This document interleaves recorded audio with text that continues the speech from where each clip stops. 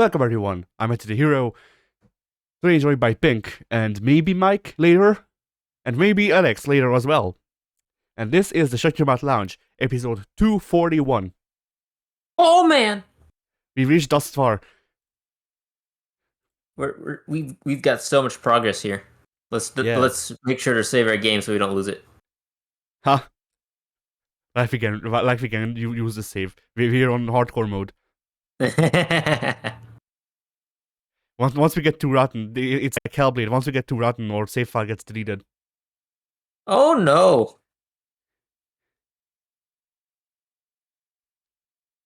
But yeah, so Pink, Yes. anything coming out on your channel? Probably.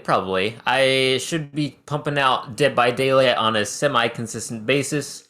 I think I've got some multiverses that will be coming out over the week as well. And barring any surprises, that should be all that's coming out on my end, on my channel anyway. Alright. Well, as for me, I have the full stream of not Dead by Daylight, fuck's sake, The Last of Us. Generic horror game number 500. But yeah, the first full stream of The Last of Us is gonna be coming out on this Monday, and then Stray is still in production. I rewrote the script again, Aha. as is tradition. Yes. I thought about delaying it because I've also started working on additional assets for the reviews, but I'm just like right now I'm in a way where I want to keep making videos even though the stuff that I made previously isn't the best. Like it's good enough for now. In the meantime, while I'm making videos, I'm gonna be working on new assets that will hopefully look better. Yeah. But to first get there, I need to actually get my TV fixed so I can record footage properly. So I won't have to worry about the recordings getting shit on. Like that's like I would have already made the Stray review, but I don't want the same issue we had while recording that one time to happen to me while I'm getting footage for the review. So basically, I'm gonna use our playthrough as the footage for the review because I know that shit is fine for the most part. Because for those times, at least you're there to tell me if the phrase just cease existing. Mm-hmm. And it's gonna have to be that way until I get my big TV fixed. All right then. But yeah, so the production is happening. Yeah. I like it. For the group channel, we have Spider-Man. He will not go away until the end of the year. hope you're ready for Spider-Man. Buckle in, cause he's here to stay. Then, hopefully, now this is a maybe. We might have Armello. So here's the deal. Oh boy. Here's the deal. In the past 2 weeks, I hadn't had time to edit. So I sat down for 2 days.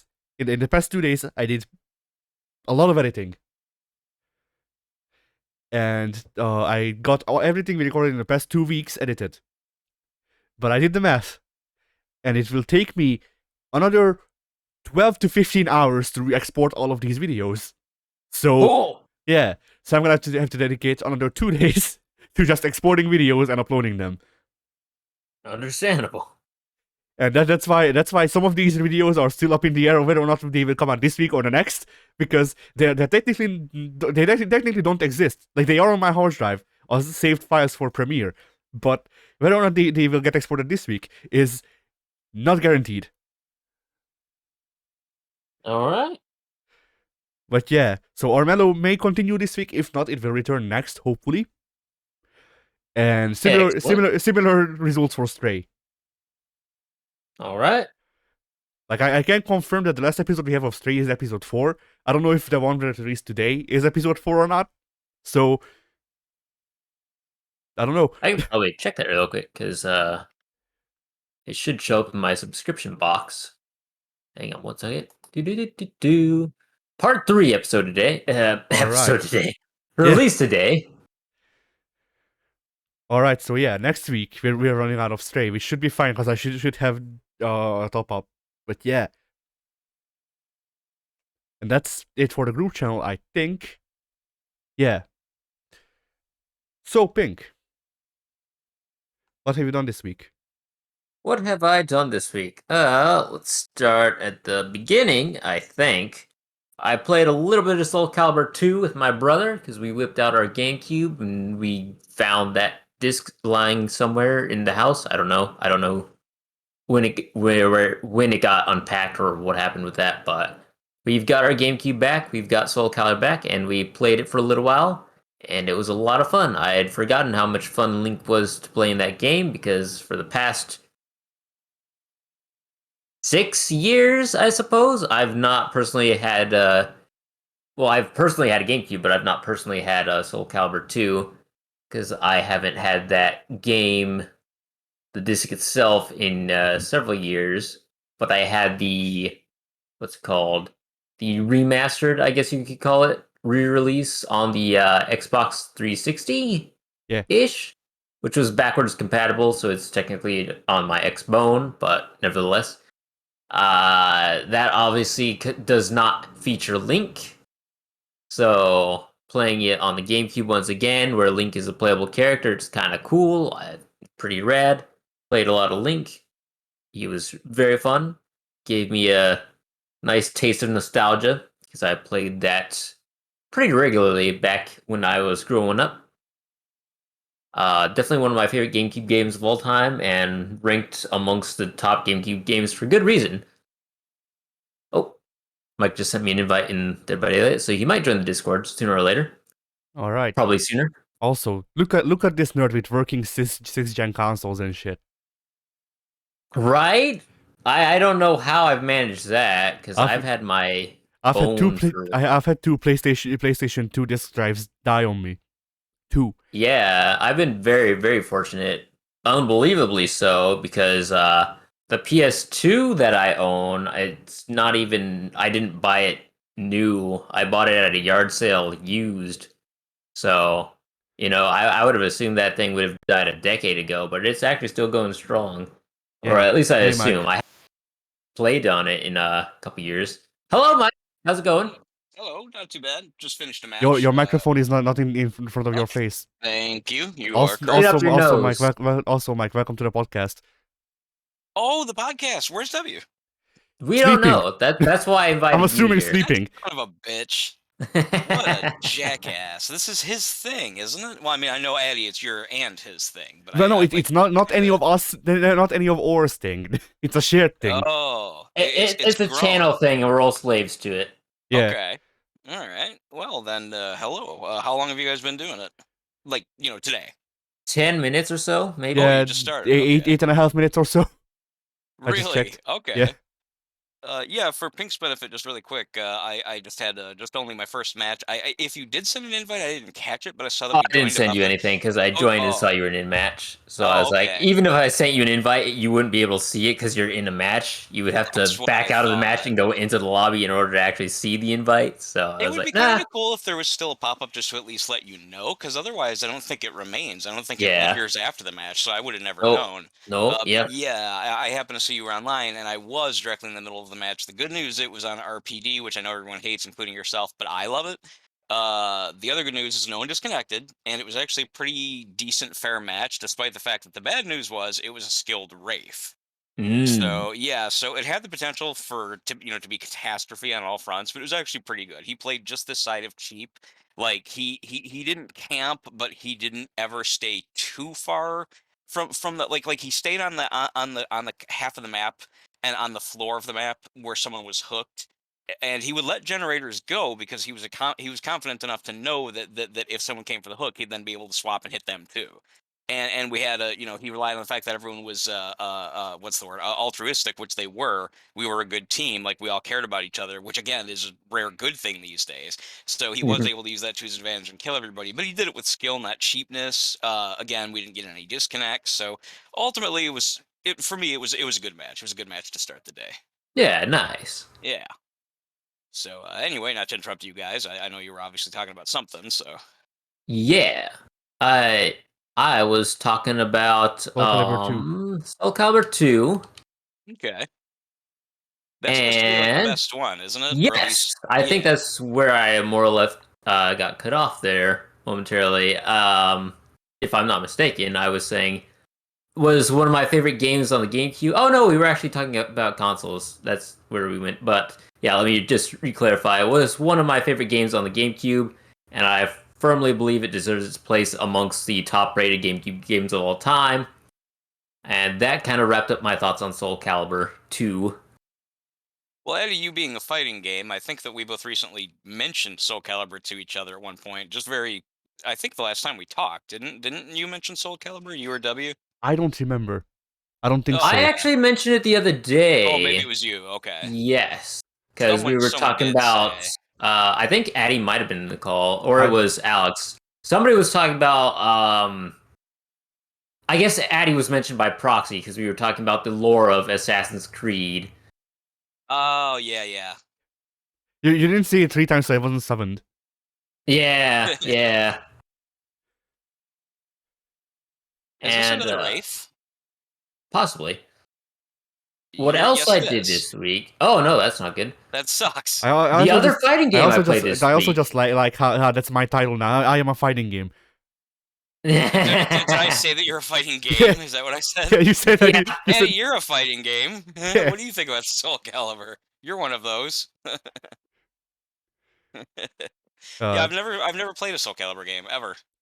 it's Well, that's a fun. shame. Yeah, it's Yeah. good. I'm of the unpopular opinion of my favorite being Soul Calibur 3. But at least I still don't like the newer, stinkier ones. So hey, What do you make Soul Calibur 3 the best one, and what or I'm sorry, Pink, I keep on throwing out every name but the right one. Pink, what makes you think that number 2 is the best one?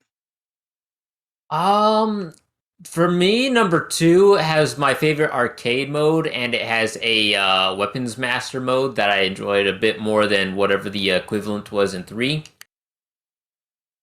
Okay.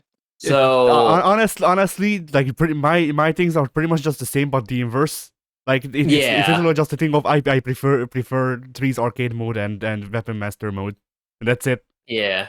Oh, okay. I didn't really like three's arcade mode. I liked it enough, but I didn't like that there were a bunch of cutscenes, and a bunch of the cutscenes were the same across all the characters, and they were all quick time events, or I often mean, had quick time events. I like the QTs just because it took me a fuck ton of time to figure out what they meant by press G on this PlayStation 2 controller. Right. Press G, and like No, I'm looking at my controller. What the heck is a G? What is and G? What would that have guard. meant? I wouldn't have known. It's guard, the guard button. Okay, I see. But yeah, like and I also liked how because of that I got to see Killick die to a wheel 15 times in a row, which was Uh-huh. nice. When I hear a veal, I think you meant a slab of deer meat. So to imagine that No, one no, of the not characters in the wheel, game would not wheel, actually have deer wheel. meat. Like Oh, I thought you said a veal. I'm sorry. no, I meant like a big cog. Gotcha. Well, that's still funny. Yeah. Like it's the thing I'm referencing is in the middle of arcade running. I think on stage 5 exactly. You get to face this guy who lives in a clock tower, Oh, and cool. before you fight him, you have to dodge one of the cogs that become loosened. But you need to press like it's a random button which one you have to press. But if you don't press the button, your character gets flattened and you start with less health. Oh, so does every stage have this kind of like mechanic where there's some kind of possible hazard or whatever? Not well. Technically, yes, not in a cutscene like this one, but yes, Oh, there's okay. usually like ring outs and stuff like that. Yeah, some of the stages I think had ring hazards, but nothing super noticeable. That Mostly reminds just me of. the destructible environment that could lead to a ring out or something That's like also that. cool. Okay, Yeah. all right. That's some good what would be the word? Good mechanics. I remember that. I'm assuming we're probably stuck in the series for a while, but I only ever played one. The original Samurai Showdown. There would occasionally be like bombs and stuff that would drop from the sky, and they Oh would just no, be that they took those out for most of the series aside from 6. 6 has them. Oh, they brought it all the way back then. Okay. Yeah. Yeah, I remember that was a thing. The first one, I thought that was fun. It just added a little extra dynamic to the fighting mechanics. It was like, well, you couldn't just, I mean, you had to stay on your toes, and that could help break up some of the monotony. Maybe if you had somebody who was really good beating up too much on someone who was bad, you'd sometimes they'd have to like run and get away, that kind of thing. It was cool. I thought it was a neat idea. Yeah, so Samsho and Les Blade both had some neat fighting gimmicks like that. Like I think both of them featured a thing where if you parried at the right time, then you could knock the weapon out of the other person's hand, and Oh, okay. Oh, and yeah, and yeah, they yeah. would have to fight barehanded, which obviously nerfed them a lot. So they would have to scamper Yes. and get their weapons back. I forgot about that. That was another cool idea. Yeah. Yeah, I totally forgot about that mechanic. I remember fighting oh, I think the character's name obviously you would know it better than I do, Addy, You because you can you've describe been the with the character and I series can probably closer. tell you who it is. Well, I think his name was Genon. Yeah, Ganon. Yeah. Yeah, I liked him the best. He was my favorite character, and I remember if I'm remembering the character correctly, he's like the little Freddy goblin. I'm gonna have to check because I don't remember Yeah, his the design, guy but I with the remember razor Ganon. blade glove, right? No, the laser blade glove is Basara. In the first game? I don't remember if Basara was in the first game. There's a little guy, little goblin guy in the first No, you are Samsho right. who That is Ganon. okay. Okay. Yeah, he was my favorite character, so I hoped that I had his name Yeah, right. you And didn't say I you didn't say Freddy Krueger glove. oh, I should have been specific. Yeah, I did say little Freddy Goblin, but that doesn't necessarily mean anything. Yeah. yeah, because there was Yeah. another guy who chucked around a big like torso sized shuriken that called Basara, and I was like, my razor blades. Oh. Oh, I see. Yeah, he had a Freddy glove and was just like a little like a golem wearing a Freddy glove. I thought he was a cool idea for character, and he really stood out to me. I like playing him. I liked his moves. His commands were, if I remember right, kind of similar to Ryu's. And anytime there's a fighting game, I usually pick up on a character who's similar to Ryu because that's my Yeah, favorite Street Fighter Shotos. character. Yeah, yeah. So because of that, I got used to playing as him, and I just remember after you mentioned it, I remember that there were matches where sometimes he'd lose his glove, and it would be like, oh shit, I lost some damage and a lot of range. So yeah, Yeah, I have to work now to although get that back. later on, sometimes it got really funny because like there's characters like Kusaregedo, who is this big like screens like he takes up. I want Oh, to is say he the giant yes, like demon character? yes, Yeah, I love the yeah, look of that and if character. He's you literally like you said, half the screen. you like the Central 5 Showdown is my favorite grounded fighter. Give it a chance. Kusaregedo's in it. He's also like really high tier, but I would imagine. I mean, I remember he moved slow, but was huge. I mean, I didn't play it, but I saw it. Kusaregedo can lock you in a loop where he does 75% of 75% damage to you with 3 hits. So Oh Jesus! yeah, he can be scary when the AI decides he wants to shit on you. And I haven't fought a person yet, but if the AI can do that, then I don't know I don't want to see what a person does. Yes, but yeah, if they know what they're doing, especially. Have you seen that character in that game? Pink. Have you seen? I can't even remember the name you just gave him. Kusaregedo. It's I'm not even going to try to yeah. pronounce that. I He's might have. literally. I'm just terrible with names, so I Well, wouldn't know what you're it's a talking fighting about. game where he's like literally I'm gonna send Pink a picture. like half the screen in size. Yeah, he's like he I don't how does he I guess like I don't remember if he can jump. I don't remember if he needs to block. He's just He huge. can he can jump He and can block. block. Oh, and he can jump too. Wow. I don't Yeah, think he ever leaves the and screen, does if you he mostly leaves the screen, but his legs stay, if I remember he? correctly. But the best part about Kusaregedo is if you parry him to make him lose his weapon, he loses his arm, and then he reattaches his arm. Oh, cool. Wow, that's awesome. Yeah. He was. I played him. You know what? Now that I remember it, I played him in a Mugen, a copy of Ah, Mugen. It was like, who is this? This is badass. And I just wasn't very good with him, but I loved him. I thought he was so cool. yeah. So Sam Show was a good series. Yeah. I'm in this weird thing where I'm really nostalgic for Sam Show because I really liked 5 Special, and I played a lot of the older games as well. But I skipped 4, so really I played all of 2 and 5 more or less. Yeah. But For me, it was just one.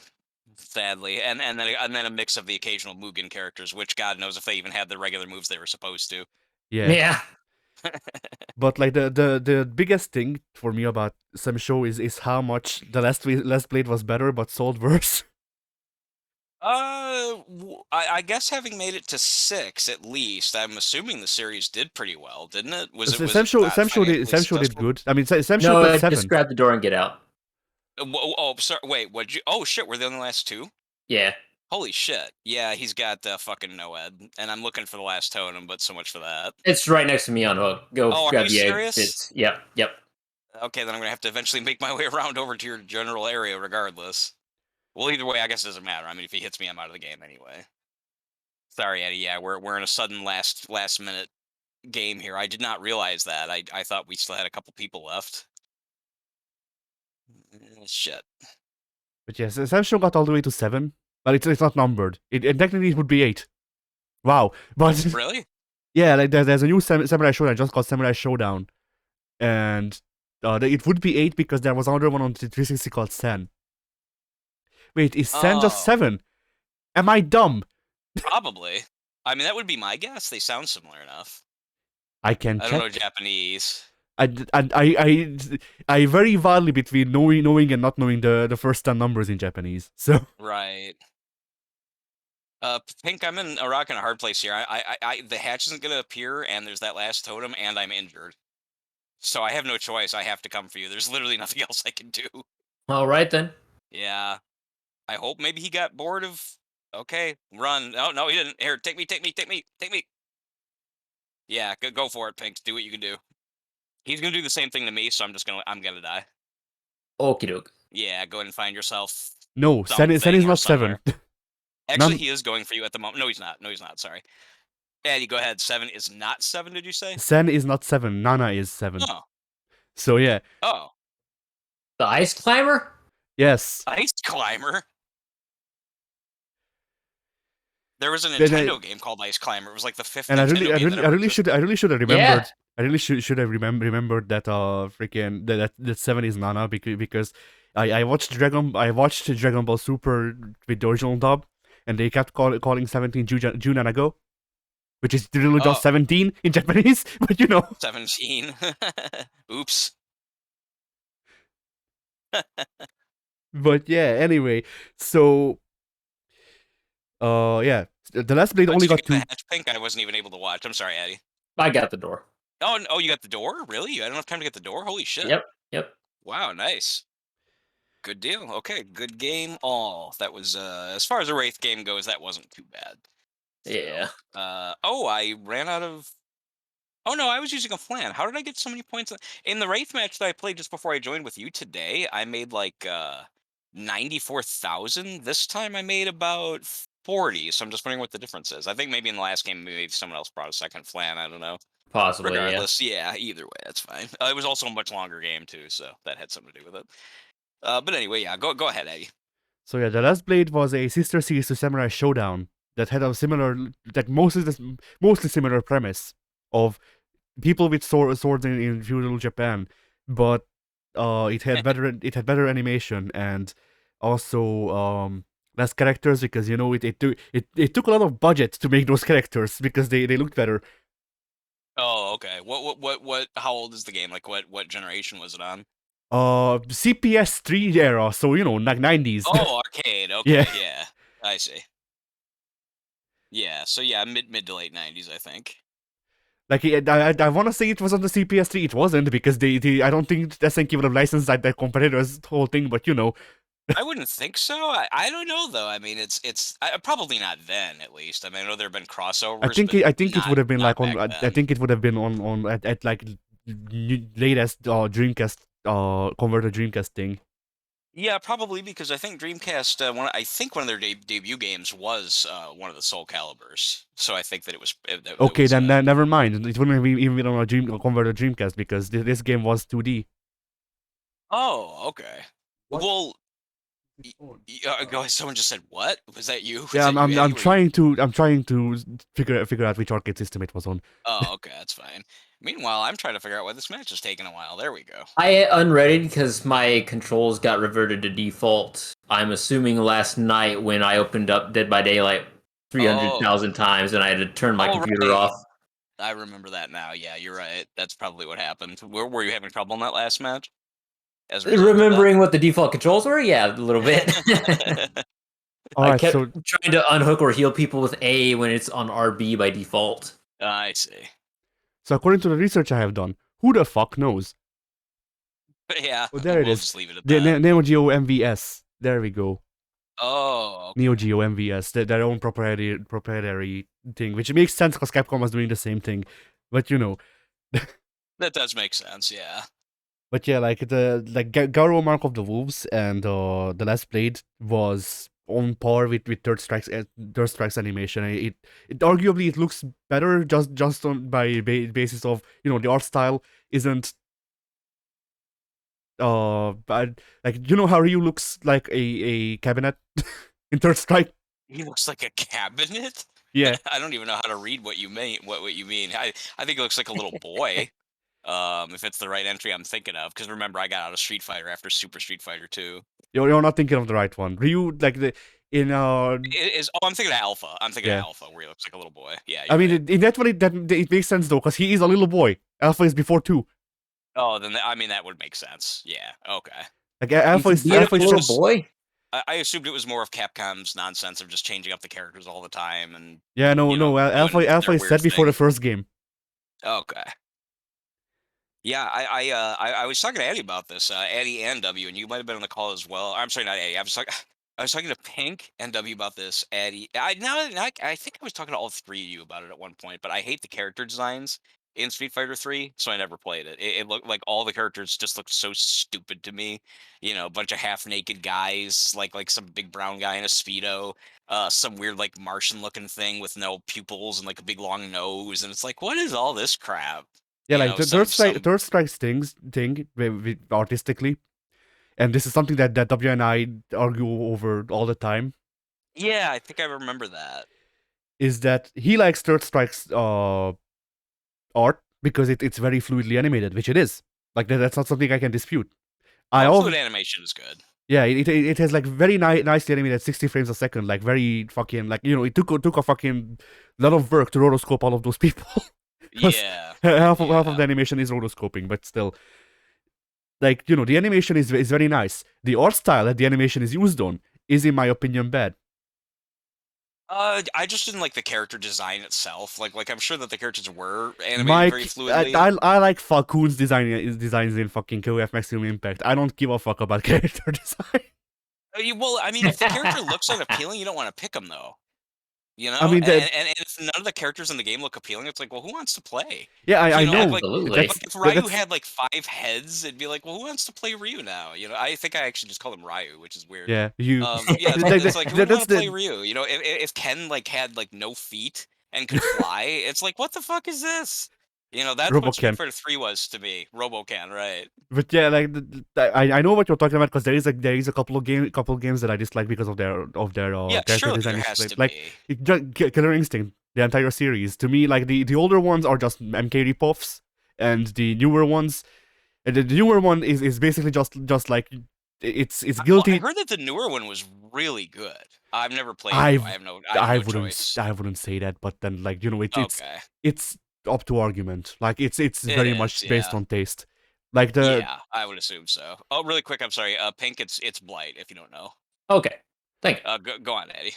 But like I don't like I partially can get into the new Killer Instinct, the 2013 one, because it has the characters from the old Killer Instinct, and I already disliked them. So Yeah, the characters in Killer Instinct struck me as pretty boring. You had a skeleton, a boxer. yeah, a Native and it's like American. the W like weirdly enough, Killer Instinct was the one game where W is like throwing all of this obscure lore at me, and I'm just like I don't care, which is a reverse of what usually happens. That I was gonna say, yeah, because you're the fighting game. So yeah. He is the was- fighting I mean, game. not only am I the fighting game, I am the fighting game lore. Like W is Yes, you are W the likes fighting game lore. like W likes W likes the competitive aspect of fighting games. I think that sucks. I like You like the story? You Yeah, like the background? yeah, I usually like the stories and how the characters are built and stuff like that. Like it's a lot of them are just like shonen, like shonen anime. But W will be here and it's like they just sent me a message. But I'm just kind of going along with what you're saying. Like I think I it's very kinda- it's Dragon Ball. Like power of friendship, fucking whatever. Let's beat the big bad, all that stuff. yeah, Saturday morning okay, cartoon I shit. see. And I like see. a lot of it is that and barely like worked upon. But when it is worked upon, when it's given a chance to actually like have stuff happen or like there are character moments, it tends to be at least good or decent, you know. Yeah. But yeah, Yeah, I anyway, can so agree with that. W was like, hey, this generic boxer is interesting because he had his arms replaced with robotics, but he then decided it was cheating and then got his robotics replaced with meat. And that's what he's using to box now. See, I mean, I actually think that sounds really stupid, but I mean, I don't know. Maybe I don't know. I'm different to that way. I guess I don't know. To me, that Yeah, sounds but really dumb. Killer Instinct is also a thing, like that. It's also a thing where Killer Instinct's basic, like Killer Instinct is sold on how they handle combos, and how they handle Yes, combos is antithetical to just what tap makes me buttons enjoy. really Yeah, fast, and just a bunch of shit happens. yeah, and I, technically, like you can, there is some tactics to it that you can apply because there are combo breakers, and combo breakers happen if you press the same button as someone was pressing to attack you with and stuff like that. But like, to me, that's not an enjoyable means of doing combo, and that's basically what it boils down to. Because like, I can do neutral. I have like 15 games I can do neutral in. I have a couple of games I can do combo in too. But I will enjoy a game more if I can enjoy doing combos and stuff. yeah, And I mean that's part of the experience. Yeah. and the a comboing experience in Killer Instinct just seems or feels reductive to me to doing Yeah, combos. all I know is that when Killer Instinct first debuted, and at that time I was a hardcore Mortal Kombat fan, Mortal Kombat 2 in particular. So Killer Instinct and Mortal Kombat 3 were released right around the same time in '95. And when I saw Killer Instinct for the first time, I just basically saw someone like spazzing out on the arcade machine, just like going crazy, just slap, slap, slap, slap, slapping all kinds of buttons. It looked like he didn't even know what he was doing, but yet the screen was just like 57 hit combo, and I'm like, that's really fucking dumb. Like, you just wail on the buttons and wiggle the joystick back and forth without any real rhyme or reason, and just tons of hits will happen. That just seemed like such a, I don't know, very lazy design to me, like very shallow Yeah, is once what I again, there thought. is technically more strategy to it. At the same Oh yeah, time, I'm at sure the there same is. time, Yeah. at the same time, Mike, take into consideration. I played Killer Instinct with WR with a shit fuck ton of delay and with the display being like 4 pixels because we played it with him streaming it to me. But Oh wow. yeah, and I Which one? The new one? yeah, the new one. Oh okay. All That right, go ahead. you can play it through Steam remote play, which means that only W had to actually like buy the game and have it be able to run on his PC, and I could play it too with him. But Oh okay. we did that. I accidentally did an ultra combo while playing the game in the same way I did play Mugen on my PC when I was 5, which is to Wow. say, piano the keys and hope for the best. So, Yeah, yeah, yeah. like that's doing this service because technically I did more whatchamacallit, purposeful movement and stuff like that. But when it came to doing combos and stuff like that, it was usually just like piano the attack buttons and then do the movement on purpose because I know I know that the movement is going through, but I'm not sure when the hit button is going through. Yeah. Do you have an opinion, Addy, on Killer Instinct? I'm sorry, not I Addy. Soon, Pink. I Didn't Whoever. play it played once. the Oh, 2013 Killer Instinct. I kind of agree that all the characters to me were very boring, so I yeah. had no interest in it, and I'm not big on fighting games anyway. Oh, So okay. the gameplay didn't really grab me. The characters definitely didn't grab me. So I just There's really found it nothing to there. be, yeah, just kind of a nothing experience that I didn't ever bother going back to. I don't know how. I know for a while there, Killer Instinct was super popular, but I don't think it. And I could be wrong on this. I have not spoken to enough fans who support Killer Instinct to know. But from what I've been able to see anecdotally, Killer Instinct was never top tier. It was always Street Fighter, then maybe Mortal Kombat, then roughly pretty close right there, almost right next to Mortal Kombat would be like your Tekkens. I know Soul Calibur was always KOF. pretty huge. Yeah, KOF. Oh, well, of course, yeah, KOF. KOF was kind of niche for a while because it was primarily arcade, and then like Yeah, Neo you have to Geo and keep it. stuff You like have to that. keep in mind. I live in Europe, not America, so I actually know KOF. that's what Yeah, Yeah, that's what sets us KOF was a apart. lot harder to find here. You're right about that. Down here it was always Street Yeah, Fighter. all KOF machines were sent to Latin America. That's why you get yeah. shanked if you pick Google. I know this for experience. Jeez, I don't. It's a that's so joke, but good. there genuinely are stories of people getting beat up for picking Rugal. Really? Why? Yeah, Rugel was the boss of 94, I do know and that much. That's about where my knowledge ends. later they adjusted his gameplay so he wasn't overpowered, but people didn't Oh, okay. notice. So And everyone was picking him, just assuming that they'd well, wipe no, out everybody else. people are picking him because he's fun to play. I know this because I made Rugel, Oh, but okay. yeah, people were picking Rugel because they liked him, and other people were like, "Don't pick Rugel. He's a boss, so he's OP," even though he wasn't anymore. Oh, I see. So the people that were getting angry were actually the ones that were in the wrong. They were making mistakes. Yeah. Oh, Hey, Hello, I I'm was here. that I was just Why- telling Okay. Mike about how you get beat up for picking Rugel in KOF. well, only in Mexico. Yeah. That's Brazil, what it whichever. said. Is Rugal not? My vague familiarity is Rugal not the character who kind of looks like a Nazi? No. Like maybe Might be a Hydern. different fighting game. You might be thinking of Hydern. Hydern. Yes, I am actually. Yeah, You're KOF right, has you're like 1,000,001 boss characters, so it's easy to get them mixed up. Yeah. I know the name sounded very familiar, but yeah, Hydern I was definitely thinking of. I mean, to be fair, the guy's Yeah. name is Rugel Bernstein, so Oh yeah, okay. See, that's Rugal Bernstein, huh? Yeah, that sounds very French. Well, Joke, if guys. memory serves, Bernstein is actually like just. He's Jewish. Yeah, that's exactly what I was about to say. Bernstein's a fairly Jewish last name, not Nazi. The The opposite. Oh, yeah. yeah. Well, Roman. Roman. No, I'm sorry, not Roman. Oh, what's the word I'm looking for? Not Polish, although I could be that as well. God, there's an R word I can't think of. Never mind. Anyway, I'm doing poorly in my match, and I'm running around in circles trying to find something to do, so I'm not thinking straight. There's too many vowels for it to be a Polish last name. Too many vowels. Need more consonants. Not enough N's and Z's all mixed together. Nazern is a Nazer's a nerve. Put you need it. Like there needs to be at some point in the name a SCZCS. no, Yeah. that you just need a lot of the same letters next to each other. I know this because we have a guy on TV whose name was contested to whether or not it's Polish or not, because it's TRTKOW, I think is how he What writes was it. the first letter? P as in T. penis or T as in teeth? Okay. Teeth. Since we're talking about anatomy, I guess today. So it was what was it again then? T what? TRTKOW. Herzog. That sounds Russian to me. Trutko. That's how you pronounce it. Hertko? Yeah. Spell it again? TRTKOW. TRT. Oh, KOW. Okay.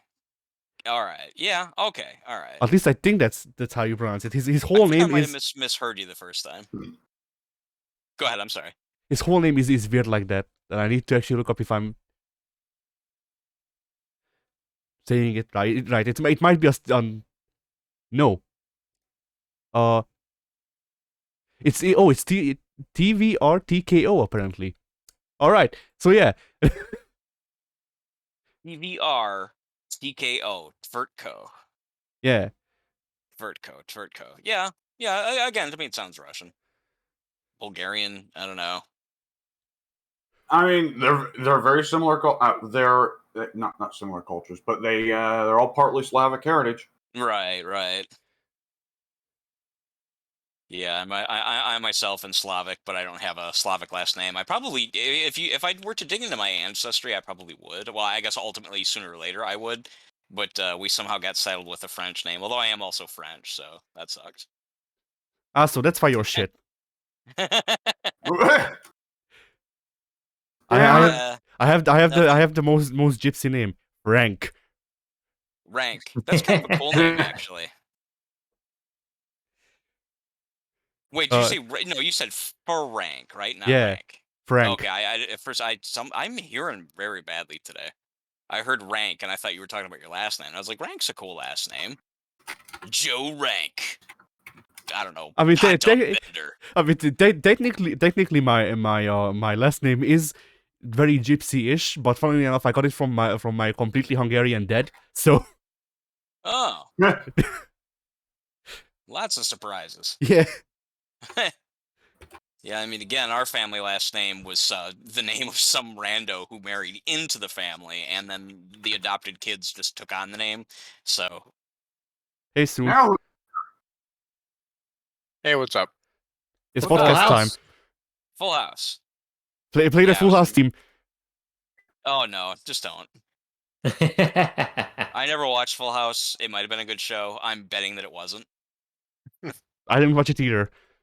I didn't watch it either. That strictly is just a girl's show. I mean, it was like, I don't know, half the main characters are female, and which would imply the other half are male. So, a lot of the characters that seemed to get a lot of focus on the show were female, and then there were a few older male characters who just seemed like dorky, like we're the goofy dad characters. And so to me, it just seemed like all about like a show about the girls growing up and having life lessons and shit. So it's nothing that interested me. Yeah, Dinosaur mean- was the best sitcom. Dinosaur was actually Dinosaurs. It was that was actually pretty good. To be perfectly honest, that was an entertaining show. Yeah, No, I like. At I'm times, being but- legit with that.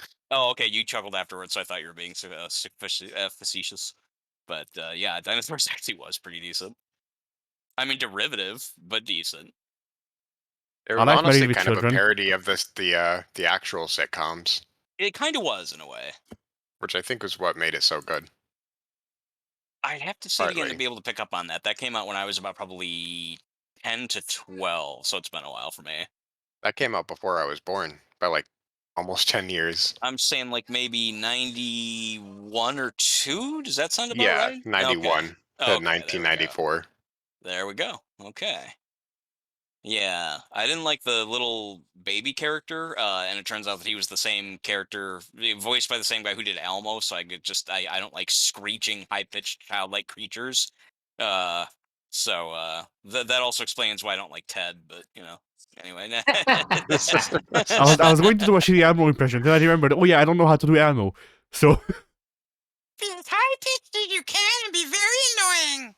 Oh, that's good. Yeah. I recently saw like a newscast where people were outraged that someone launched an Elmo book that you could press and it would make sounds, and one of the sounds was, "Haha, who's ready to die?"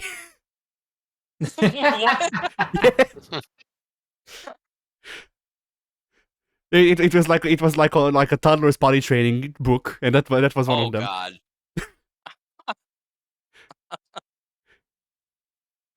Really quickly in this game, there's a door open here and no one's around. What's up? Is everyone? Everyone's on the other door. Are they just fucking with the killer? Why'd everyone open this door and then run off? There's nothing else to do. I don't know who opened that. Oh, I guess the killer himself opened the door because that opened way too fast for anyone to maybe actually he get it. did. Okay, yeah, I didn't know. I spent that entire match like fucking running in circles. That was a terrible match for me. I did well in that I never really had any bad experiences with the killer, but like my score is gonna be so non-existent. We got locked into a 3-gen. If the killer was actually good, we would have gotten creamed at the end. Oh. I did try to help with the gens near the end there, but yeah, as you can see, I got very low points because I like everyone was getting everything before me. Mhm. Good game? Question mark. Huh. Why the question mark?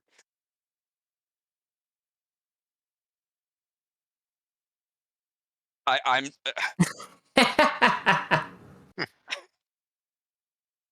what? I can't say K. Are you looking at this? Ah! See Yeah. there. They honestly have to just censor words at complete random to fuck with people, Yeah, don't they? I tried to say why the question mark. Mark was censored, so then I tried to spell it letter by letter, and it all went through except the K. Like everyone was M enter, A enter, R enter, and then K enter, and then K was just a little single Yeah, whatever dot. like censor mark. I guess K is too passive aggressive. Ridiculous. I've actually had someone who just straight up stopping my friend because I sent them K once, and I was like, Oh, it just was- like okay, that kind of thing. Just a K, sarcastic, Yeah. sort of like K. I wasn't Yeah. being sarcastic or anything. I was just like, okay, you know. So you were literally just responding to them with like just a gotcha kind of thing, like oh Yeah, okay, yeah, no problem. exactly. And they unfriended you because of that because they thought you were like swearing at them. Basically, yes. That's hilarious. It's also worth pointing out, Pink. I don't know if you noticed, but I did in fact that day actually. We've never spoken about it since, but that day after I saw you wearing the swank Jeff jacket, I went and onto Reddit and I found someone who's willing to share their code. Ah, nice. I noticed the Yeah. jacket, but I didn't want to ask.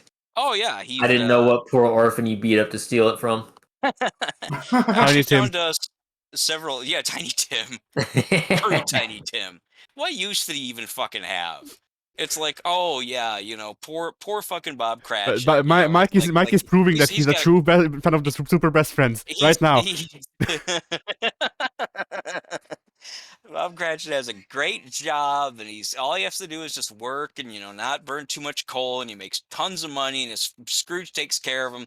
But then they give him this stupid little orphan kid who does nothing but have like big wet doe eyes and say like, "Oh, sad, dying of leukemia," or whatever it is that he was dying of, and suddenly it's like, oh yeah, we have to care about tiny fucking Tim. Fuck that kid. Screw him. He's a plot device and a useless one at that. So anyway, Pink, what else God did you do? bless us, everyone. Shut up. Sorry, I fucking love a Christmas Wait, story. So I just enjoy having isn't fun. Tiny Tim that one weird singer guy Oh, that with the yeah, little yes. like very tiny guitar or whatever? Well, you are correct. Yeah, I mean, I don't know Ukulele. why he took that name. Yeah, ukulele. Yeah, he did the song "Tiptoe Through the Tulips." Yeah. Yes, and then he died and was buried with said ukulele because I guess for whatever reason that was his thing. And yeah, I mean that's fine. You can be buried with whatever you want to be He buried needs with. he needs it to fight off the snakes. You fight off the snakes. Yeah. What? He has to go and again and fight with fucking I forget the name of it, the serpent from the Egyptian mythology. We're the asp. Yeah, No, that was an action. Okay, maybe. we're like knee deep in 5 different levels of references, and I don't think Yeah. any of them are actually crossing. So anyway, Pink, you're weak.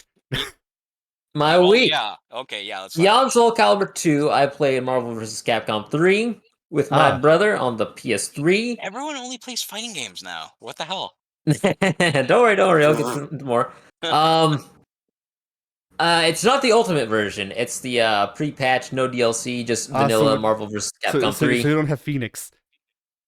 No, Phoenix is actually a base character. Ah, okay. Then I'm wrong. You definitely don't have Jill and Shumagoret, though. No Shumagorath, no Doctor Strange, no Nova, no Rocket Raccoon. Iron Fist, yep. Hawkeye. No Frank West.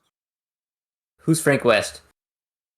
Capcom's Dead Rising. I was about to say you just broke W's heart. He's covered wars, He has. Monster Hunter. Monster Hunter was Marvel Infinite soon. Yeah, I know. Oh. I didn't know that, at this point, are you just throwing in any character that isn't in Marvel vs. Capcom? Like, no Walter White. You have the Disney multiverse or whatever the hell that game is that Soon is playing. Every time I want to say Soon, I say Pink. Every time I want to say Addy, I say Soon. Just fuck it. I just know you guys as friend number 1, 2, and 3 from this point forward. You know the character that Marvel vs. Capcom's really missing? Tony Soprano. Yeah. No. Oh, it's Michael, yeah.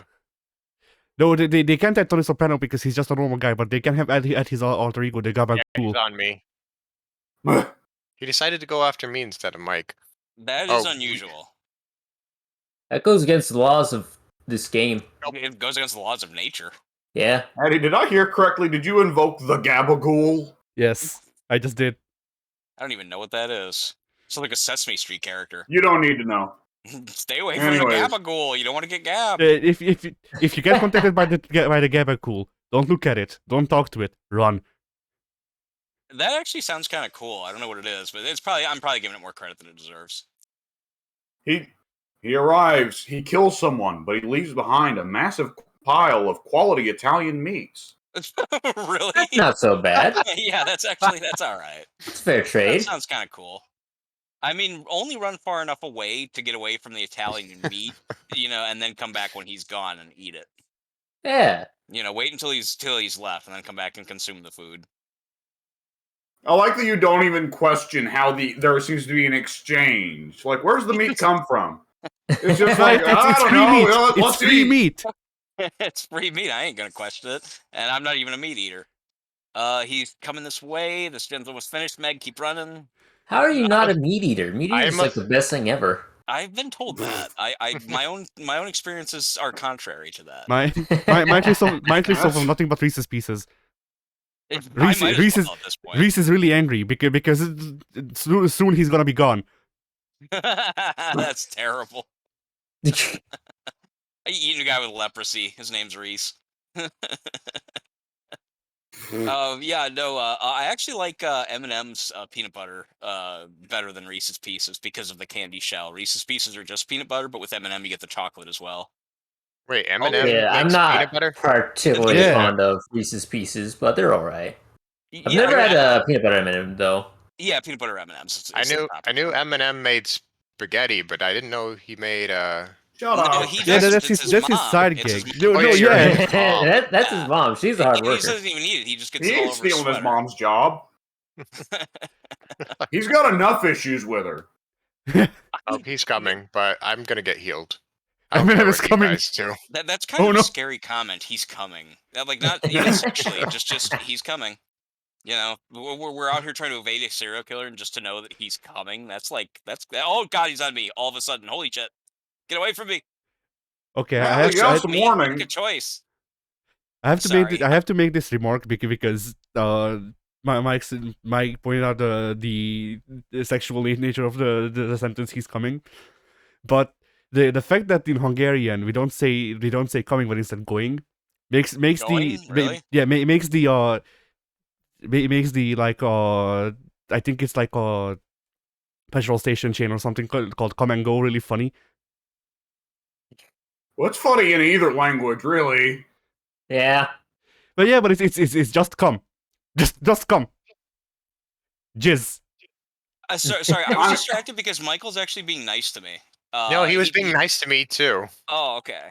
I don't Yeah, I believe was it. going to comment on that, but like during a chase, I just ran into like a locker right in front of him, and then he just stared at me like, You okay. idiot. And then I came out of the locker and just crouched like, and we just stared at each other for a while. Yeah, just It was after I very funny. mentioned, yeah, when you guys said that he was coming and you were downstairs, he found me instead, and I don't want to use the term looped because he easily could have swung any time that I was running from him, and I was gonna ask Pink because Pink's played a lot more killers more than I have. I've only played Michael maybe once, and so I didn't know if he could build his evil within while running at you. And I thought he was just chasing me just to continue building his his evil within, just so he could grab me and kill me instantly once it filled up. But he never did. So finally, I stopped, and I'm like, "Hey, man, like, what's going on?" I just stared at him, and he nodded. So I nodded back. He led me over to a gen and swung at it, and it's like, okay, well, no problem then. He's He doesn't very want to play. nice. Oh, Yeah. he just joined me though, so we'll see what happens. That we shall. Maybe now he is actually gonna kill us. Maybe he has no ed. But So Pink, Yeah, I'm just letting him do whatever continue he's with your doing. week. yeah, continue with your week. So, Marvel vs. Capcom 3, very fun game, very fast-paced game. Health bars feel way too small for the amount of combos that you can pull off in that game. I don't know if that's just a me thing or if that's a legit fact, but No, it felt like Like- that to me too. Although I don't know about the base Marvel 3, but in the Ultimate you can change the amount of damage attacks do, so you can make it so you the downs last longer if you want. yeah, I'd That's probably need to go into settings and change that because, yeah, when I was playing with my brother, it's like we start, I land a combo, he lands a combo, and we're both at like 25% health, and we're like, oh wow, that did not last long at all. So it Yeah. seems like swapping characters in and out at a almost frantic pace is the way to go to kind of make the rounds last longer because they do replenish health over time when they're on the sidelines. But aside from that, it's like it feels like it's very easy to do a combo into death very quickly, very efficiently. Yeah, And Marvel is a character series for touch of swapping deaths. Character swapping, tagging, whatever you want to call it, is actually one of the things that I don't like in fighting games. I I don't understand- either. I vastly prefer the it for standard me, it's very one-on-one. specific. It really actually. confuses me.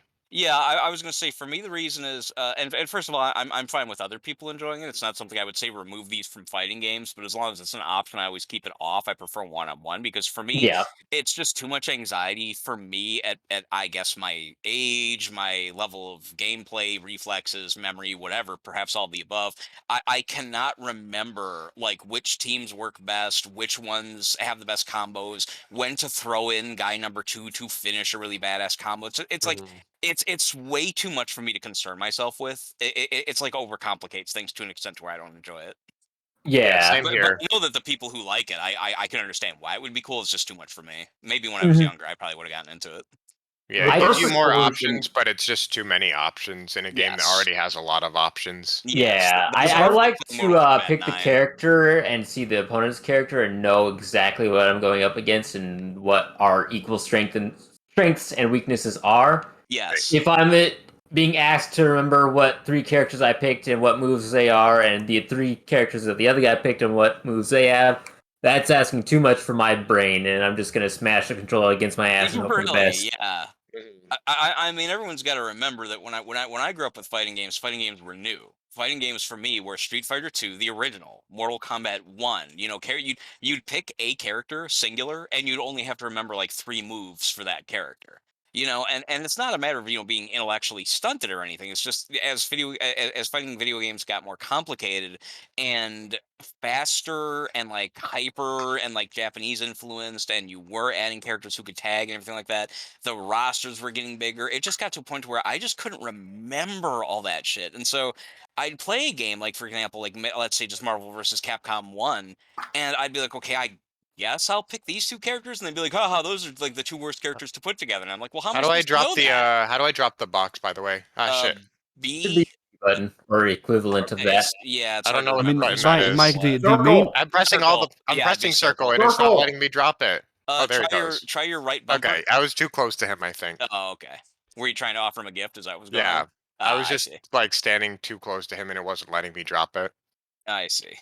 like Mike, But the thing you yeah, need to just keep in really. mind with fighting games and shit like that is that you are not going to get to a fucking level.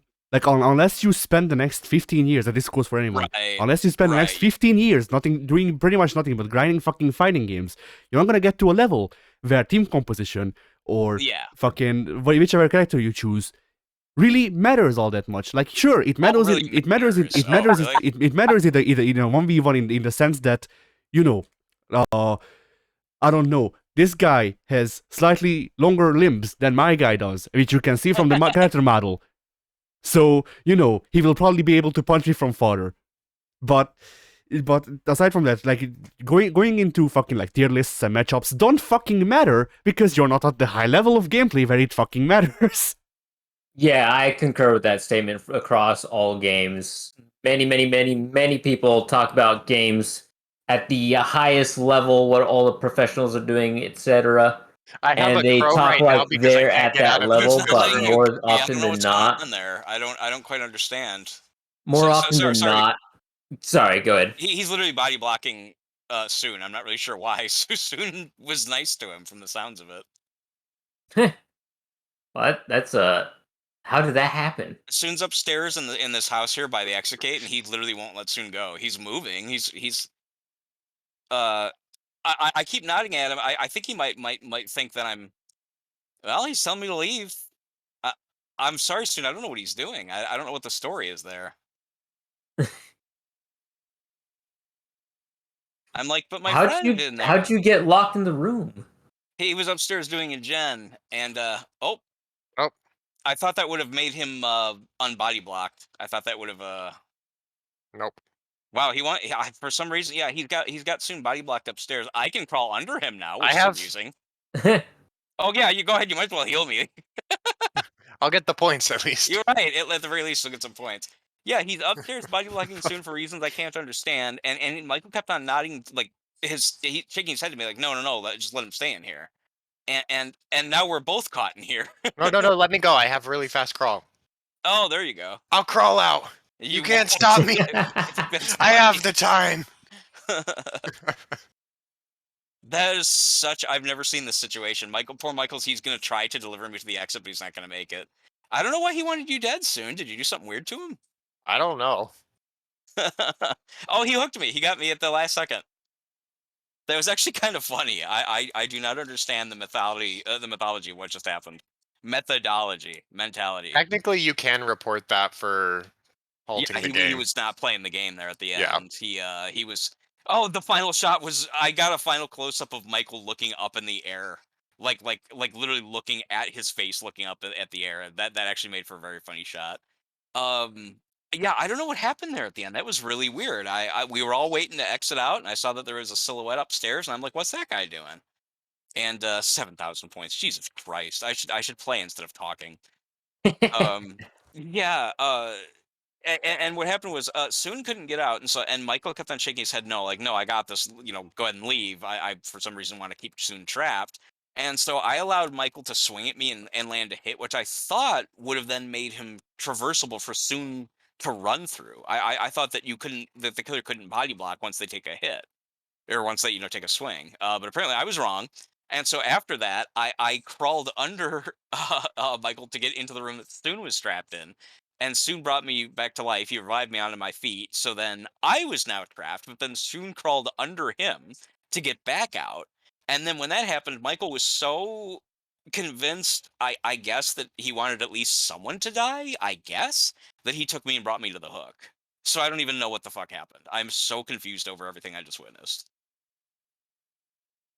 Discombobulation. That was like, I've been playing this game for a year and a half, and I thought that I saw everything, but that was very new. I don't even know what to make of it. And I also need to turn my TV down. I've actually got the best friends on in the background as we speak. I usually do when I'm playing this game, actually. Yeah. Technically, it's what happened, but It's gonna be real weird when one of them replies to something we say. when one of them does what? Replies to something we say. Yeah. Or if I do a gag, it turns out that they're repeating the same exact gag after I say it.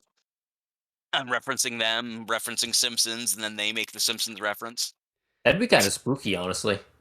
Excuse me. Oh, it depends on how often they say it. Like, being that this is a what happened, I expect that any moment now I'm going to hear, as was the style at the time. But Yeah. we'll wait and see how long it takes for him to say it. If he says it in this one, I don't remember him saying that in the Fallout episodes. And that's what's on right now. Oh, I didn't love even ready Fallout. up. Jesus Christ. To be fair, I was actually switching perks in that particular case. So anyway, Yeah. Pink, your Go week. ahead, you guys. I'm gonna get up to turn off my TV, or turn it down, whatever. Go ahead, talk. Do the television. MVC3, not a lot else to say. Didn't play too many rounds because I had other stuff I wanted to do. And once I got my ass handed to me by my little brother, I was like, no, this can't be right. I need to leave. Retain what dignity I have left. You So- did that. I did a 10-hour long session with Goku going back and forth where he kept whooping my ass until I just played my mains and nothing else. And I got so salty that you can probably even hear it in the video that came out of it. Oh, that's funny. I feel like I remember that you guys recorded Marvel vs. Capcom, but I don't think I've actually seen the video. No, well, the thing is, we recorded Marvel 3 twice because I recorded it once with you. That's where Yeah. Phoenix Dabbing came from. Yeah. And then I recorded it again with Goku, and W was in the call at a point, but had to leave because he was working on an essay. Mm. But yeah, It's probably a stupid essay.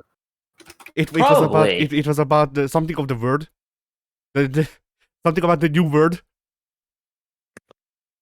The new word? New Well, word it or was the new supposed to be new- world? It was supposed to be world.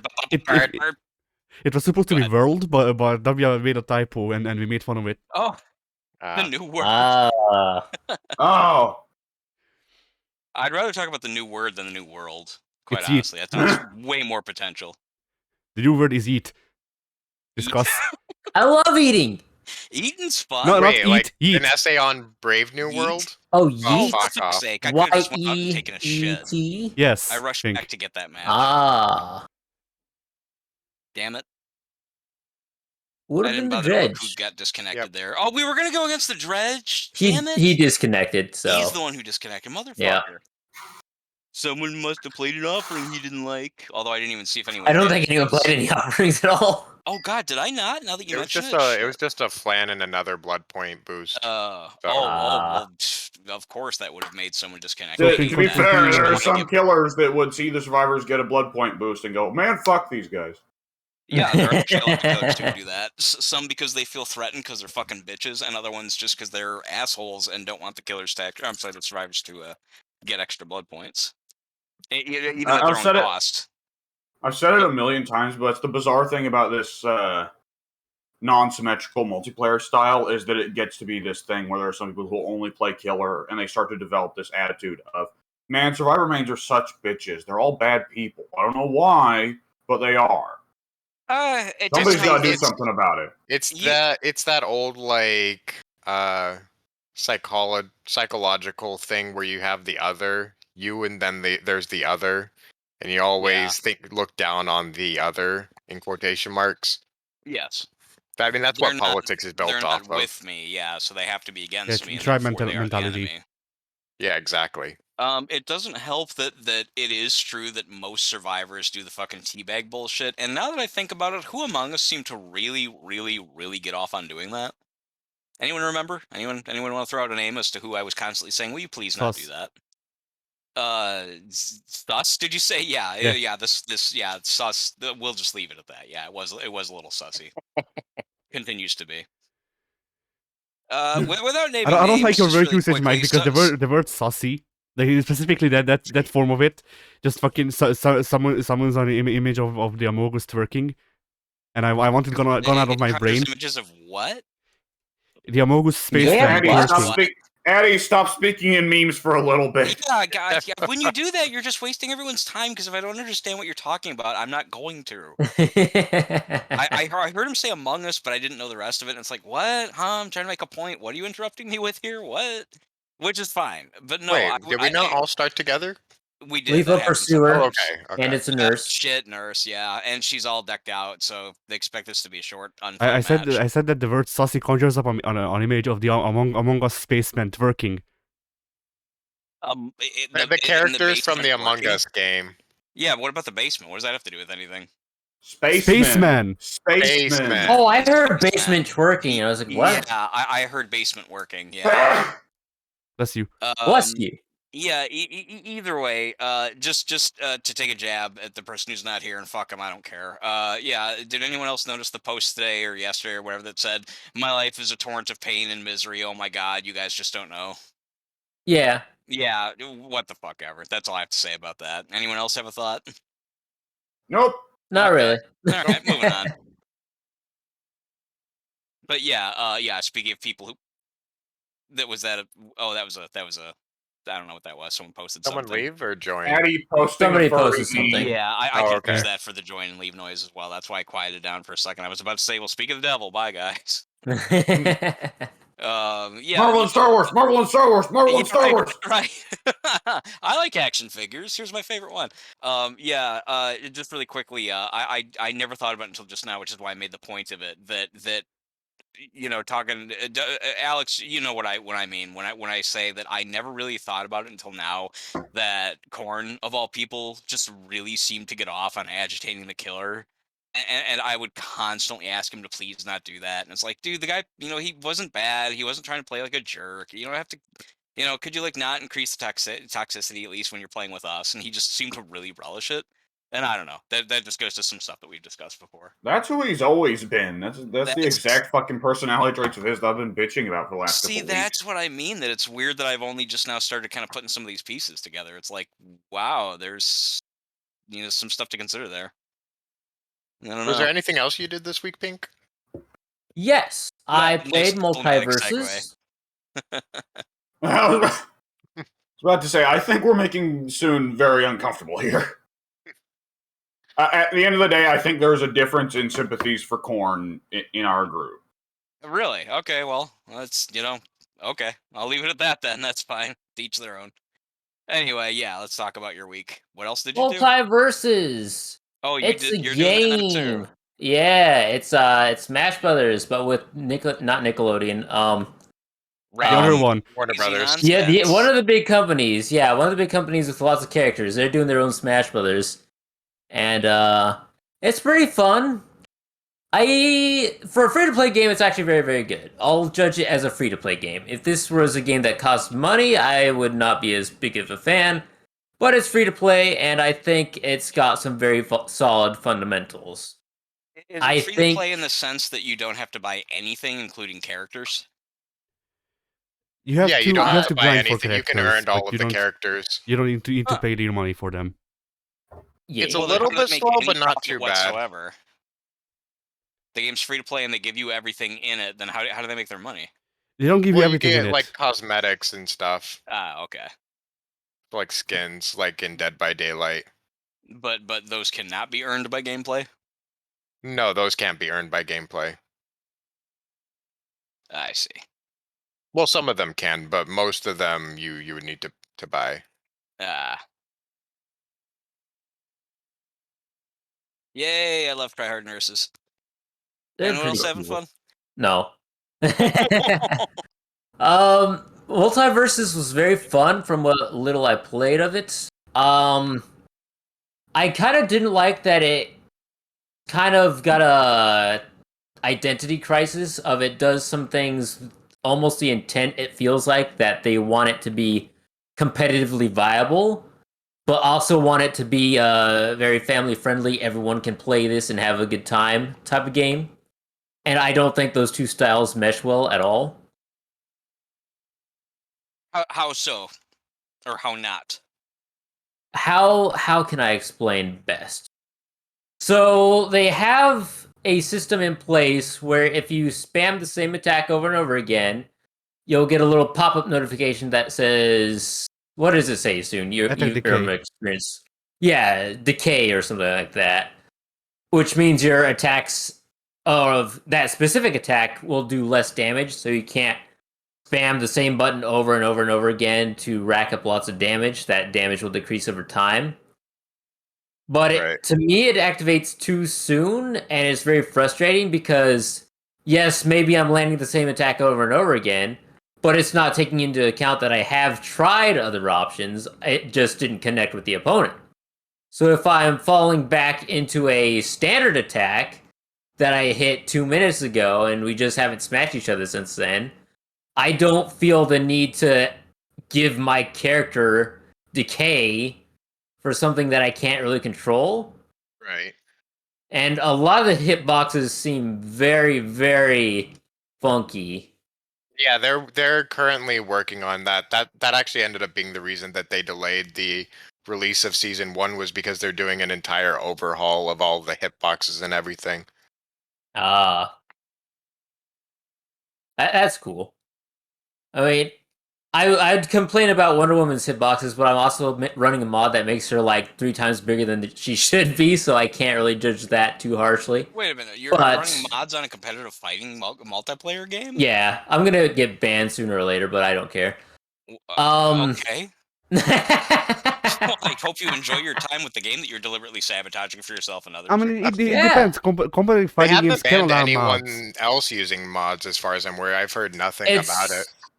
What it is a texture mod, so it's not any Oh, gameplay okay. Yeah, mechanics it's that not are being altered. no It's adjusting just to hitboxes. I yeah. Which is why I made that joke, because I posted a video the other day, and the Wonder Woman skin, the mod that I have installed right now, makes her fat, so her hitboxes will obviously not be lining up with her character model. Right. There aren't really any other funny mods, though, which is unfortunate. There's a Kermit one that I have on Shaggy, and a Superman Nintendo 64 that I have on Superman, obviously. But aside from that, there's really not anything on the mod websites that's worth looking into. There are actually a lot of fat characters, though, now that I think about it. There was a Harley Quinn that they have her with like the thighs of the Steven Yeah, the Adventure pear Time thing universe. So that was pretty pear-shaped body. cool. Yeah. And then there was a fat Velma as well. So you can make a couple of characters fat, but aside from that, there's not really anything fun to tinker around with. I'm out. Yeah, we're all out. Oh, okay. We all dead. Yeah, this was not a fun match at all. No. At least no one DC'd. That's true. I should have though. Yeah, right. Discounting the mods because that's not really relevant to the game itself. I don't know. It's hard to kind of figure out where I stand on it at the moment because I've not really played. Well, I've played the entirety of the free roster, the free rotation, and nobody really jives with how I like to play. They're all kind of. I don't know. The tanky How do you like characters to play? feel. How would you describe your gameplay style? Yeah. I like to play Smash Brothers a bit more aggressively, but I also favor the heavier characters that take a bit more setup and are usually rewarded for quote unquote set play. Or there's Bowser, who's just a big bruiser who doesn't require any set play and is rewarded try regardless. Superman? But Iron Giant would fit that, I think. The Iron possibly, Giant's a playable character? Yeah, Iron Yes. Giant is a How does playable that character. even? That makes no sense. He's Warner Brothers. Yeah, well, but I mean, he's 300 feet tall. Yeah, they shrunk him. They shrunk him a little, but he's still like They have some storyline twice. bullshit. He's to twice explain. as big as anyone else in the game. Oh. Like, Yeah, No, there is no storyline he bullshit, Mike. There extends is no past, storyline like, at the all. top platforms and stuff. I guess in a game like that, there would really not be any room for storyline, would there? nope. Just yeah, it's Arya versus the Iron Giant. Just accept it. Fuck off. Yeah. This is your life now. Yes. Yeah, no, there is no story. It's like an entirely multiplayer focused Just fighter. nonsense. Fair enough. Is there a storyline for the Smash Brothers fans here? Or is there a storyline in that? Technically. Some of them. Technically, And, yes, but also no. There's no actual storyline. PlayStation All Stars is the only one that did anything with Yeah, but that creating a sucks. storyline. Stop And trying to that hype was- that up. It's garbage. That was just like, oh, we're all suddenly brought here for some reason, and each character had like their rival that they were leading up to, and they would have a special cutscene where the two rivals would interact with one another. Brawl had a story. Brawl did have a story, keep in mind. Yep. Oh, right, Brawl Yeah. had the hand. Brawl or has a whatever. story, and Smash Ultimate has a story? Question mark? I mean, Quotation mark? Smash has an overarching story that they don't really elaborate on, but the bosses do. Like it's not really a story told to actual like story means, but it's mostly a background thing that they use to justify the bosses. Because like if you remember, Smash 64 starts off with a in a child's bedroom, as he takes out toys, and then the characters or the toys turn into the characters you play in the game. Yeah. So I there is. have. yeah. I'm sorry, Eddie. Go on. I thought you were done. I apologize. So there is the story of this is a child playing with games, which is why Master Hand is a thing because it's just his hand and stuff like that. Yeah. But, Oh, that's actually kind of cool. Yeah. I realize now what you mean. Yeah. Yeah, that's also retained in Melee as well. The opening scene The starts toy with right the... things up. They're not toys anymore, they're trophies, quote unquote, but it still maintains the same element of 64. Oh, has no one complained that any of the female characters in the game are considered trophies? Is it cool to say that now, or can we still say that kind of thing without being arrested? Dang, I didn't even take that into Right? consideration. Like, she's I mean, not a character; she's a they're, trophy. no, they're To be not fair, trophies. They're not trophies. They are Civilization NFC. on the console Oh, had look what the they same did. thing. Yeah. Oh, Yo. really? Like, seriously, or as a joke? Yeah, you just like collected trophies of all of the different historical figures. Y'all, they are not trophies. They are NFC-less amiibos. Amiibos. Yeah. Oh, do you? Yeah, the Amiibo thing. That's right. I forgot that's also a thing. It sounds sarcastic. I just literally forgot that there's the Amiibo concept. And anyway, we can continue with multiverses. I guess. If I could really quick, Yeah. Oh shit! I had before we move on, it's not really that important, but I realized midway through asking about stories, that we're sitting here playing Dead by Daylight, and the story of Dead by Daylight, which combines a bunch of characters that have nothing to do with each other from various franchises, is also essentially just kind of like, well, there's an evil entity out there that threw them all together for its own amusement. Yeah. Basically. Yeah. That's usually what it It's is. your in all typical fairness. sandbox type of excuse. Yeah. So go on. What else can I say about You were talking about your multiverses? fighting style, and I think that's where we kind of got. Oh yeah. I like Yeah. to play very aggressively, or I like long setup characters that reward creativity, quote unquote.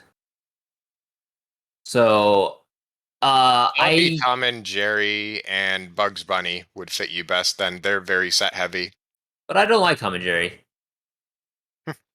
Well, you need to choose either fun or what would be the alternative? Viable. Yeah, fun or viable. Sadako, by the way. Sam and Jerry. What? What? Anyway, yeah. Why? I don't.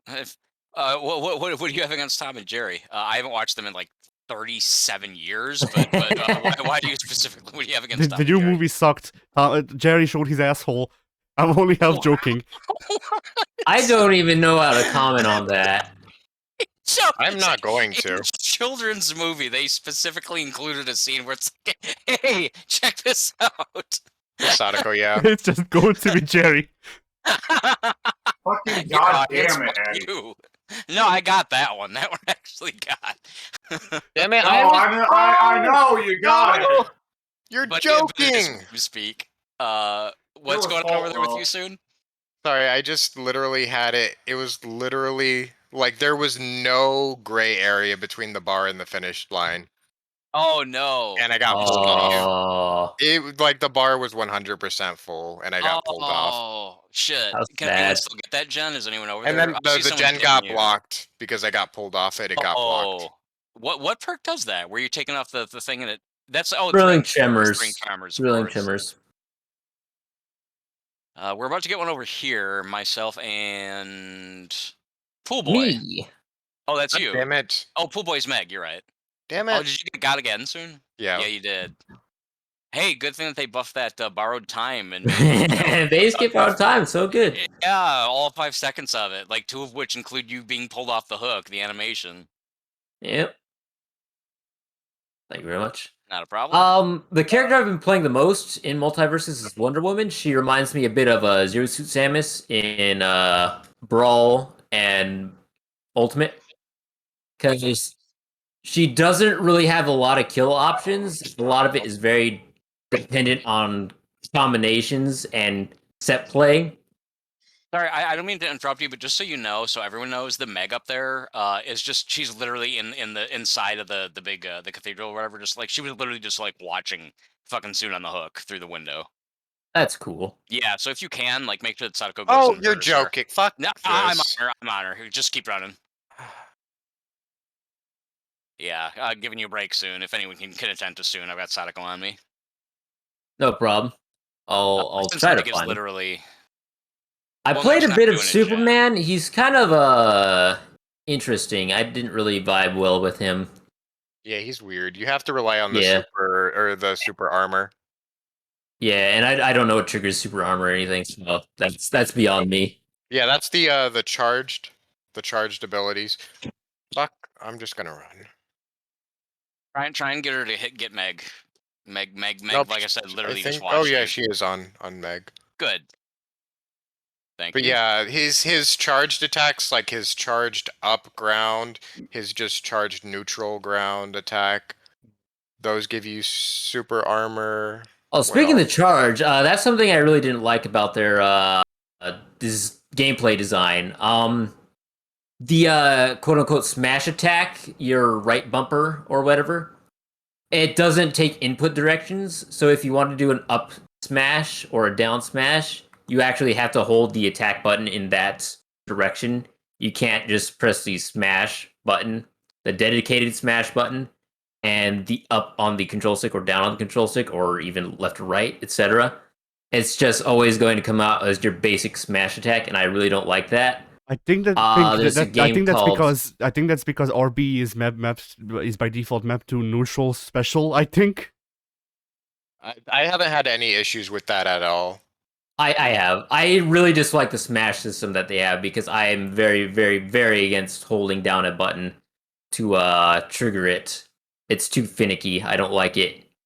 It needs to be snappier, if that's a proper word. It needs to be more cohesive.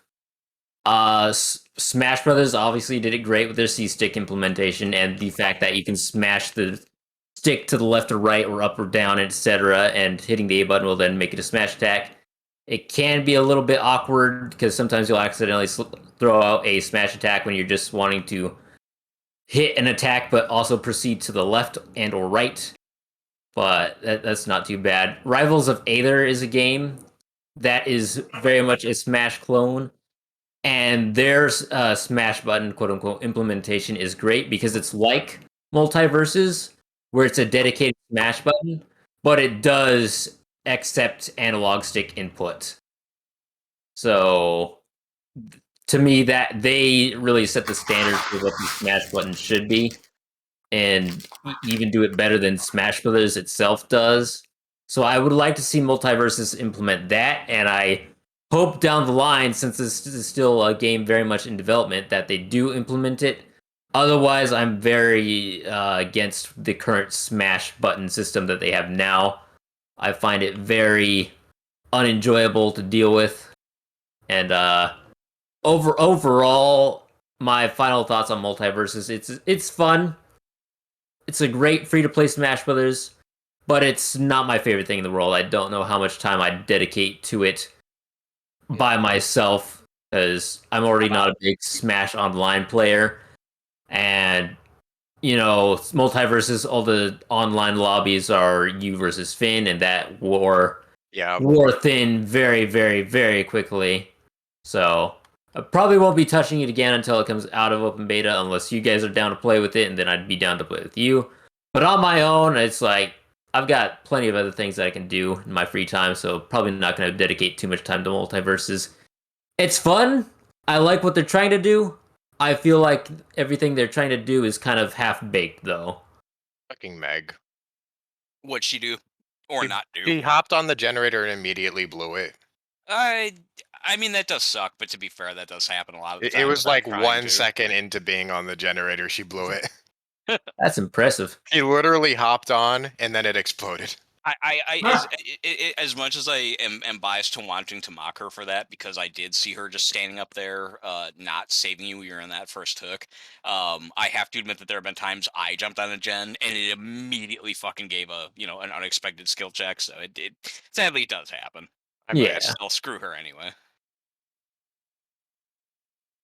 Since there's a Yeah. little break here, and I was actually going to mention this earlier, but Pink was talking about the game itself. What does everyone think of? Since we're talking about fighting game storylines and or the lack thereof, Street Fighter famously, the original. I don't know about how goofy it got as it went along, but the original Street Fighter 2 was essentially literally just there is a tournament. Everyone wants to join from different areas around the world for their own personal reasons. I like that. How does everyone else feel about it? I'm fine with that's most of the fighting games that I've played is I mean that's same with Mortal Kombat until they did the They reboot, I kinda- think, right? yeah, and then the reboot went crazy with the storyline. And then like Tekken, most of Tekken is just they go into a tournament until you get the crazy stuff with like Heihachi and whatever. Yeah, I Devil think most Kazuya. fighting games have an issue of trying to over-explain their story. Yeah. When, to me, I'm just there to punch people and have a good time. I don't really care for the most part what's going on. I like Yeah. the Mortal Then Kombat that's stories. really but- why I stay away from Mortal Kombat. That and I'm not a big fan of gore or anything like that. Mm. It's just the story is way too over the top and ridiculous, and I can't take it seriously, and I don't care about the characters. So it's like, Mortal Yeah. Kombat 9 The Pink- weird Pink's- thing didn't have a about lot of- the Pink's weird thing waiting for about them the to add story Melina is that still. add Melina? Yeah. Yeah, I can't believe they took her out. It's like that's one of the most iconic characters in the entire franchise. I'd say more so than Sub-Zero or Arachnid. It's like neither of those characters are all that great. Sub-Zero, but I would the other character, sure. He's fucking around. He's having a laugh. He doesn't know Mortal Kombat for shit. Well, he mentioned a character who's obviously very popular, but then you said Arachnid, and I assume that he's might just referring to a want character who's not named that. Well, I guess she does Scorpion. have time on the hook. Can't believe that joke went over your head. It's so sad. I would try that like one. how W I has a don't- double time as a translator Five for people are both of us. talking at once, so I can't even understand what anyone said. How do you guys even do these podcasts if everyone's talking at the same time? Seriously, how do you guys actually even get through this? Usually we're not also doing a fucking let's play for one.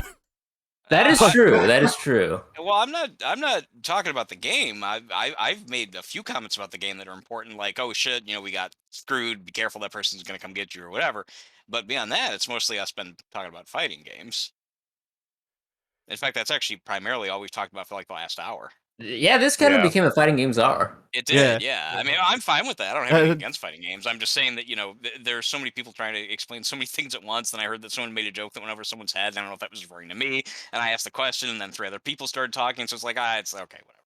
I'll just, I'll just continue looking at my screen waiting for the next match, I guess. but yeah, you Now usually no take one turns. talks. Okay, there we Thanks. go. There you go. Honestly, though, how The are guy Millennia waiting and and then Katana everyone's- not two of the more popular Mortal Kombat characters? Because those are the only two I knew for a long ass time. In Millennia addition to and the Sub-Zero and other guy. and other guy. Subs- Other guy's my favorite. He's the coolest. I mean, imagine the that Mortal one person. Kombat, like, the character select screen announcer going, like, Sub-Zero versus other guy. Other guy. and then My it just favorite Mortal Kombat character is Barlog. Barlog? Also known in Japan as T-Hawk. Hang on, I'll finish the joke. Yeah, Also- no, isn't- hang on. He's known in Japan as T-Hawk Holyfieldian is what it is. Yeah. As opposed to M. Bison. Yeah, there's gonna be like 2 people who understand where I was going with that. Yeah, go ahead soon. Isn't what? Mr. No, Tyson. Isn't like Vega called Balrog? Yes. He is. Yeah, Japan? in And Japan, then- yes. They switched the names around Yeah, because Claw in Boxer Japan and they came out Dictator. with a black boxer named M. Bison, which obviously is clearly named after Mike Tyson and is Holy crap! obviously modeled right after him. Right. And over in America, that caused. I'm assuming that's why. Maybe you guys can correct me, but I'm assuming that's what caused the copyright issue. And instead of just altering his name, they literally swapped characters' names, which I think is like the dumbest shit ever. Instead of just calling him like M. Slaughter or K. Bison or something, they just instead rearranged the characters' names to where now when you say Vega, it literally means 2 different characters.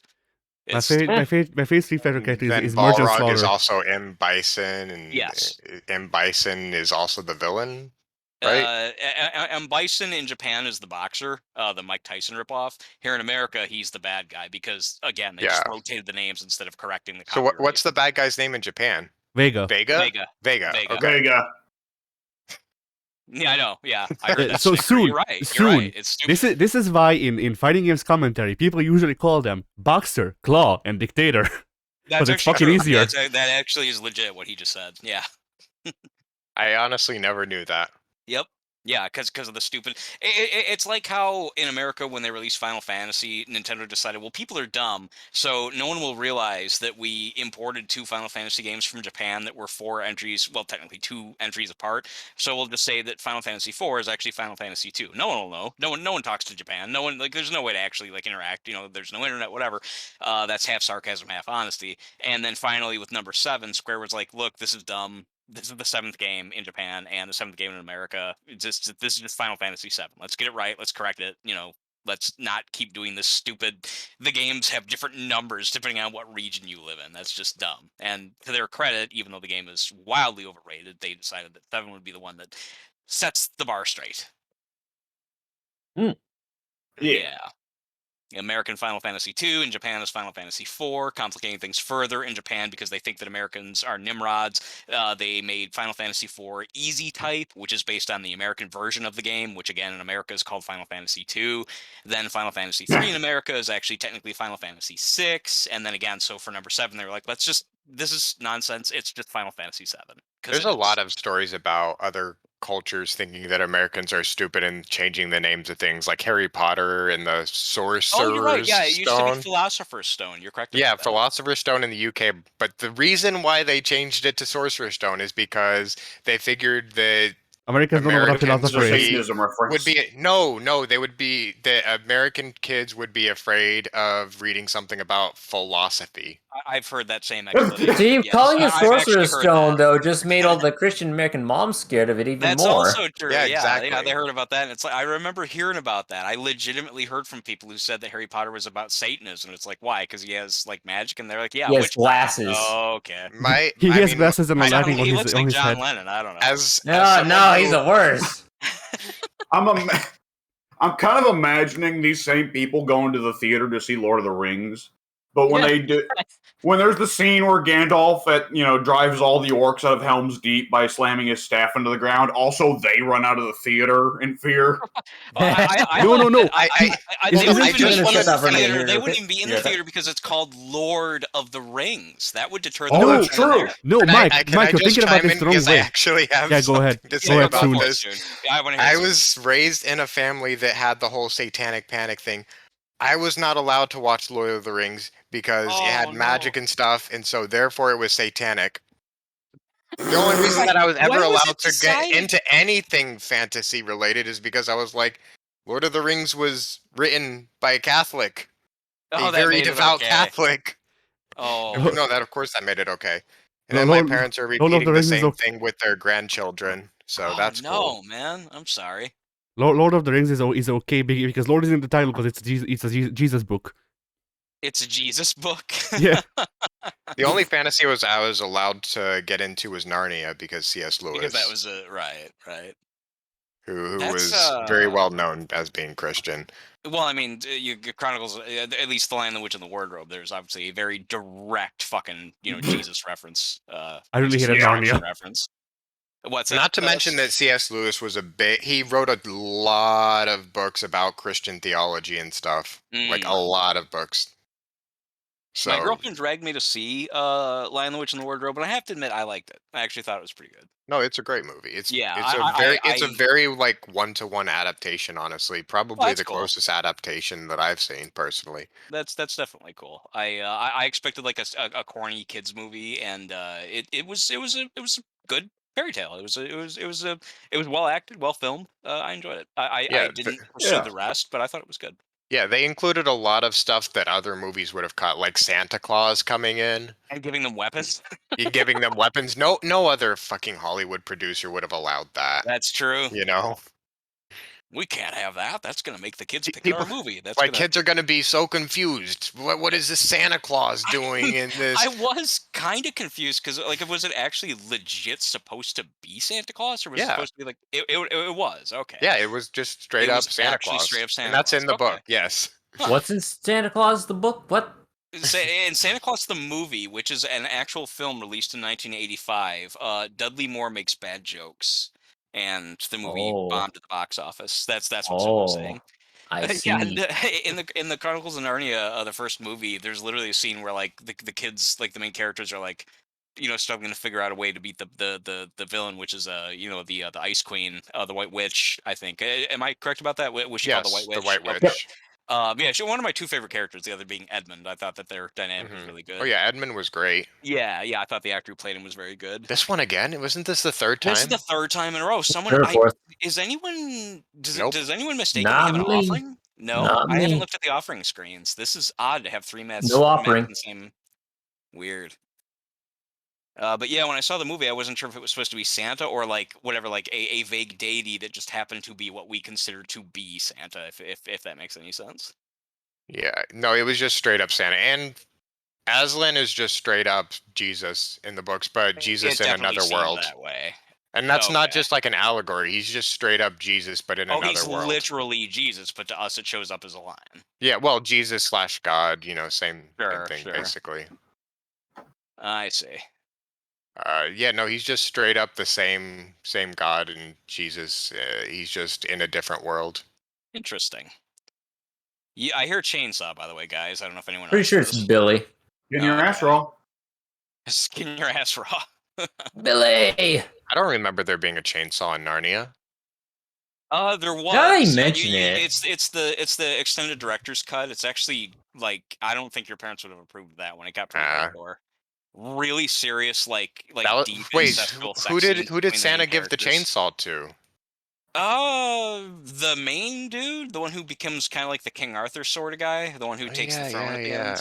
Oh, I I think he thought he gets got the a sword chainsaw. and a shield, but Nah, I guess he got a you're- chainsaw. Okay, I'm more familiar with the stuff than you are. gotcha. Okay, They added it to a shield in post. for the kids. Like, hang on, guys. I'm just about ready, and he's pulling up the ripcord on his shield. I love the idea. He's holding his shield out in front of him while it's going, and people just get shredded in It's front just of a his shield. cheesy digital effect. It's clear that he was filled with an actual physical shield as a prop, but they just put on a chainsaw.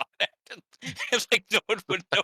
There's a dialogue scene where, they're just having perfectly normal dialogue, and he's fueling up his shield with a gasoline can.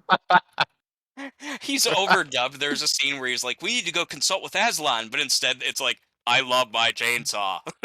Yeah. Oh these no, fucking there's some studios trees interfering. blocking the road. What will we do? Don't worry, I have my shield. I have my shield.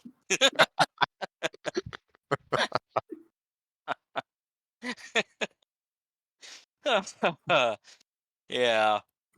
Yeah, it's no wonder now looking at all that why the production got into the mess that it became. And joking aside, sadly for people who really stuck with the series, they quit making them after like the third movie, and there's like 6 books, 7 books. Yeah, and they just they basically just straight up abandoned it. It was pretty sad. I mean, that actually really is sad. I can't speak for the quality of the later movies, but my understanding is that the box office just really started to dip, and they were like, okay, well then we're not going to keep doing this. It didn't even dip that hard though. I wouldn't know. Well, I would know. I could have sworn I looked it up, and I thought that they were on a steady decline. Like I mean, the first one was like an unexpected massive hit, and I think that unfairly actually went against them. I think that they expected every single one of them to be like that. The second movie did dip, and then they just completely lost faith in it, and so they sent the third movie straight to DVD. Yep. Oh, I didn't even know that. The third one didn't even get and the second movie still did really well. I think it just released like alongside a what did it it released alongside a really successful movie. By the way, I maxed out my heal bar. Okay, yeah. I will come get you if I can as soon as I'm done with Michaela here. She's waiting. I've got him. Okay, we are coming in your. I remember direction. it released alongside a really successful movie, and it still ended up doing pretty well. Do you remember what year it was by any chance? I don't. The first one was 2005. I'm assuming the second one was. It might have been. I think it was across one of the Harry Potter films. It may have been. I hear. Oh, sorry, that was an accident. I'll distract him. He did not spot us. Strangely enough, now he has. He did. Oh, my distraction failed. He was not distracted. Oh, that sucks. That sucks. He went straight for Michaela. Yeah. He wanted nothing to do with anybody else. But yeah, I think it was a Harry Potter film that it released across, and it dipped by like 100 or 200 million compared to the previous one. I mean, again, the first one made like 330 million or something like that, just domestically, which is at that time a massive success. Yeah, the second one was still a success. It just took a dip, and so they completely lost faith in the third one. There's Disney for you. We can pump out a million shitty Star Wars movies and just say, well, hey, it's Star Wars, so who cares? But, when we have a property that dips a little bit when we didn't expect the first one to be as huge as it was, oh, fuck it then. We need to drop it all together. Yeah. I mean, I personally don't care for myself because I was never a close follower. I never read the books, but the first one was good, and I feel bad for the people who wanted to watch the other ones. Yeah, we should have gotten the final battle. The final battle is fucking epic. That's the last book. It's great. Who here, speaking of final battles and the last one being really good, who here, am I the only I almost said Harry Potter fan. Harry Potter. Am I the only Harry Potter fan among our group here? I mean, I've watched the movies because my girlfriend is a big Harry Potter fan. I watched the movies because both of my sisters really liked the movies growing up. Are you serious, Michaela? You fucking retard. I'm in the basement, by the way, for anyone who doesn't know, which is in the church. What did Michaela do? She ran right to me while she was being chased while I was on a generator. That might have been deliberate. Honestly, it might have been. Sometimes it is. Thank you, guys. I didn't expect you to just drop what you were doing, but I appreciate it. I wasn't doing anything important. I'm sorry. I just got a little miffed at that. No. If what I just said was read as sarcasm, I didn't mean it that way. I literally didn't expect you guys to just drop what you were doing. Oh no, I was talking about the yelling at Michaela. Oh, fuck you! You gotta be fucking kidding me. Billy knew exactly what locker I was in. I mean, to be fair, he just guessed, but there I am. Okay, well, yay. What were we talking about though before I that was gonna happened? actually ask if, because I thought the Oh, Oh yeah, final shit. Harry Harry Potter Potter. movie, yeah, the final Harry Potter book was basically one half boring and one half really good. And because of the length and possibly because of what I just said, they decided to split the final book into two movies. And Don't run this way. as a result, the final movie, in my opinion, was really, really good because that was the one that was all about just pretty much just all out war and action. Like everything leading up to that movie was just like paid off. And as a result, I thought that was one of the better movies. And that reminded me of the fact that I like most of the Harry Potter movies. I thought So both I of was the just last wondering if movies were anyone. very boring. I didn't Really? like the last movie. I thought based on what I've read of the last book, I mean I haven't read the last book, I've read parts of it. But from what I've heard, the book was way better than the movie in terms of like No. how the action was done. No, I mean this is subjective, but I personally disagree. I read the book before the movie, and so I went into the movie expecting both parts 1 and 2 of Harry Potter 7 to be bad, and they were actually Mm, both, in my opinion. Even the boring half, which is Harry Potter 7 Part 1, you know, the film, that even was better than the book version. They mm. made the, I mean, because the first half of that Boy, the fucking book book is must have nothing but them sucked camping. then. It Yeah, did. The first half of the last if book you're did suck. telling the truth, the book must have been complete The garbage because first I half of hated Harry, I hated the last two movies. Harry Potter and the Deathly Hallows, Book 7. Literally, the first half of it, like hundreds of pages, is just the main characters wandering around looking for the Horcruxes and camping and complaining. That's like hundreds of pages.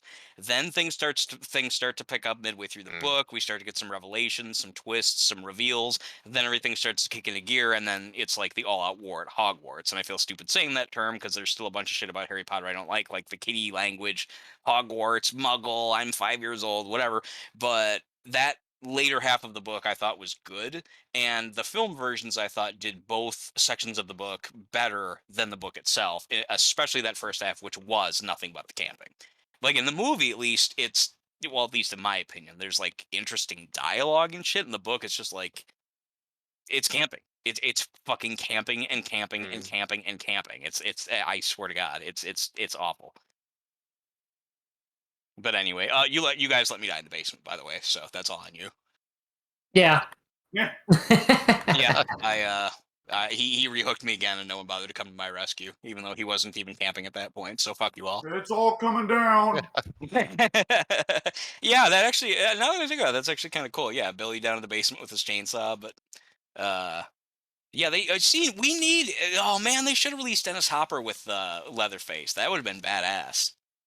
Can't remember the character's name, but that would have been really cool. Oh, I definitely do not remember. Dennis Hopper was the main, I guess, quad. Well, not even the main, but he was one of the two kind of semi-main protagonists in Texas Chainsaw 2. Yeah. Oh, I'm sorry. I thought you said you didn't remember. Oh, I said I didn't remember the character's name. Oh, there's a character named Stretch and a character named Slim. I can't remember if he's one of them or not. I kind of don't think so. No. I can look What? it up, though. I can look it up.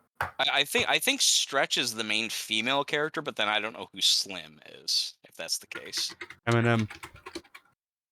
Yeah, he's very shady. Oh, shit.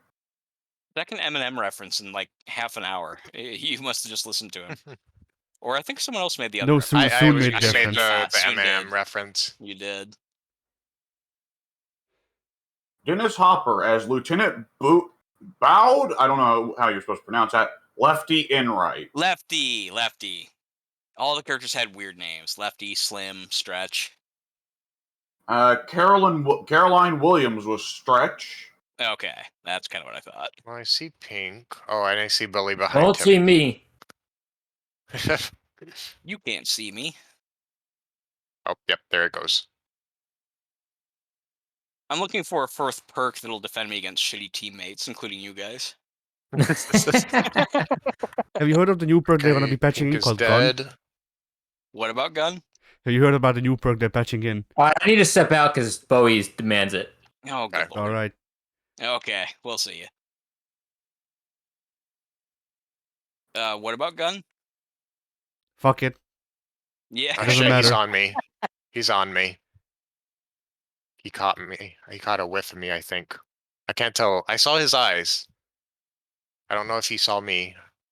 That was a bunch of creepy dialogue you just said. That's actually he got a scent. Oh, I got him! I got saw it! I his got the eyes. hatch! Oh, you got the hatch. Nice. Boom. You didn't deserve it for letting me die in the basement, but good. it's all right. So whose week is it anyway? Oh, does anything really serious happen between everyone's week that's worth talking about? Like, I see my therapist every 2 weeks, and half the time I don't even have anything to say to her. It's like, yeah, I'm still angry. We basically just I talked about think- the video games and movies. Video games we played, movies we watched. Have Yeah, you seen Addy, I or think, is played generally the anything one new? who has the most to say in a given week.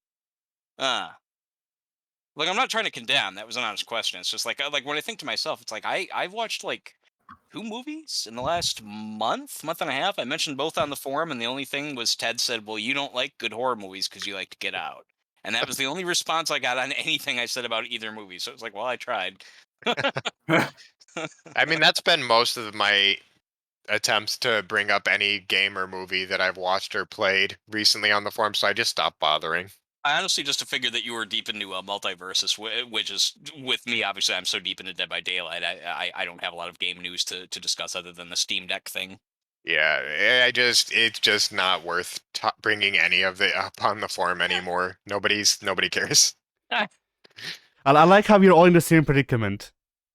Kind of. To be fair, Addy, you sort of started that precedent when you went into the random thread to talk about the Assassin's Creed, and I was like, "Will you stop doing that?" And then now it's like I do to an extent understand because yeah, like when you go to the threads and you try to talk about stuff, it seems like not a lot of people care. Except my understanding is there's a lot of talk in the Marvel comics whatever movie thread, I guess. Which entirely boils down to God of Gaming saying, it's rumored that this is going to happen. And then Ted says, that's fucking stupid. And then I say, that's probably not going to happen. Yeah, like my understanding of the Marvel thread is God of Gaming goes and posts, "I wish this was Mr. Negative and Silver Sable," and everyone Yeah, goes, "That's dumb." Basically, and then basically, repeats this God of, daily. God of Gaming just cross-post whatever he saw in Reddit today, and then me and Wild are like, nah, stupid. And it just continues in a vicious circle that never. Yeah, basically every day. Intermixed with every now and then you get either God of Gaming being like, here's this jabroni villain I think is a big star, so they need to put him in the movies. And Ted and Zune going, no. Or alternatively, soon Ted or Pink saying, comic books have not been good since the early 90s, and as a result, everything that has happened since then is stupid. And then Ted says yes. Sounds about right. Sounds about right. And then That's we got the basically wrestling thread. the whole thread, honestly. So then beyond that, we literally have just like the wrestling thread where apparently very few people even talk about We have the wrestling. anymore, We have the wrestling thread where Ted and Muta talk about the 4 people in AEW that still work there. pretty Yeah. much, yeah. And then the random thread where people just talk about random G-Men shit. or whatever. Ah, yeah, G-Man. The wrestling thread is basically G-Men, Wild, and Muta. Like- And Muta and Ted are only interested in dunking on AEW. Yeah. Why though? Like, I mean, do they even watch it, or is it like No. if they hate it, No. I would assume they don't No. watch it? Right there, you go. So then is it just blind loyalty to WWE that just makes them want it to fail? Yeah. I mean, Well, I understand to that be if fair, the company sucks, but I wouldn't know because I don't watch, so I don't feel justified in going there and saying, "Well, everything they do is dumb." You know, like, well, like I would want them to succeed, so we have 2 different fucking companies for wrestlers to go to. I don't know. AEW is the company of choice for the armchair internet wrestling intellectual. There is nothing Ted despises more than internet intellectuals. Which again is exactly what he is. I can't stop bringing that up every fucking time. I'm not a member of the internet wrestling community. I'm just a guy who bitches about wrestling constantly while on the internet. I'm not a smark. I'm just a smart mark. That's all. Don't call me what I am. I love Ted. It's just he's so like I remember talking to him about this. I've said this to W recently. It's like, dude, you're a smark. It's okay. I'm a smark. You know, we are people who know that this is fake. We want to like it anyway, and we sit there and we piss and moan about how it should be booked according to our own personal preferences, our own subjective views of what wrestling should be. We're no different than exactly what you complain about. We're cynical, we're jaded, we make smart-ass comments, we think that Joe should be pushed and Fred should be fired. You know, we do everything just like everyone else on the IWC does. We are literally no different. And, you know, and I accept that. I'm fine with that. But Ted was always like, "No, I'm not one of them." Yeah, it's like, okay. You literally meet the very definition of internet, you know, wrestling community. But okay. Yep, Just really it's quickly, by always. the way, I'm sorry, just really quick. Soon, are you still playing? What's going on? I'm just Oh sitting here in the no, lobby. I dropped out. Oh well, Uh, fuck. Okay, it says that you're in a match. All right, well then I'll just play oh by weird. myself, I guess. Everyone left just because of Pink. Okay, fair enough. All right, go on. Sorry. I think the thing always boils down to, speaking in terms of technicality and terminology, you are right. Speaking in terms of the associated attitudes, Ted will always Yeah. think of Smarks as thinking indie federations are always better, blaming Vince for Japanese everything. wrestling. Yeah. I wouldn't even I mean, say it's that true to an extent. necessarily. Uh, But like at the end of the day, the way Ted has always perceived things is that WWE or WWF, whichever, is the real show. Everything else is second class fodder. And Vince has given us everything good in wrestling. that's a very biased, one-sided view of things. Well, I mean, how many arguments have Muda and Ted had down the years of Muda saying Vince killed the industry, Ted saying Vince built it, you know? I mean, they're both right. So, I mean, I don't see how you could just stick to one particular argument on that. I mean, Vince helped wrestling become bigger than it ever was by essentially destroying everything that wrestling was along the way. You know, he built a monopoly by basically fucking cannibalizing the entire industry and then turning it into his own little personal plaything and thus ruining what wrestling ever used to be. So, And the reason wrestling is in the state it's in right now is because he didn't build it on rock and roll. He kind of did build it on rock and roll. That's He how did, yeah. That's how it started. The Rock and Rock and Wrestling Connection. Yep. Yeah, exactly. He built this city on rock and roll. Terrible fucking song. Horrible song. Yes, thank you. Don't tell Pink. He might like it. I don't know. Pink's taste is such fucking garbage. Pink likes every song that sucks. And if he was here, I'd tell him the same thing and tell him to fuck himself at the same time. I don't. enjoy giving him shit about his music taste. It's fine. He did the same thing in my list. It's nothing serious. Yeah. It's all subjective, but man, I keep saying this to Soon every time Pink posts his 10 songs. It's like, man, Pink's really big on album filler. Yes. I think he's just trying to I mean, Pink's not here, but I think he actually might be listening into us. But I think he If just that's might the be case, more fuck you, interested in like pointing out My songs dick that is out. people haven't heard of before. Because we've all heard, you know, the actual top songs, so not worth really bringing them up. So might as well bring in the songs that nobody knows to spread awareness of them. Maybe. I mean, it's perfectly fine to like what you like.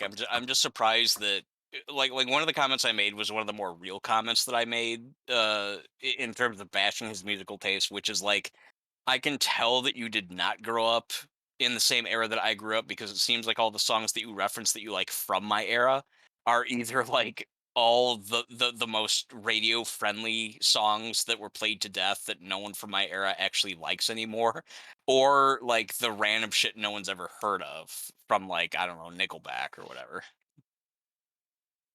I Nickelback think was you around in listened the to Nickelback 50s. like a dozen times. Yeah, as I was. That- Yes. I love that that's wrong on 2 levels. By the way, I just want to say ZZ Top is the worst fucking band out there. Oh, they got some good yeah, I songs. hate ZZ man. Top's a band and not just a I love guy. several ZZ Top songs. What? Yeah, it's a group of Oh, like God 3 damn it, guys. Eddie. I only know of two. The two long-bearded guys, don't bother. Don't push on with this. It's an anime reference. Oh, Is it? Move on. When does it I stop? don't. Is ZZ Top not a JoJo's character? No. They're a band. Oh, Yeah, They do they're a the song band. Legs. Everyone's heard that song. They've got Legs, Cocaine. I think. Well, no, Cocaine was a different Give me band. all your lovin'. Cocaine was Eric Clapton. Sharp Yeah, you're Dressed right. It was Man. Eric Clapton, but it sounds a lot like ZZ Top, honestly. Well, of course, Sharp Dressed Man. Sharp Dressed Man, yeah, fucking horrible songs. I'd have to check No. if ZZ Top is a stand, because I don't think it is, but... Yeah, I It's wasn't gotta about it. be. They did Tush. Tush, yes. Fucking garbage songs. I mean, their songs are stupid, but they have a really good beat. I'll admit, I do like "Give Me All Your Lovin'." Yeah, I don't know like why. that quite a bit. I hate the rest, but I like that one. Give me all your lovin', all your hugs and kisses too. And back when I was in Arkansas, I would always play the rock station, and they played so much ZZ Top. I hated To it be- so much. To be fair, regional preferences can kill a band for you. I was Yeah. not. For all intents and purposes, for the first 18 years of my life, I wasn't allowed to listen to Tom Petty because in Indiana they play Tom Petty nonstop, and my parents just got sick to death of it.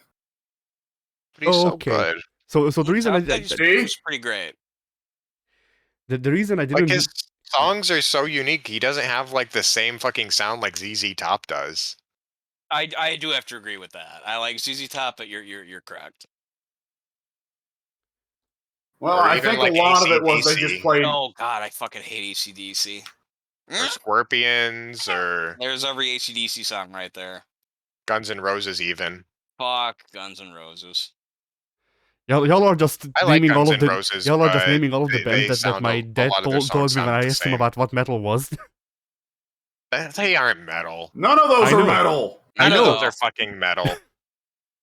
Maybe Those are- AC/DC is Well, I mean, adjacent enough. hair metal, I guess. Yeah, close kind as of you vaguely. get. Scorpions are hair metal. Scorpions are hair metal. Yeah, Scorpions are metal. They actually are still like in the power metal. They actually inspired power metal, and they still participate with like guest starring in a lot of power metal bands. So they're definitely metal. But Doesn't mean you gotta like it though. this is But yeah, just to close out on it, by the way, it turns out ZZ Top is in JoJo, but he's on like screen for 3 whole seconds, which explains why I didn't know Oh, it was good. him. So Well, JoJo fans are so fucking obsessive that I'm sure they still have thought up 1,000,001 character traits for him. So hey, Why is there a character in JoJo that is just literally a stolen name of a band? that's they JoJo. all are. Really? That's dumb. Yeah, Yeah, either the characters it's or like, their powers are it is named after honestly a bands or show songs. of like ZZ Top is battling AC/DC. Watch out, AC/DC is going to use their hidden power. Dirty deeds done dirt cheap. But we, or they're gonna but summon we a had to- fucking most- bulldozer. but we had Wow, to That's but we had a to power change. they have. But we had to I'm we not had to even change making the that name. up. There's That is one so character who fucking just dumb. has a bulldozer spawning power. No, that's not what his power is. His power is to stop time. He just left and got a fucking bulldozer while it was stopped. Fuck's sake, that's so But fucking anyway. dumb. But yeah, That's we anime also for you. Look at couldn't modern afford the anime. name. Sounds We also like it. couldn't afford the name Dirty Deeds Done Dirt Cheap, or at least we didn't want to risk getting sued. So in the West, it's called Filthy Acts at a reasonable price. I don't Now get that's that a song thing. I would listen to. Also, there are some of these that are very funny, like them naming instead of calling the character Limp Bizkit, or well, it was the name of the power, but whatever. Instead of calling the power Limp Bizkit, it's Flaccid Pancake. That's actually a legitimately better name. Not that that's a high bar, but still. I don't know. I like their parody band Erect Tortilla better. We Wreck just were Tortilla. about food. I'm actually gonna grab a That- snack really quick. I'll be back. I'm gonna just bail temporarily. You guys go ahead and Alright. keep doing your thing. I'll probably pop back in. I'm gonna leave my game going, but just grab something to eat. But I will return. Danny Trejo I was like- starring in a historical drama about Ferdinand Magellan. Okay. Weird.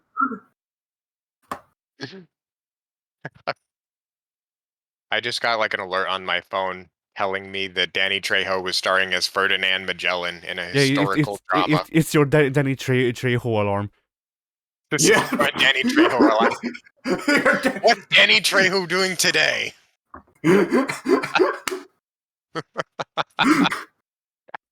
Imagine having an alarm set up in your house. It's just like, Danny Trejo has been cast in a role. We can't confirm.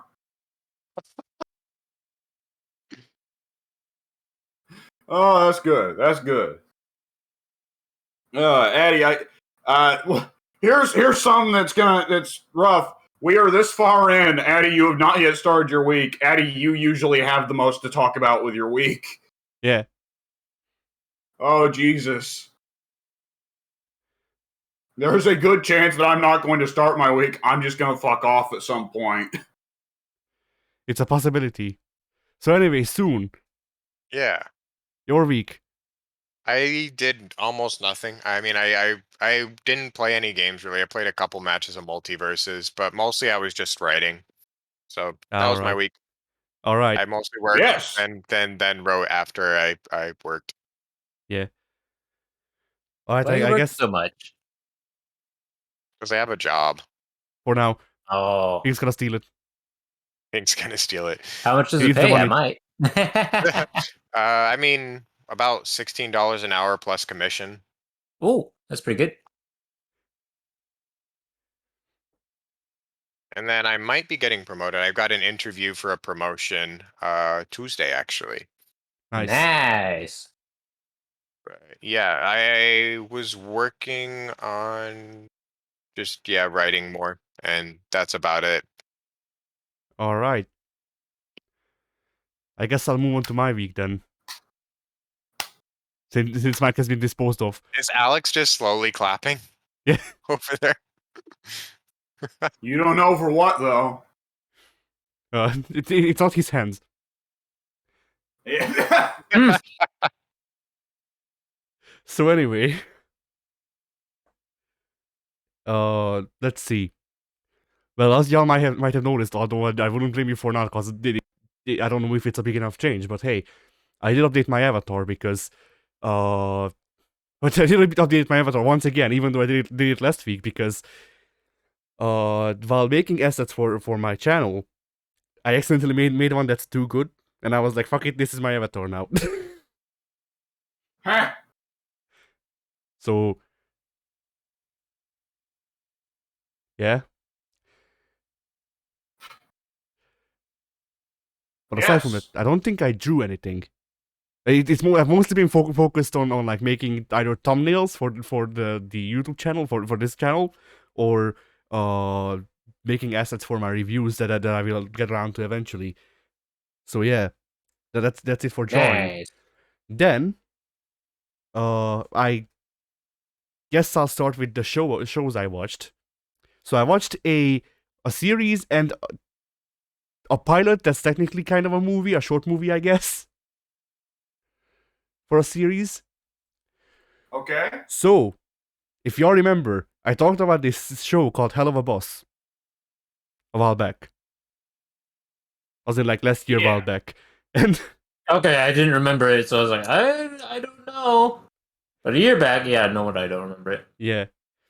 So, turns out, I figured Hell of a Boss would be on TV because the animation looked nice enough. Turns out I was wrong. It's on YouTube. It's made for YouTube. Hmm. And it's free. So I went and watched the whole series. And yeah, I enjoyed it. There are 8 episodes in the first season. The second one is currently rolling out. They have 1 episode out of that as well. I watched up until what's out. And the first 2 episodes, those being the pilot and episode 1, confusing, I know. But the first 2 episodes are the worst. They are very like this is an adult animation. So, you know, they do fall into some of the pitfalls that adult animation tends to fall into, especially in the first 2 episodes. But past that, it kind of just feels more like a if Genndy Tartakovsky made a Newgrounds animation series. Oh no. So like, you know, it's I got a very like big old cartoon feel out of watching it. But also, you know, people are like cussing and then there's a lot of blood. But That's an interesting combination. yeah. I mean, the first two, once again, the first two episodes are worse, because, to me at least, because the first two episodes go very hard into this, like what you'd expect out of adult animation. It has editing that's kind of reminiscent of Family Guy's cutaway gags, and it has two sex scenes, kind of, not really. Like it's those are cutaway On gags too. YouTube? Yeah, it's cutaway gags too, and they don't show shit really, but you know, Aw. like it's what you would expect out of Family Guy. That sounded disappointment. But yeah, aside from that, like with episode 2, which is the third episode actually, but never you mind that. With episode 2, the series picks up, and in my opinion, hasn't really like deflated all that much. I think some of the characters could use some work. The main premise of this whole thing is that you follow a group of imps who are in hell, and people who get sent to hell can hire them to go to the people's world and kill people for the people who are damned. And the cast consists of 4 characters. The boss is like they boil down to the southern chick. Like I'm just gonna summarize them more or less as characters. You have the southern chick. You have the comedy relief. You have Luna, who is complicated, and you have the boss guy, whose main character trait is being horny. Of course. Yeah. Like, it's not even horny in the way where, like, he wants to fuck always. It's horny in the way that I am, in that, like, he takes fucking normal sayings and just turns them into innuendos and stuff like that, because fuck it, I guess. Because they had 2 writers on the show. Yeah. There's also some supporting characters, Stolas, who I'm shouting out by name because I really like him, I guess. He's technically everyone's boss, in that he's the way that they can go to the human world. And his relationship with the boss guy is very interesting, and a source of arguments, apparently. Because, yeah, this show is very much this show very much seems to be more about the character moments than it is the overarching plot, because there is pretty much none. But what there is with the characters, I like. Like, technically, I guess they are setting up for the overarching stuff, but it's just rolling out. I mean, you know, there are 8 episodes, so Yeah. stuff will get done eventually. But yeah, and even in those 8 episodes, like these are 15-minute episodes, or around there somewhere, like 10 to 15-minute episodes, and they do a lot of interesting stuff. I really liked the show. Like, I thought it was very enjoyable. Luna, I guess I didn't really explain. Luna is introduced as your very basic cat girl, pretty much. But and they don't really give her a lot of screen time so far. Like, she is mostly in the back. Sometimes she gets a fight scene, but that's pretty much it. But already they are giving her some sort of a character in, you know, not being just a stereotypical goth girl, but you know, they're trying to make it a thing where, because the boss guy is technically his or her adoptive dad, they're trying to do a thing with that. But yeah. So for this show, my recommendation is, maybe don't watch the first 2 episodes because they're not great, but you know, maybe you should for context. I don't know. Watch until like the what is labeled the second episode, which is the first 3. And I guess if you don't like the second episode either, because you probably won't like the first 2. But if you don't like the second episode, which is the third, then it doesn't really get better. Well, it gets better, but you know, not enough for me to be like, hey, just stick with it. There's already the emotional stuff that they do really good in the second one, in my opinion, that you would be able to gauge with. Then I also watched the sister series to this, or technically, Hell of a Boss is a spin-off of this series called Has Been Hotel. Has Been Hotel is only a pilot because immediately after the pilot, the series got picked up by a studio. That's impressive. Yeah. The pilot is 30 minutes long, and it's about Satan's daughter trying to run a rehabilitation facility for the damned, and how that wouldn't work and why.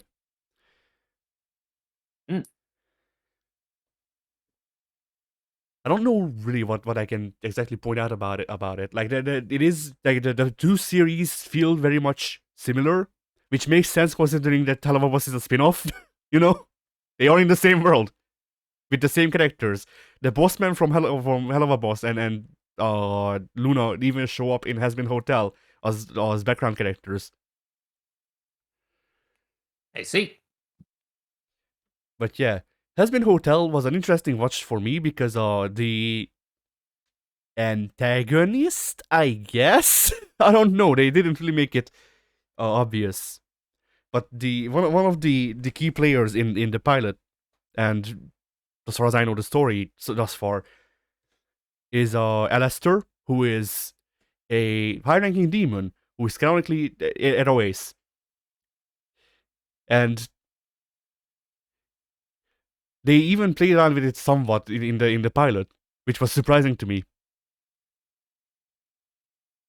But I also just kind of liked his character because his whole shtick is that he's like inspired by like 30s radio, as in like his speech is muffled like it's coming from a radio and stuff like that. So his gimmick was very funny to me. But otherwise, Has Been Hotel, like I don't like Has Been Hotel as much as I did Hell of a Boss, which I mean it may just be a thing of the characters weren't as fleshed out because this is one 30-minute pilot and the other one is a series of 8 episodes already. And definitely, if I only had to compare the two with the pilots, I don't think I would have liked Hell of a Boss either as much because once again they do to explain Luna as a character, they do a cutaway that then leads to another cutaway, and then once both of the cutaways are finished, we got back to real time and stuff like that. So the pilot definitely had stuff to work out, but they did fix it. So that's the stuff I watched.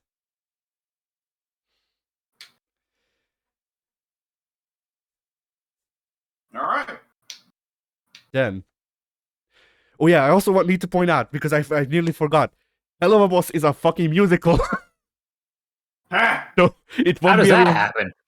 Well, it's like I want to say like an old Disney cartoon series or something like that. I don't know. Like I remember watching multiple shows where it was a thing of like every episode, a couple of episodes, they would have a song in it.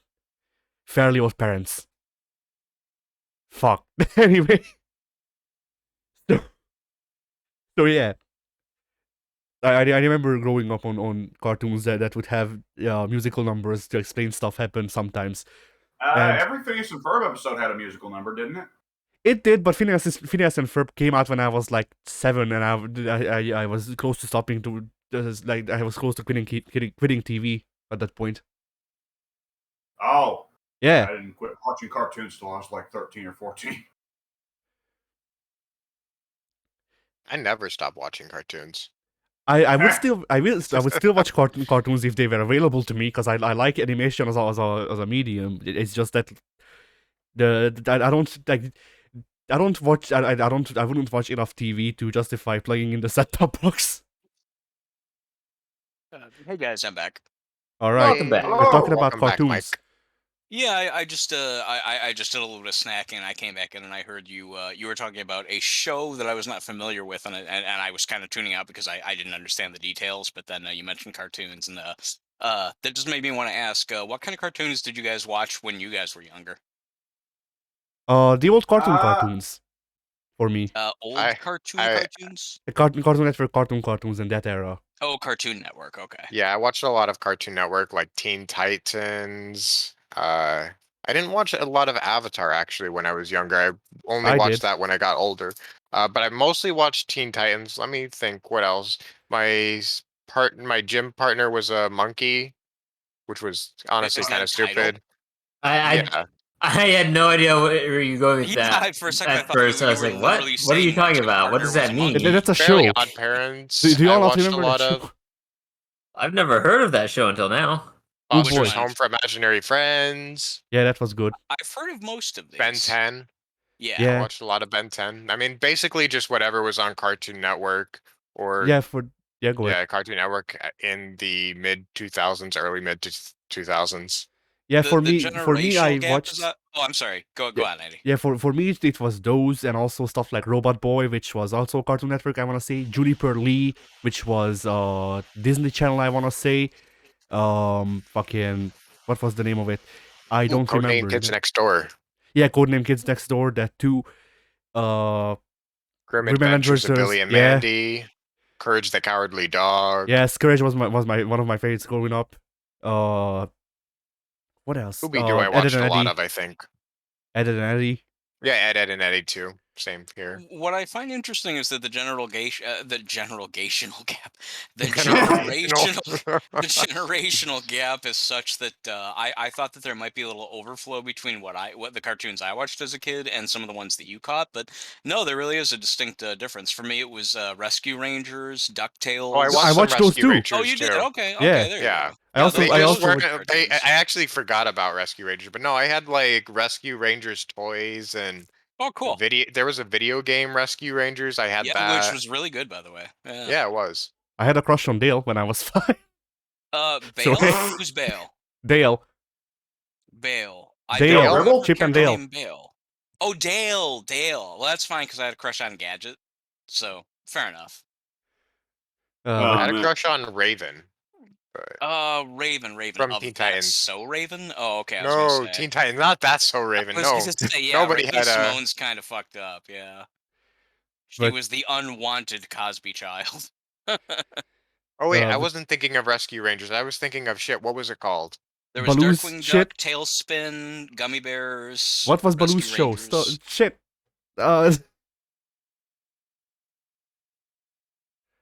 Not Rescue Rangers. It was the one with like the firefighters and stuff. Firefight. Oh yeah, that one. Don't know that one actually. I like No, how I no. Honestly, that does seem very specific, to but I find. can't think of I what like it how was. I Rescue like. Heroes. That's what it was called. Ah. Rescue Heroes. Oh, don't know Yep, that one. I remember when I was a wee little lad. I You like were a how. wee lad watching the firefighter show. Yeah. I Oh, yeah. actually I looked They up fought them fires. Rescue I- Heroes. Them fires, that they did. I Can't say I they didn't. I watched Tailspin, but to find Tailspin, I typed into Google Baloo in a plane, and it just knew. It's accurate. I mean, that is pretty much what the show was. Tailspin is just when I was getting out of it. That's just when the age cusp. I don't know if you guys went through this, but for me and for all of my contemporaries, there's an age when you're about 12, 13, where you're still kind of watching cartoons, but you feel embarrassed about it, and your friends are making fun of them, and it's like, I'm too cool for cartoons. Then when you get older, you realize that it doesn't. If the story's good, it doesn't matter if they're animated or not. I mean, Or you don't realize that and you end up like Alex's parents. Yeah. Jokes on Hey, you. what? Jokes on you, Mike. I don't have friends. That's literally wrong. Wait, I thought you Jokes on- said that they thought that cartoons were for kids. When mean, did I generally say that? speaking, they more or less are. When we tried to Look make at you watch anime. Avatar. Yeah. Yeah, See, we tried to get you to watch Avatar and you were like, no, my parents like won't watch it because they think the cartoons are for kids. oh no. See, the issue is not so much that; it's that they think all cartoons are comedies. Oh, Like, my dad- that My dad conflated. loves turning on old cartoons. It's just that he doesn't like. He's of that older mindset where the idea of a Right. cartoon being a drama is utterly inconceivable to both. of them. Right, yeah, Well- that's what it was. But that's kind of like it's simple. There's not supposed to be like complex stories or characters. Yeah. That brings up a good point, though. Is there, and I'm sure there is, but at the top of my head, I can't think of an example. Is there a cartoon marketed primarily to children that is more dramatic than comedic? Lots. Lots, yeah. Yeah, I mean, probably Teen a lot. Titans. Oh, It still okay. had Teen calm Titans. comedic elements, but there was some dark stuff in Teen Titans, honestly. The fucking Oh, like- episode where Robin is slayed. There was a whole thing with Raven having an abusive father who, like, used her as a vector to take over the world, Oh, and he's like a demonic father, and she had to have like lock away her emotions inside of her, because if she expressed herself too much, it would allow her father to take control of her and destroy things. Yeah, no, Teen Titans had a lot of complexity. Yeah, there was Sounds also the like it. episode. There was I think Deathstroke died accidentally in the series for some reason I forget. But after he died, Robin had so much PTSD that he had like an episode where he thought he was Slade, and Slade was back, and then Yeah, he eventually was it turned out back, that and he then was Slade.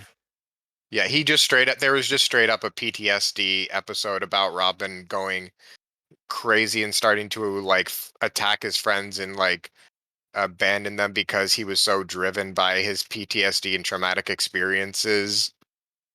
Good lord. Can't say I expected all that. But yeah, but also to go back to the cartoons we watched while growing up, I also watched a lot of all the both the original and the 2003 reboot or whatever continuation of Scooby Doo and Merry Melodies, and which is what I will always call Looney I Tunes. love. Yeah. I when I was Looney here in I mean they did have both names, but here in America they're more primarily known as Looney Tunes. It switched here over. It switched over here as well, but it was very inconsistent and usually Merry Melodies. I'm not really sure what the difference is. I don't know what they were originally called and why they had two different names. I did love Looney Tunes when I was a kid, and then there was a really great kind of like an alternate version of like the next generation called Tiny Toons. Did you guys ever see that show? Yeah, I saw it when I was a kid, for Yeah, Tiny sure. Toons is pretty good actually. Wait, what was it? What was it you were describing? Sorry. Me? Yeah, what were you describing? I just completely like tuned out or something. My Oh, brain stopped working for a second.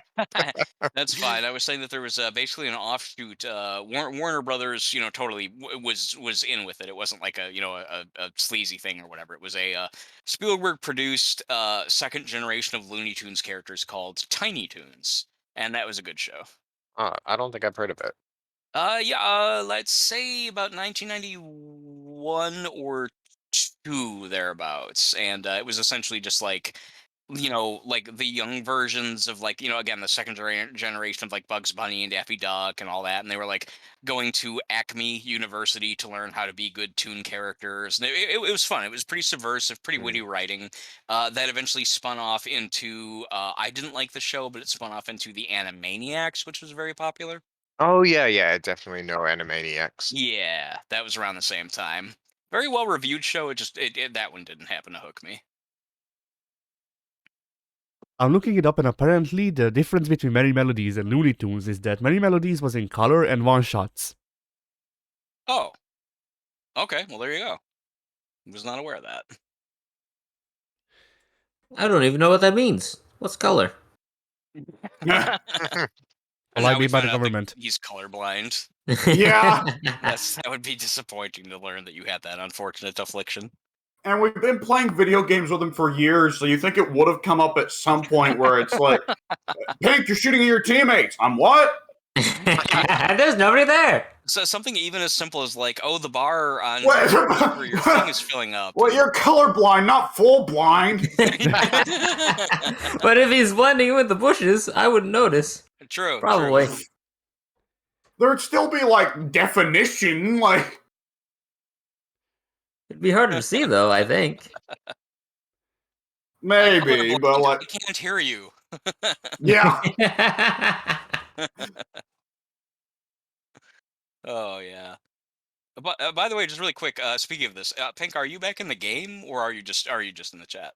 I'm in the game as well as the chat. I'm Oh, just okay. not in the lobby with you or anything. If you want, we can reconnect because I'm All still right. playing. Sounds good. Yeah, as soon as I know with this match, if you're in one, I'll wait to sync up with you. Sounds But good. yeah, go on, guys. Oh yeah, I'm looking at this list that they're showing off like the contemporary shows and shit like that. I also watched Woody Woodpecker and Tom and Jerry, obviously. I used to love all of them, and then eventually you just, again, as I said, part of it is you start to feel that you're too cool for cartoons, and then you get a little older, you see more quality cartoons. Like there was a while where Disney really was putting out some good work, and then you realize, well, cartoons are fine. There's nothing wrong with this stuff. It's screw the people who think that you have to be a certain age or whatever. If it's good, it's good. Who gives a fuck? Yeah, However, that having been said, go ahead. go ahead, Eddie. Well, I was just gonna say that. However, that having been said, I can now, as an adult, look back on stuff like Woody Woodpecker, and it's just obnoxious and annoying to me now. I guess it really depends on the character and that kind of thing. Yeah. Yeah. Like I that. never liked Tom and Jerry because I like Tom and wanted Jerry, pardon me, Yeah. to die. Same Yeah. here. I It always bothered me that I fucking always mouse related always- to Tom more than Jerry. Yeah, Me too. Tom got a bad deal all the time. Like he was always Tom was- getting shit on. He was just trying to do his job, and he was getting abused by his parents, and then fucking Jerry is being a little prick. Yeah, Jerry had it coming. Jerry was a bully. he really Yeah. kind of was. Tom and Jerry and Looney Tunes are probably the reason I like jazz. Like who? Huh. Tom and Jerry and Looney Tunes are probably the reason I like jazz, because they would have these licensed jazz soundtracks. Oh, were they really jazzy? I don't Yeah. remember that. Oh, I do not remember that at all. Fucking That's why I hate Tom, jazz. no, that's why I like it. But yeah, fucking what is it just called My Baby? I forget, but Tom sang a whole jazz song in one episode. Oh, he did. I kind of remember. He had that, now that you this like mention it. he made a pinstripe suit out of like I'm forgetting the name of the thing. We call it a hanging bed in Hungarian, but that's not the name in English. hammock? Probably not. A hammock. He makes a pinstripe suit out of a hammock, and then sings that song to his lover, and then his lover gets with the black cat. Oh God. That's yeah. Jazz, black character. It's I don't know. It's funny looking back on how cartoons used to be. Yeah. Did you guys ever see any of the old cartoons that were like really racist, or like the one where Donald Duck, I think, was like a Nazi or something to But demonstrate? I didn't see that. Didn't see the one where I saw parts of the one where Donald Duck was a Nazi. I saw some of the racist cartoons on air, on TV. Oh wow. Yeah. Okay, yeah, that's actually pretty cool. Oh. Yeah, the back in the days where it was like okay for like Bugs Bunny to wear blackface or some shit like Yeah, that. Back in I saw one that was 2005 when I was young. I saw one that was pretty bad where Bugs Bunny is like shooting at Native Americans, and Oh, he's like, Jesus. telling- Well, wait, he's why? First telling of how- all, why is he doing that? What's the it's setup? like he's like a old west frontier person or whatever. Oh. Anyway, he's like shooting them, and then he's like marking them down. One Native American, two Native American, Oh, or what? No, God. one Indian, two Indian, three, and then he stops halfway through after one shot. And he's like, "Wait a second," and then he crosses out half the line, and he's like, "That was a half breed." Are you What fucking the heck? Boy. Wow. Oh, fuck. Wow. Yeah. Wow. Does he actually use that term? Yes, he Half-breed? says half breed. Let me see if I can find it. God. Man, the 40s and 50s were different times. Yeah. Oh yeah. Shit. Let me send it over to the Discord. I'll Yeah, send it to I'll be pictures. looking at that later for sure. Yeah, I want to see that. Oh, and he I calls them should- engines instead of Engines, yeah, of course. yeah. I saw this episode on there too. Shit. N-J-U-S. Yes. I remember this Yeah, outfit. because they're the enemy. They're the bad guys. They're the ones who did something wrong. How did wonder these if Quote people John exist? Wayne, we needed the space pilgrim. Yeah, we need that as we need that outfit as a skin in multiverses. No, we don't. Could you imagine? No, We're we paying tribute to we an need old classic beloved episode. we need old pie face fucking Bugs Bunny. His first Fucking design. His first Sambo. design where he looked like he's made out of grease. Oh God, Do you remember that, Mike? that's awful. I don't, but I believe you. But Bugs Bunny's first design was a bit plumper and fucking and he had yellow gloves, and he like it there's this thing with old 40s or 30s, I don't know, any animation where they would just draw the eyelids to look like they're made out of cement. Oh, And then okay. he had that thing going on, and also whenever You know- they showed his face, it looked like he was greasy. The lighting was set up that way. Is it okay to have racist Bugs Bunny skin in multiverses as long as before every match they play a quick little clip of Whoopi Goldberg talking about racism? Maybe. Oh, poor Whoopi. You But so no, really, they have really like Whoopi they have her Goldberg. they have her redo the speech, but she's in a Bugs Bunny outfit. In blackface, making people I'm saying- very confused. I've said it before, but I don't know at what point it was decided that Whoopi Goldberg is the designated one who has to make up for white people saying you're doing racist things. Well, yeah, I don't know if you guys know this or not. You might have heard about this, but back in about like late 80s, early 90s, she was dating Ted Danson, and they were doing a celebrity roast where pretty much anything was on the table. You can be, in fact, you're encouraged to be as raucous as possible. And Ted Danson appeared in blackface deliberately. Yeah, well, I mean, even then it was still not looked upon very fondly, and there was a lot of controversy about it, but he did it, I think, to roast Whoopi, or either that or another black character, black actor or whatever. And Whoopi, being his date at the time, she was like, it's fine, it's the Friars roast, this is, you're supposed to be as offensive as possible, that's the whole thing. He was trying to get ever elected since for then- Canadian president. Oh, yeah. Canadian Prime Minister. Yeah, that. Yeah, or even Prime just any Minister. politician on the left wing, honestly. Yeah, Every single one of them seems to have a blackface picture for some reason. I don't know. I personally have never worn blackface. I didn't know it was that common, but I guess it is when you're a For rich politician. people at I'm not a parties, it politician, is. so yeah, I've never been in that situation. For rich white people at parties, it is. Apparently. There's But a of good course, Spike it's the Lee poor movie. people who are the racists. Yeah, Well, of course. you see, it's fine. They're pretending to be poor. Yeah. Oh my god! Hey, look! Hey, look! What is it that Biden Poor, said? underprivileged Like, kids can be just as smart and successful as white kids. Yeah. people. Yeah, there you go. That's the phrase right there. Oh, I Biden. blame Bugs Bunny. Biden. He's the racist one. I mean, he was. He really was. I grew up realizing that Bugs Bunny was just a douchebag. He was just He an was. asshole. Yeah, he really was. Super asshole. Yeah. Bugs Bunny was a bicon. He kicks all the man. I don't understand. He kissed all the What'd you call men. me? That is kind of true. He did dress in drag a lot. Yeah, he did Yeah. kiss a lot of people, actually. You're right. That's even a move in multiverses. He just kisses you. Seriously? Yeah, it is. Because I guess he just did it that much. I mean, that's his it. character. That's his thing. He goes, "Hey, doc," and then he force feeds you fucking carrots because he can't actually swallow them because he's allergic. I like the idea of him force feeding you carrots as in like he executes a special move which has him just like throw you onto the ground, and with like the meanest face imaginable, he just like jams a carrot down your throat until you choke. No, Like, it's more that's graphic. the It's more versus I wanna it's play. more graphic, Mike. He eats it first and then he vomits it down your throat. He baby A bird. birds it. Oh god. They Okay, I have to ask, who here Yeah. has seen Wayne's World? Oh, I have several didn't. times, but yeah, quite a bit. Good movie. I don't know know who Wayne that. is. You wouldn't. You're a jerk. Really? It's Mike, pretty do you good. It's remember the excellent. dialogue? Do you remember the What? dialogue exchange?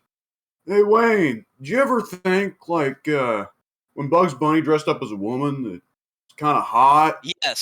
Yes, I do. No, me neither. Me either. But yeah, did y'all know that apparently Mel Blanc had a carrot allergy, and so whenever he did the What's Up doc, he actually ate a carrot, and then after the take he had to spit it out because his throat would have became inflamed or whatever. Is that actually true? Like a real rabbit. What the heck? Supposedly.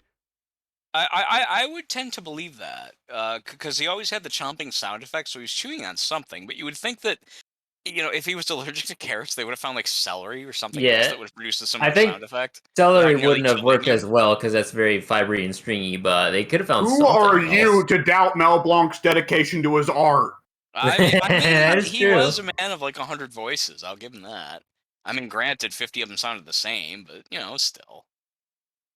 Do you think he got to 100 voices by being a fucking pussy who eats celery? Couldn't you do like sweet potatoes? They have the same consistency as carrots. Oh, Also, really? Would They you do? want to? Sweet potatoes didn't exist back in Ew. the 40s. Food didn't Oh, exist look back at in the that. 40s. That's cool. What's that? Actually, Mac. what was the Dust Bowl? It wasn't the 40s. It was before that, right? I think it was the 20s. Yeah. I think. I don't know when the Bugs Bunny cartoons would have been airing, though. I think 30s. I can check. All right. Mid to late 30s, I think, is where they debuted. I think Mickey Mouse debuted in like 31 or 2. I could be wrong about that. Didn't he debut with Fantasia? No. He debuted No. with Willie. Steamboat Willie. Steamboat Willie, yeah. So Looney Tunes debuted in 1930. 1928 was was close. Steamboat Willie. 1928. Okay. When was Bugs Bunny? My guess is early 40s. The Looney Tunes debuted in 1930. I'm gonna have to check. Really, If, 1930. So they were right Yeah. there around the same time as Mickey. Okay. Bugs Bunny did not appear No, until he was- 1940, though. yeah, You he know was what? designed in the late 1930s apparently. I just now remember there's a Nintendo game called Bugs Bunny's Birthday Blowout. And it was released, I believe, in 1990 to celebrate Bugs' 50th anniversary, which would mean that he was in some format existing in 1930. At least according to that game's, the Well, chronology of that game. From what I'm reading on Bugs Bunny's Wikipedia page, he was designed in the late 1930s, and then he starred in more than 160 cartoon shorts in between 1940 and 64. Okay. His first actual Oh, depiction of 1938. not the depiction we know, but his first supposed appearance was 1938, April 30th. Then that actually kind of bothers me that video game lied. Yeah, what's up with Yeah, that? it literally, the game was like designed to celebrate like the cover of the game. If you go and look it up, he's in a suit. The cover is gold, and it's like this is we're celebrating the 50th anniversary. I guess maybe the 50th anniversary of Looney Tunes, but they made it seem like it was the 50th anniversary of Bugs. And again, that game came out in '90. I'm almost absolutely sure of that. Yeah, apparently Bugs was. I mean, even Daffy Duck appeared before Bugs. Daffy Duck, Really? Porky Pig, both appeared years before Bugs did. I was not aware of that. Yeah. Nor was I. Well, And this watch only First lends further Struck, by credence the to the way. fact that Daffy Duck is the greatest cartoon character of all time. I way Really? more prefer Daffy to Bugs. The fact that Daffy Doug was Dodgers probably is my not in favorite. multiverses is a travesty. Also, Porky the Pig was the original hunter apparently instead of Elmer Fudd. Oh, that's Really? interesting. Weird. Damn it! And I tried so hard to Daffy get Duck away. was the first one to be the huntee, I guess. That's not a So surprise. it was The pig was hunting the duck. Porky Pig was hunting Daffy Duck, and then they redid it with Porky Pig hunting Bugs Bunny.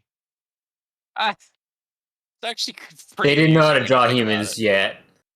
That wouldn't come for a few years. Yeah, it's a secret that I'm gonna bestow upon you, I guess. But Warner Brothers is entirely made up of, or Warner Brothers was at the time entirely made up of furries, and Before furries were a thing, it was No. it was like it no, didn't have a we've been around name, since but it was- we've been around since the 30s. right. There was just no name for it. No, there was. That's Well, there was. It was that- it was weirdos is what the name was. No, the actual furry fandom has been around since the 1930s. The organized thing Oh, it that we have has not. today. No, it hasn't. It was a rich boys club. People gave each other rich- furry porn. that I'm I not believe. joking. Yeah, I was gonna say that I believe.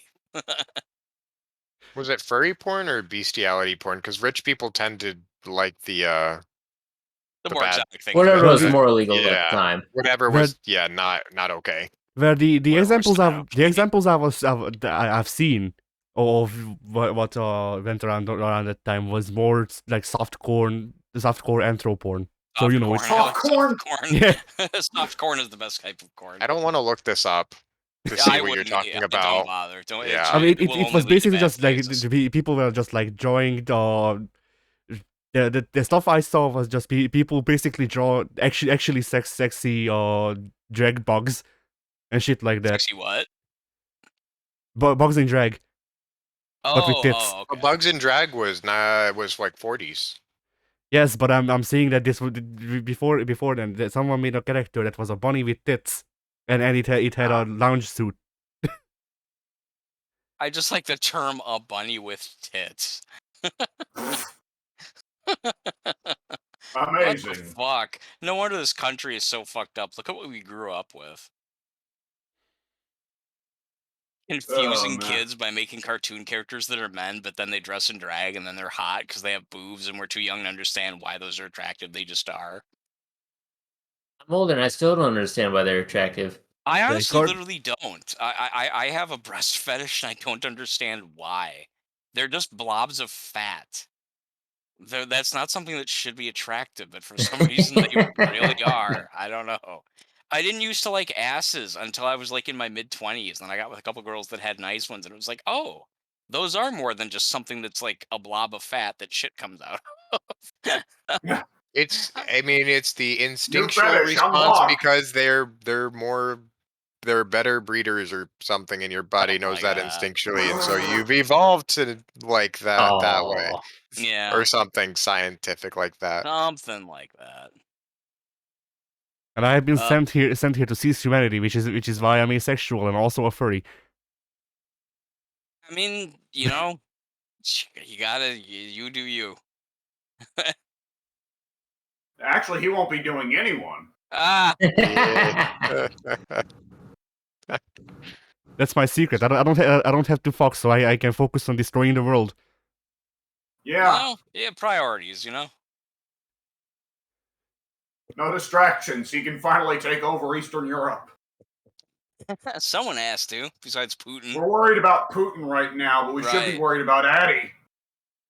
It's the quiet ones you have to be careful about.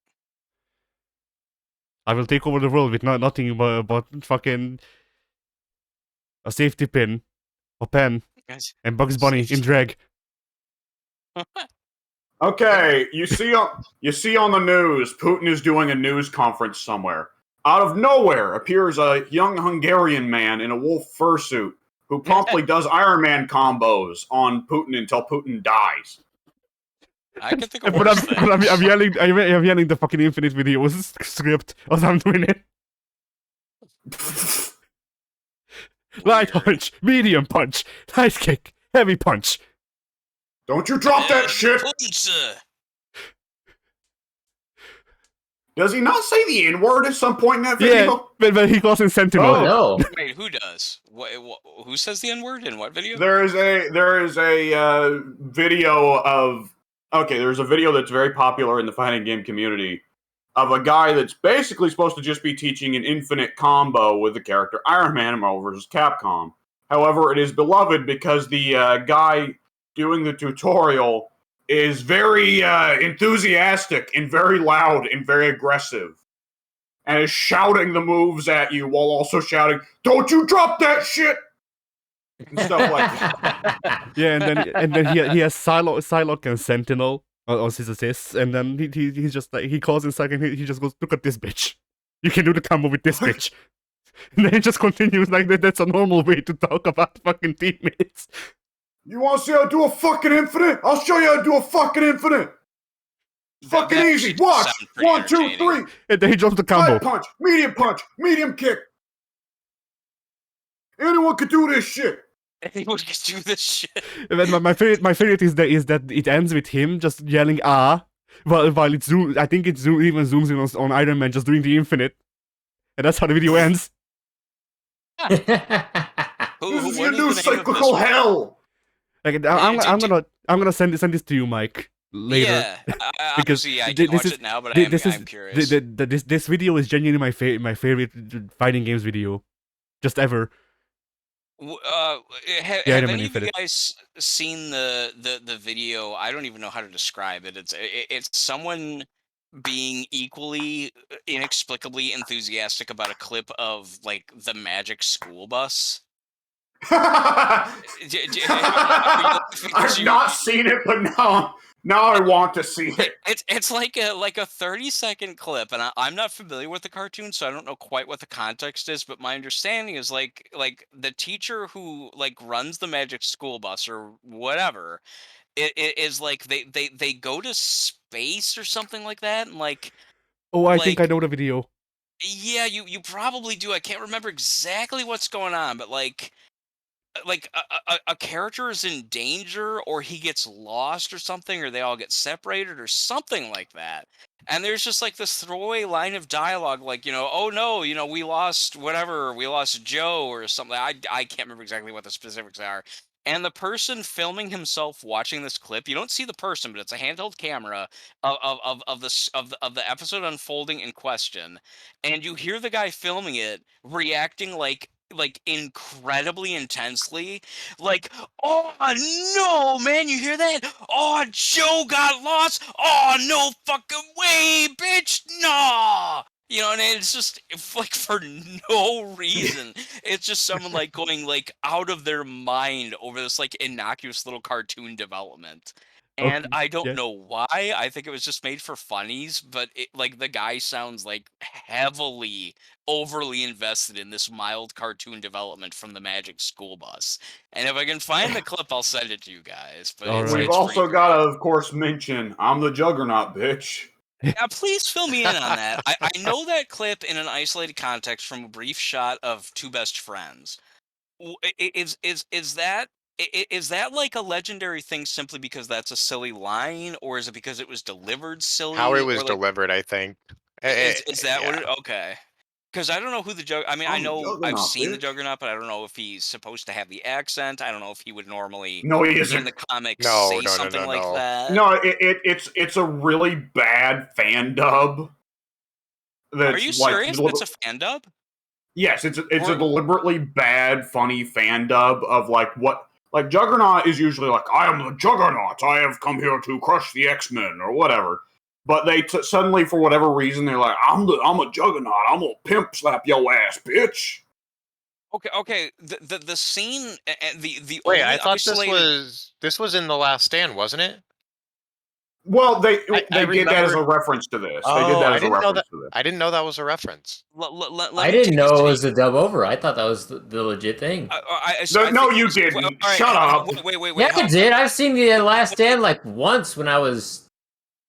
No, that Oh, was in the movie. Last That Stand. was Oh in The my Last God! Now Stand. we're just all mixed Yeah, up. wait. I Okay, didn't know that. I so didn't know that there was something Please, before The Last Stand I where really that. want to understand this. Please, at least just let me get this out. All I know, because I really do honestly want to understand this, is that I saw a brief, disconnected, completely isolated clip of the Juggernaut jumping out of the floor to go after Elliot John Page, and he says, and I'll try to do the accents as best as I can. He says, "I'm the Juggernaut, bitch." And he yeah, jumps on the floor okay. and comes after her. Now, are you saying that delivery So is a dub over of what actually is said in the movie in a realistic, non-comedic way, or am I getting okay, that wrong? so it is a progression of things of early internet days. A couple of friends, as a joke, dub over the '90s X-Men cartoon with a humorous voice for Juggernaut. So whereupon he says, "I'm the Juggernaut, bitch." It got to be very popular in the early days of the internet as one of the earliest memes. So when they were making X-Men: The Last Stand, the film, they decided it would be funny if they had the Juggernaut in the movie say the line. So I in the see. movie, the actual character does officially say when Elliot Page or whatever Kitty Pryde sticks him in the floor, he said he says something along the lines of like, "Don't you know who I am? I'm the Juggernaut, bitch!" And then he explodes out of the floor. Okay, so on the two best friends, which I don't know if you remembered or not, but the clip I saw, he does in fact. It's clear he actually, you can read the lips. He's actually saying that line, and it does in fact come out as slightly high pitched. I'm the Juggernaut, bitch. So that line, as I heard it, was correct to the movie. It's just that the movie itself was using that as a joke to play on the fact that that was originally a comedic dub. Yes. That's okay. Okay, then now I understand. Okay, Yes. yeah, I honestly thought that it originated with The Last Stand, and it was just people making fun of The Last Stand because The Last Stand stuck. I thought the Yeah, I same. had Yeah, no that was my idea the context understanding. of the Juggernaut and Last Stand. Looking it up, Yes. apparently the fan dub was only like it was only created a few months before The Last Stand or like Oh. it was created Well, a year before and released a few months before Last Stand was released. Huh. I see. So That's a they lightning edit fast meme. they tossed that in Last Stand very last minute. very quick, yeah. That undermines the character, I would assume, but I have to at the same time respect the fact that they were having some fun. I don't know. But, It's then again, if I went into the movie wanting a serious treatment, that probably would have bothered me. it's an awkward kind of thing. I mean, for one thing, it has to be said, the X-Men movies were largely very untrue to the comics, and That's they're what I going know to from the be first one. Yes, the only one that I they saw. they're going to be that way from the beginning because I always have to mention this anytime the subject of the Fox X-Men movies comes up. But during the filming of the very first X-Men, the director, what was his name? The pedophile. Help me here. Bryan Singer. Yeah, Bryan Singer. Has that Yes, actually been Brian. proven? Is that still alleged? Just as a side note, is there any actual proof? There's I don't been know. accusations made against him several times since the 90s. And I think he has Mm. there actually has been convictions on that He's been by convicted. now. Let me see real quick. I know Just that out of he's been like curiosity. fired and everything, but no, like he has a long history of accusations going back to the 90s. Mm. Well, you don't usually get that reputation unless there's some kind of smoke behind the fire. Hmm But the Yeah, what was I going to say? 1997 was the first accusation, then Oh wow. 2014, 2017, 2019. Oof. 2019 was the last one. So no, That it's would have been been like around the time basically of his whole Bohemian career, you Rhapsody. know? I'm trying to think what movie he did that was really big. He did something before X-Men that was really big, and I can't remember what it Usual was. Suspects. Yes, thank you. Yes. Hmm. But either which way, he on the set of the first X-Men movie banned there being any X-Men comics on the set, and I think it was Hugh Jackman snuck some comics onto the set anyways, at naturally character research material, and Singer caught him with the comics and ripped them out of his hands and said, "This is my vision for the X-Men. I don't need anyone else's vision for these characters. This is my Oh vision." God, What that a kind of prick. shit. Yeah, that's way up your own ass. Yep. Really quick, guys. I'm sorry. Go, Oh, go he on. was also the person who did Superman Returns. That makes a lot of sense. Oh, I heard that was Oh awful. man, just Yeah, a I plethora heard of that was winners right there. terrible. The one that man, made fuck that Superman guy. into a weird, creepy stalker. Yeah. Who played Lois Lane in that movie? Did anybody? Was she even in it? Oh I no, didn't she see it. does. He Superman stalked Lois Lane. Oh, And I guess Superman impregnated her when she was 17 and then just decided to abandon her after impregnating her. And so she married someone else. And then he came back 5 years later and like I started want to stalking see her because crypto, baby. that's, that's what Superman Returns was. But she was played by Kate Bosworth. Yeah, Kate Okay, I know Bosworth. the name, but cannot picture the person. Fair enough. I'm going to throw out a question that may be difficult. Best comic book related movie that you guys have ever seen? Not necessarily the most Ooh. accurate, just the one you personally, for whatever reason, your own criteria, you enjoyed the most. Guardians of the Um, Galaxy. Okay. Guardians Fair. of the Galaxy is up there. I would say No Way Home, honestly, Hmm. was my favorite. If we're talking about live action, that is. I suppose. Well, I guess so. Sure. Yeah. Like, yeah. Why not? Yeah, I It's mean, it's I think the No Way Home is the best depiction of Spider-Man to date that we've Wow. had in live action. it's an easy choice I've for said me the because dark. I've only seen like 4 superhero movies. Well, that So limits your choices pretty heavily. I yeah, guess. That should make it easy to pick. so I guess Yeah. Deadpool 2 just off of the fact that my mom who hates superheroes liked it. Which I one? thought both Deadpools were very, very good. Oh, Deadpool. Yeah, I like the first Deadpool. we didn't see the first Second one. one No, wasn't we as did. No, good. we did see the first one. Right, I forgot. W, you have not answered yet. For about a decade now, I probably said The Dark Knight, but I honestly haven't given thought to whether or not. What a nerd! Maybe because I'm not a huge comic book fan, I would default to Dark Knight. But I have to admit, Blade's pretty up there. Good choice. Good choice. I haven't actually is- really and this is another one that Soon's going to have a laugh at. And no matter what, you have to know that as long as it's the Batman license, you can't win with Soon. But I haven't given very much serious thought to whether or not the Batman may have topped it. The Batman was really good, despite the fact that now that people are saying it, Ted hates it. The Batman was, in fact, really good. I can think of very little I didn't like. I don't remember the Batman, honestly. They Really? honestly, they both have the same flaw, which is the Batman himself. Well, even then, like Batman in The Batman is written in a cool and interesting way. Whereas Dark Knight, I would say not only did I not like Christian Bale's performance, but also Batman was written to be a very boring character. The way I look at the two, this is just my personal opinion. The two movies are very similar in tone and quality, whereas The Dark Knight was Joker's movie and The Batman is Batman's movie.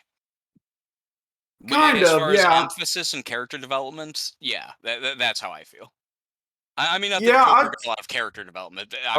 Bale didn't either. So actually, I did want to say number 2 might be Watchmen. Actually, that hear might be lot a of good things about controversial Watchmen. pick. No, but I've heard that movie's great. Watchmen, I think, like, here's the question, Soon. Have you ever read the comic? I have not, but I know about the comic. Basically. See, Watchmen, I think, is one where if you've not read the comic, the movie is amazing. If you have read the comic, then the movie's kind of a pale imitation. Yeah. I just know what are the differences besides the ending? Because I personally, I did read about the ending for the comic, and I thought the movie was infinitely better than the ending to the comic. As lame as this is going to be, because God knows what I'm going to watch, and I know this is frustrating. As you guys continue, please don't give away the ending, because I really will watch Watchmen at some point. Yeah. Okay. Yeah, I won't. I'm not super opinionated on that. I would say it's kind of a mixture of things. There was a fair bit in general that got cut, and that kind of has to happen. But the way the movie, like, there's some things that are just kind of small strokes that I think kind of missed the point of Alan Moore. I think there are some times where, it being Zack Snyder wants things to be cool and badass, and Alan Moore was trying to make it not be cool and badass.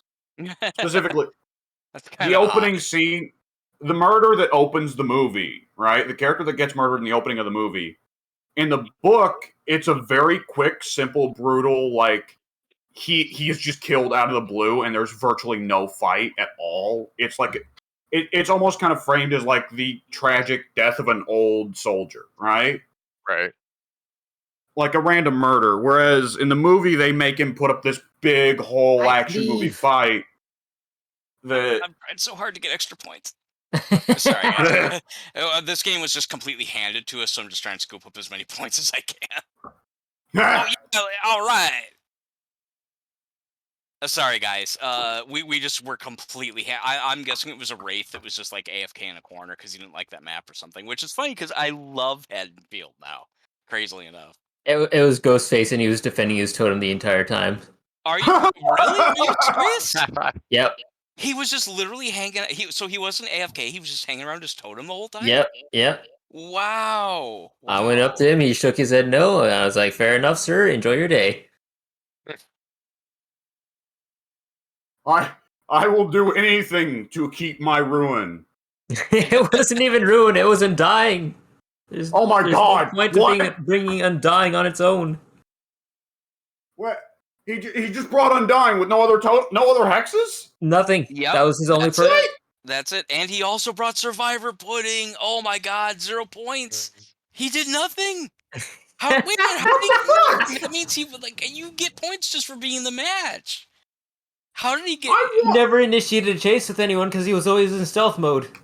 Oh shit! I want to know why. I really want to know why would you do any of that? I'm gonna ask him that right now. What the fuck?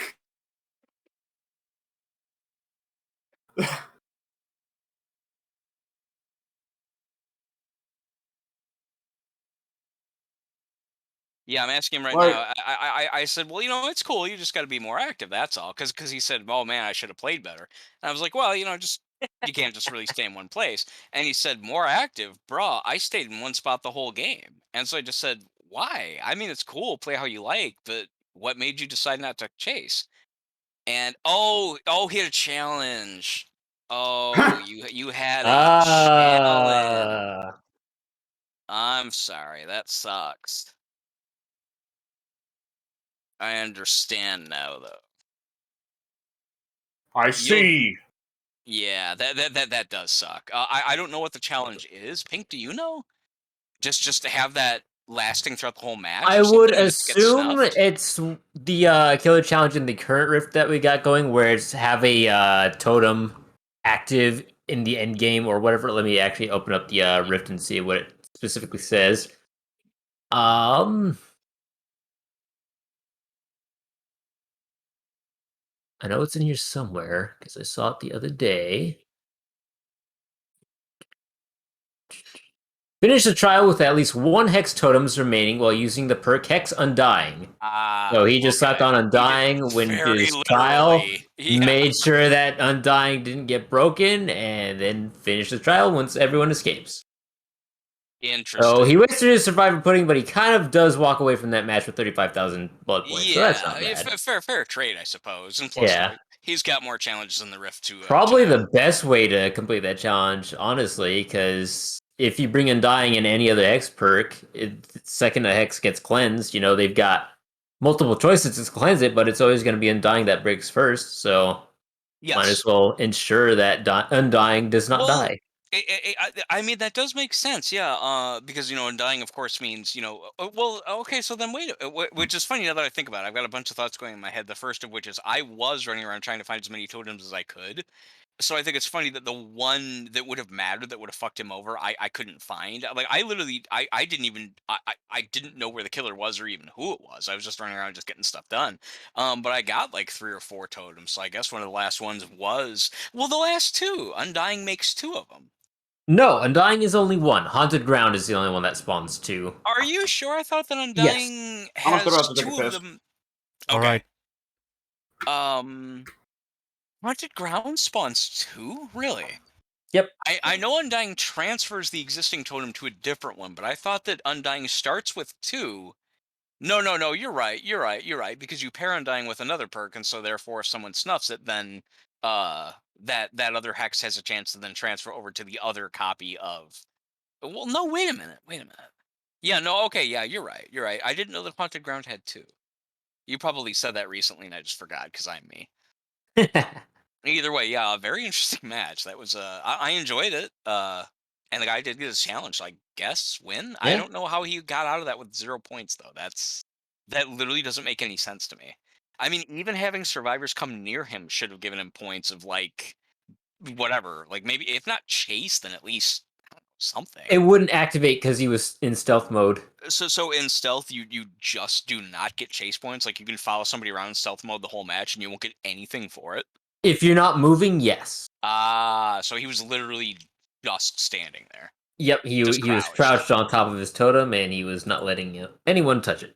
You're right. Then that is a good way of doing it, I suppose. I'll have to remember that for the next for when I get that challenge. I have not yet seen it. I've been doing survivor challenges the whole time. Which now that I think about it, let me look. Do I still have one active? Yes, I do. Okay. Yeah, I'll have to remember that next time. That is good because if somebody runs over and they see Ghostface just hanging out, crouched down, protecting his totem, who's gonna want to go fuck with it? Because obviously that means they're gonna get whatever identified, marked, whatever, and then attacked. So yeah, pretty smart play actually. Uh, lateral move, like you said. He lost points in the match, but then he unlocked the challenge and opened up more challenges as a result. So I guess yeah, pretty shrewd actually. I got to give him some credit. Yeah. Ready up, fucker. Oh, my bad. I thought it was ready. I've done it like 5 times today. It's fine. Soon, you still with us? No, Soon's gone? When did Soon leave? he died. Oh, that's a bummer. W- We'll have to. Well, W listen, left to go. I hope he included me in Okay. his I'm will. just Listen. on. I was just on mute because I was eating Cheez-Its. Didn't want you guys to hear me snacking. Whoa, man, are you gonna share those? Oh, you gotta stop it. I was just eating. What do we have here? We have Mission Estilo Casero tostadas with some shredded cheese. That sounds excellent. Real good stuff. It's my version of tacos because again, I don't like vegetables or meat or most normal things that people eat, but I do love cheese and I do love tortillas. So it makes for a good snack. It's the poor man's taco. Anytime you guys want tacos and you just don't want to go buy like the taco. Well, I can't really say that because you guys like tacos. I So don't. oh, okay, you don't. All right. What? Get out of this call right now, son. It's hard It's to. more that I just don't like Mexican seasonings. If you You're say dead to that me. if you say that twice more, things gonna like come out of Yep, your sure, mirror and then make you a yeah. taco. He would attack you, but make you a taco. Like, oh no, it's pink. Here he is. Oh, he's got a taco for me. You just gotta salute and walk out the door. Bye. Enjoy. Soon, literally just getting a hard shell tortillas and just putting shredded cheese. It really, the flavors do complement each other really well, and there's no spiciness to them.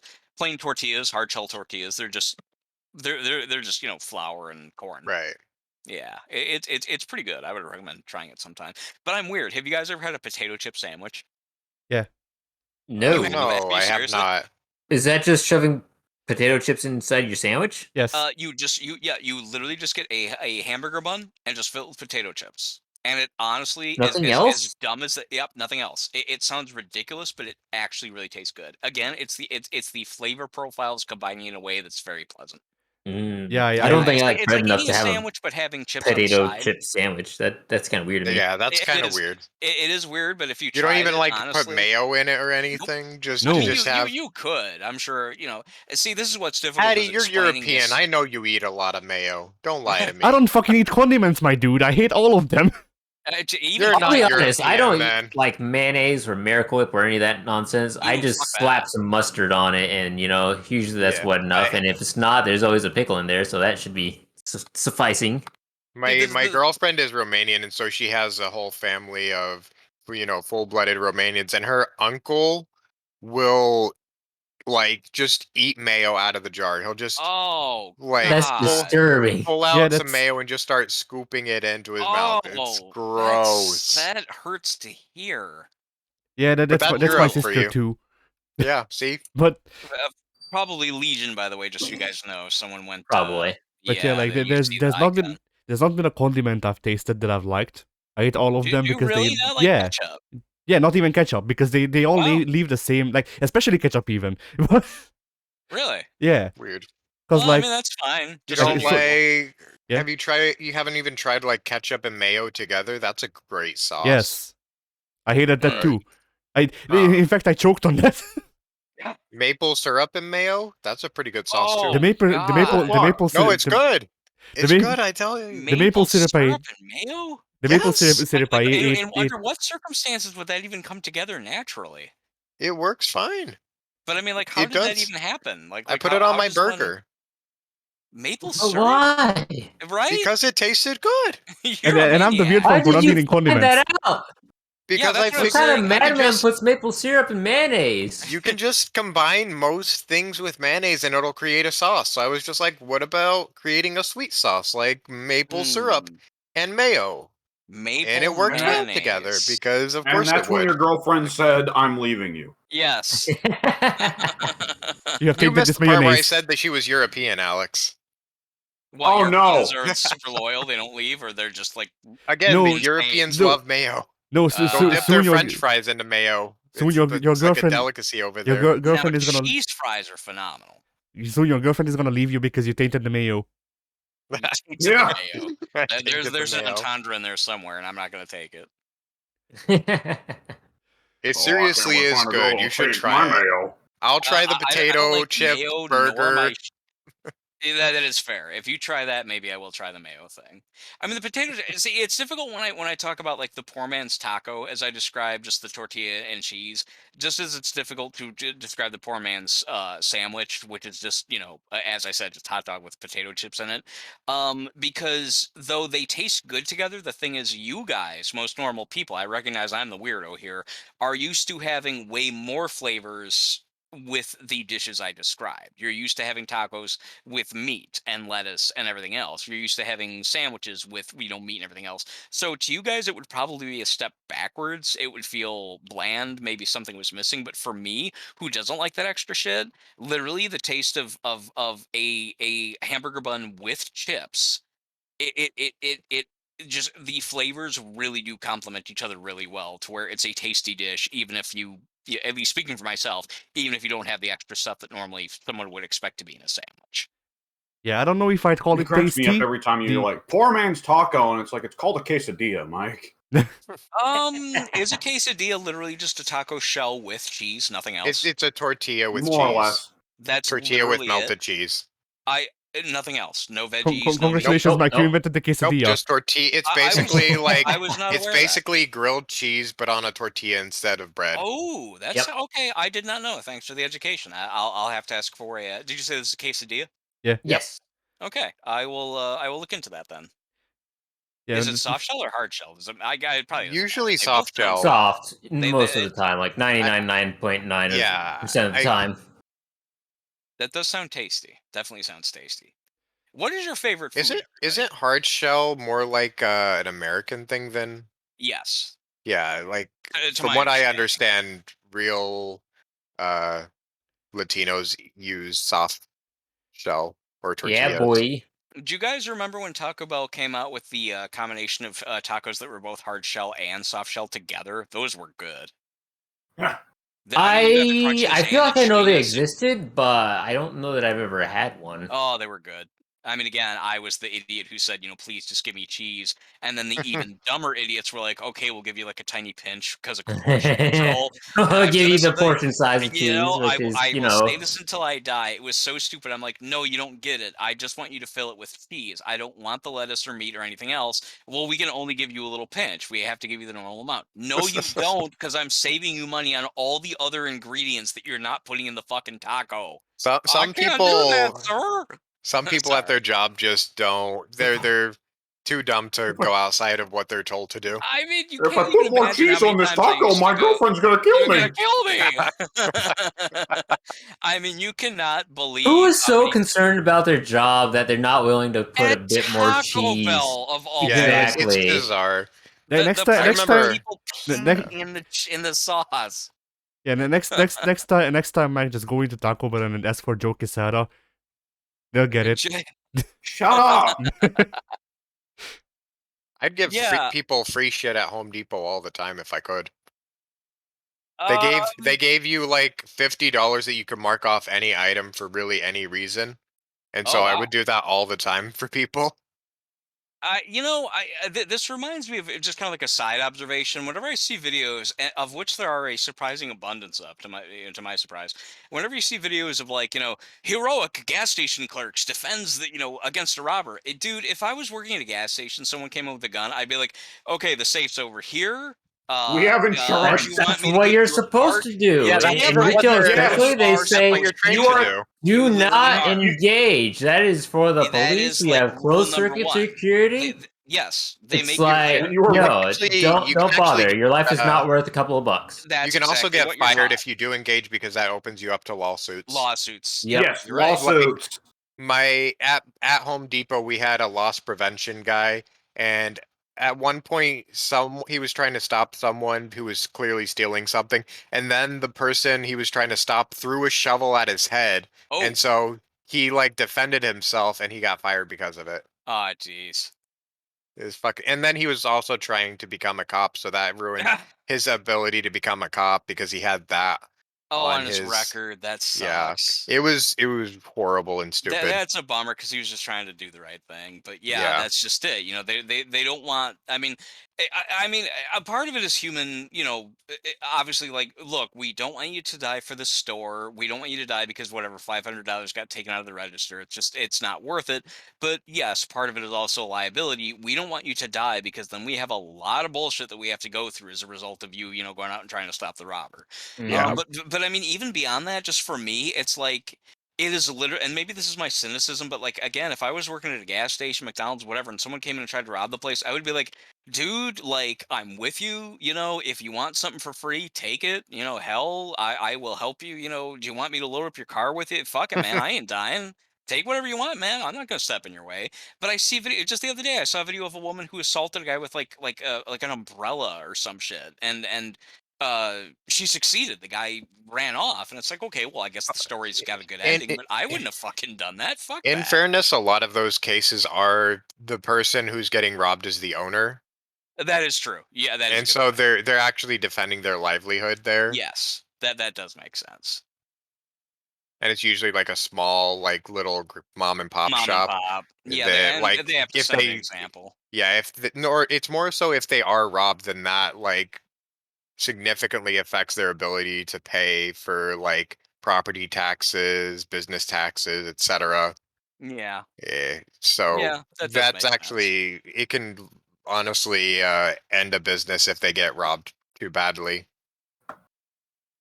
Yeah. So that's why I assume a lot of those cases are just the owner defending their livelihood there. Probably.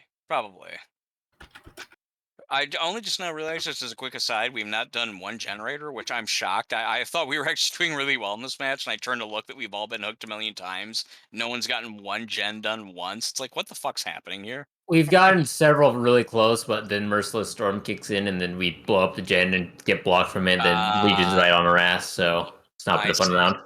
Like it feels like I've been doing all right. Bless Like I've you. been getting lots of saves, and I've been, Yeah. as you said, starting to do gens, and Those gen perks are bullshit. they really are. There's just too many. If they buff one or two, fine, but it's out of hand.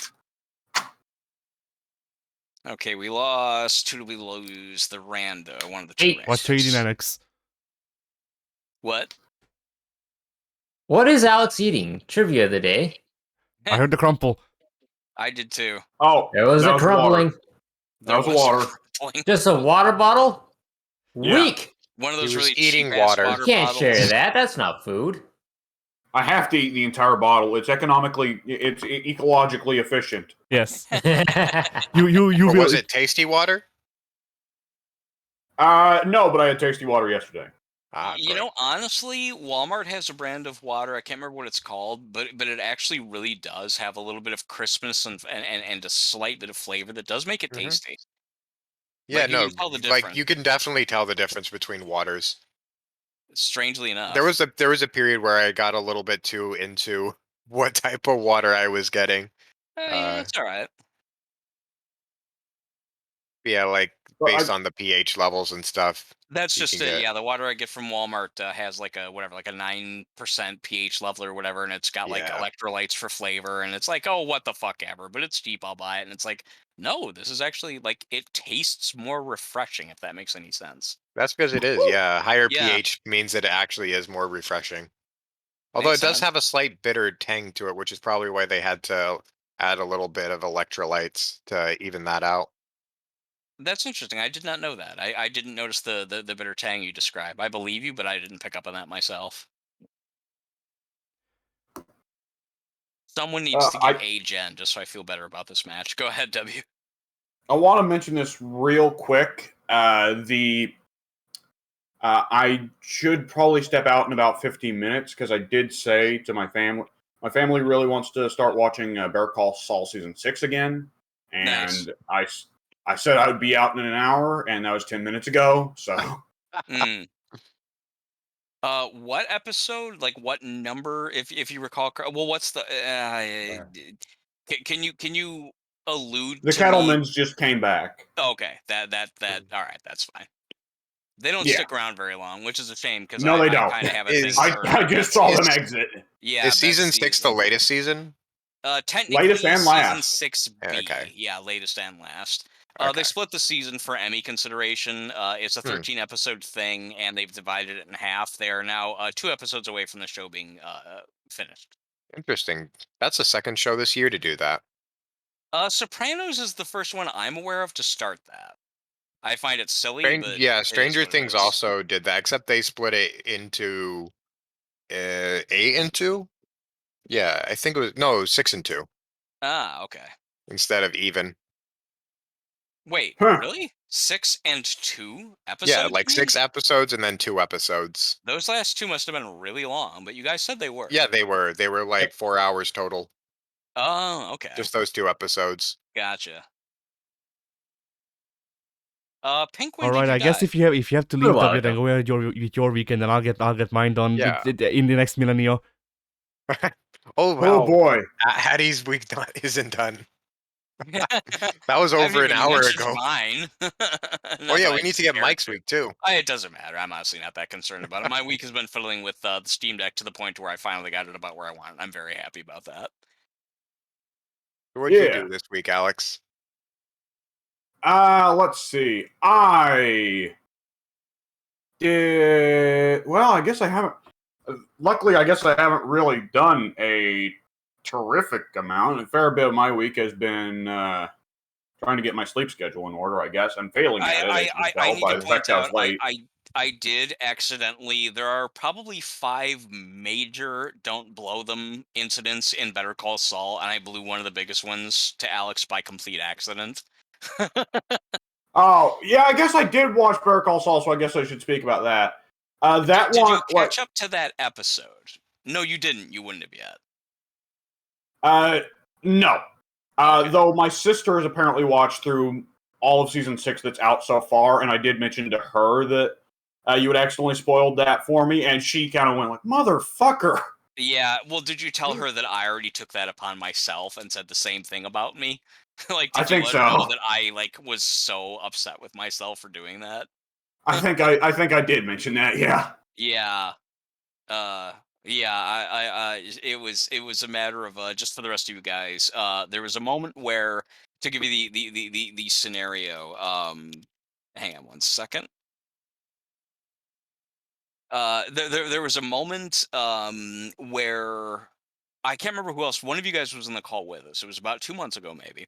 I was playing Dead by Daylight. Somebody else, probably Pink, was playing with me. Alex was in the call with us, and I said something like, "Man, this latest." I won't give any details for anyone who cares, but I was like, "Man, this last episode of Better Call Saul ended with like, wow, like it ended in a way I absolutely didn't expect." Alex said in response on that same phone call, "Yeah, I know what you mean. I read about it. Wow." And we didn't realize that Alex, without telling me what he'd read, I later found out what he'd read was my summary of uh, a different incident, which was also noteworthy. And so the whole time, Alex thought I was referring to something that happened after that.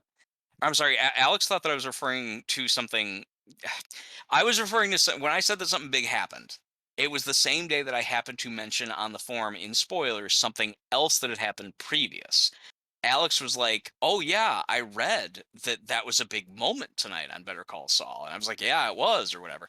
We didn't realize that we were each referring to something totally different, 2 completely different incidents, both of which are very noteworthy. And so the last time that Alex and I were in a phone call, or I'm sorry, a Discord call, I just casually mentioned, I'm like, "Yeah, so when X happens, blah blah blah," and Alex was like, "Do you realize what you just said?" I'm like, "Well, yeah, you said you already knew about it." And he's like, "I didn't know about that." And I'm like, "We were in a phone call or a Discord call. You said you knew about it." And he was like, "No, I knew about this other thing."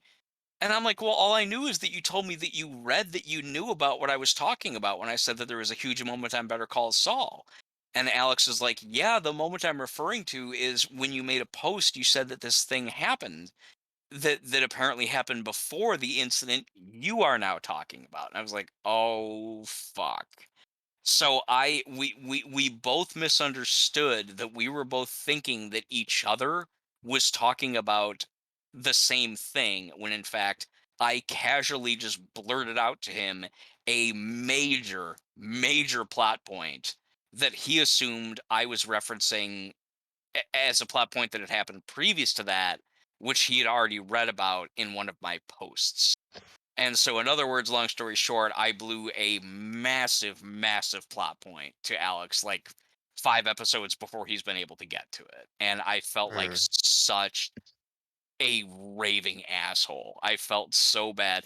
That's the difference. Again, not to drag him under the bus, but that's the difference between me and Ted. Because I was like, Ted would have been like, well, whatever, who cares? You're gonna find out anyway. And it's like, no, I robbed him of the shock and amazement and everything else that's involved with being able to find this thing out because I Just misunderstood that.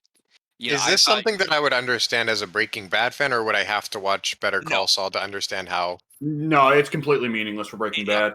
Okay. Not Well, there's true, some meaning for Breaking but Bad, but like not in the way you would ever expect there to be meaning. it is centrally focused on Better Call Saul. It has the impact that is greatly uh incumbent upon Better Call not whatever. It is a Better Call Saul revelation, a pair of major Better Call Saul revelations, but they do have lasting effects that do eventually play into the character of Saul himself as his arc continues through Breaking Bad.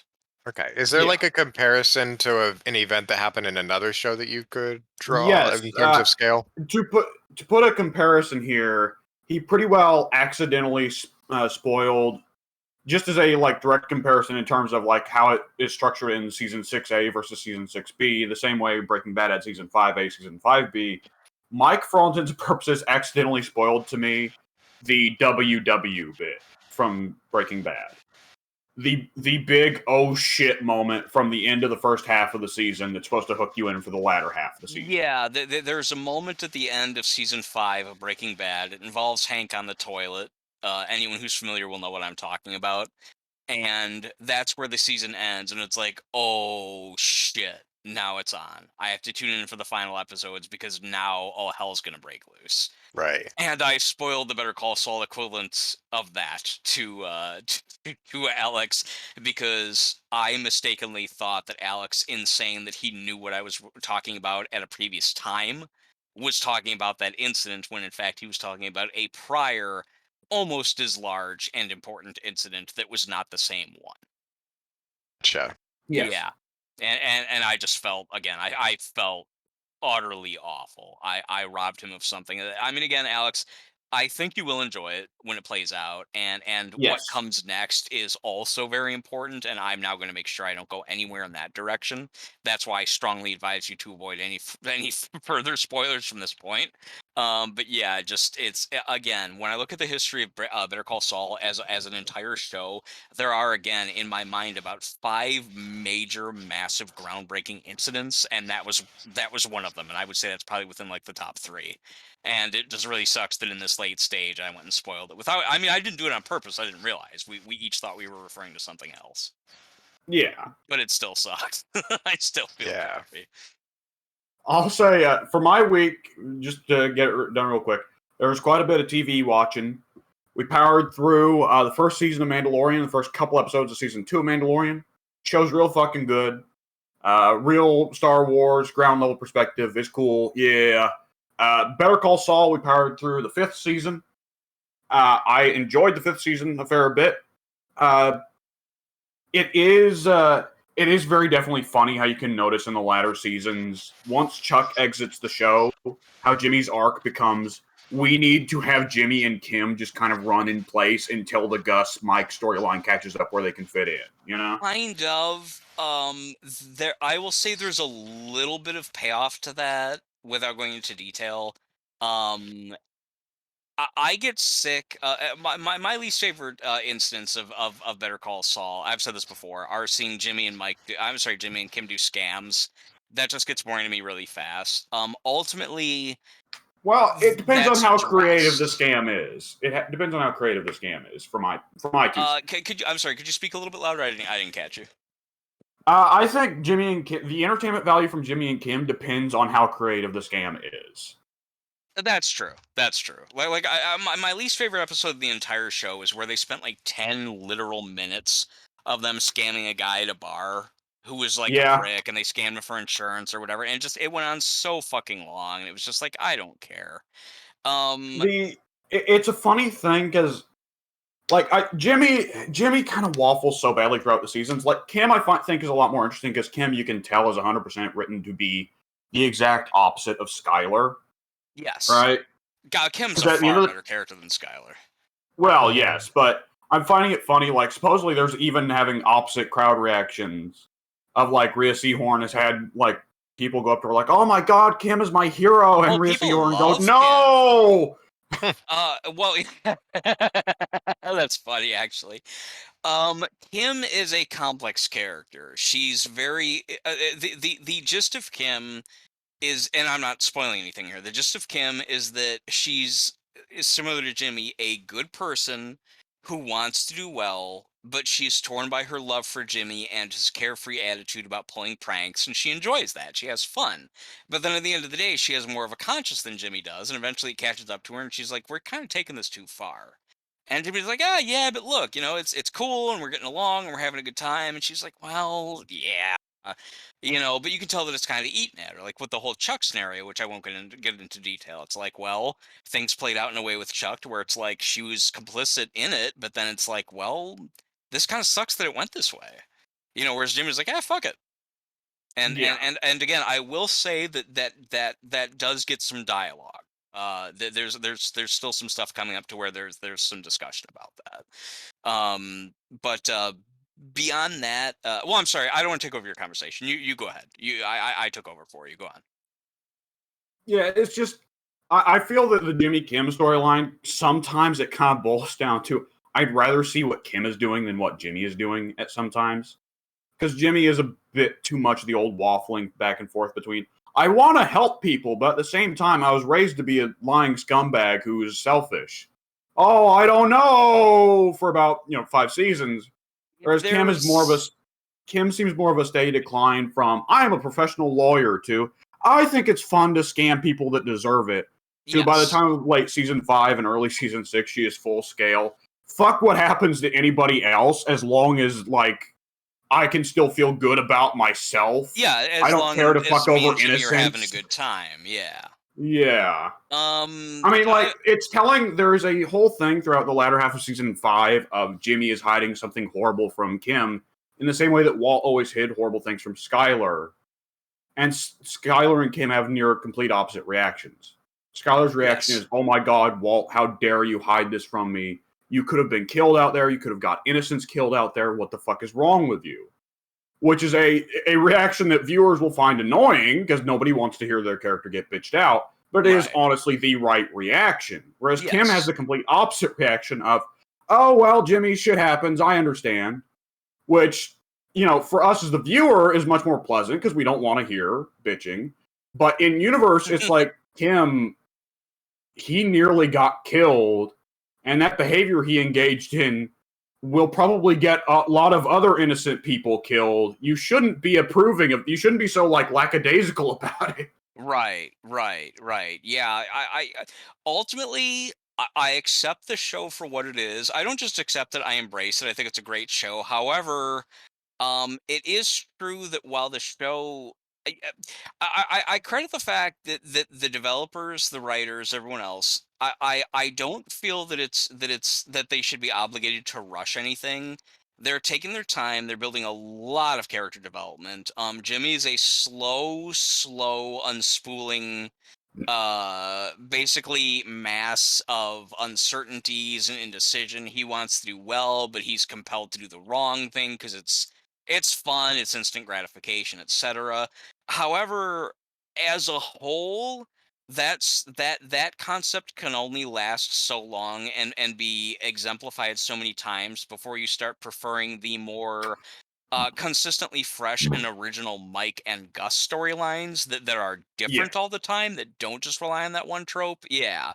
Mike is brilliant throughout the whole show. Gus is brilliant throughout the whole show. I honestly I think Jimmy is as well. It's just Jimmy, by necessity, they had to drag out his character a lot to the point to where you're getting a lot of the same should I, shouldn't I, shouldn't I.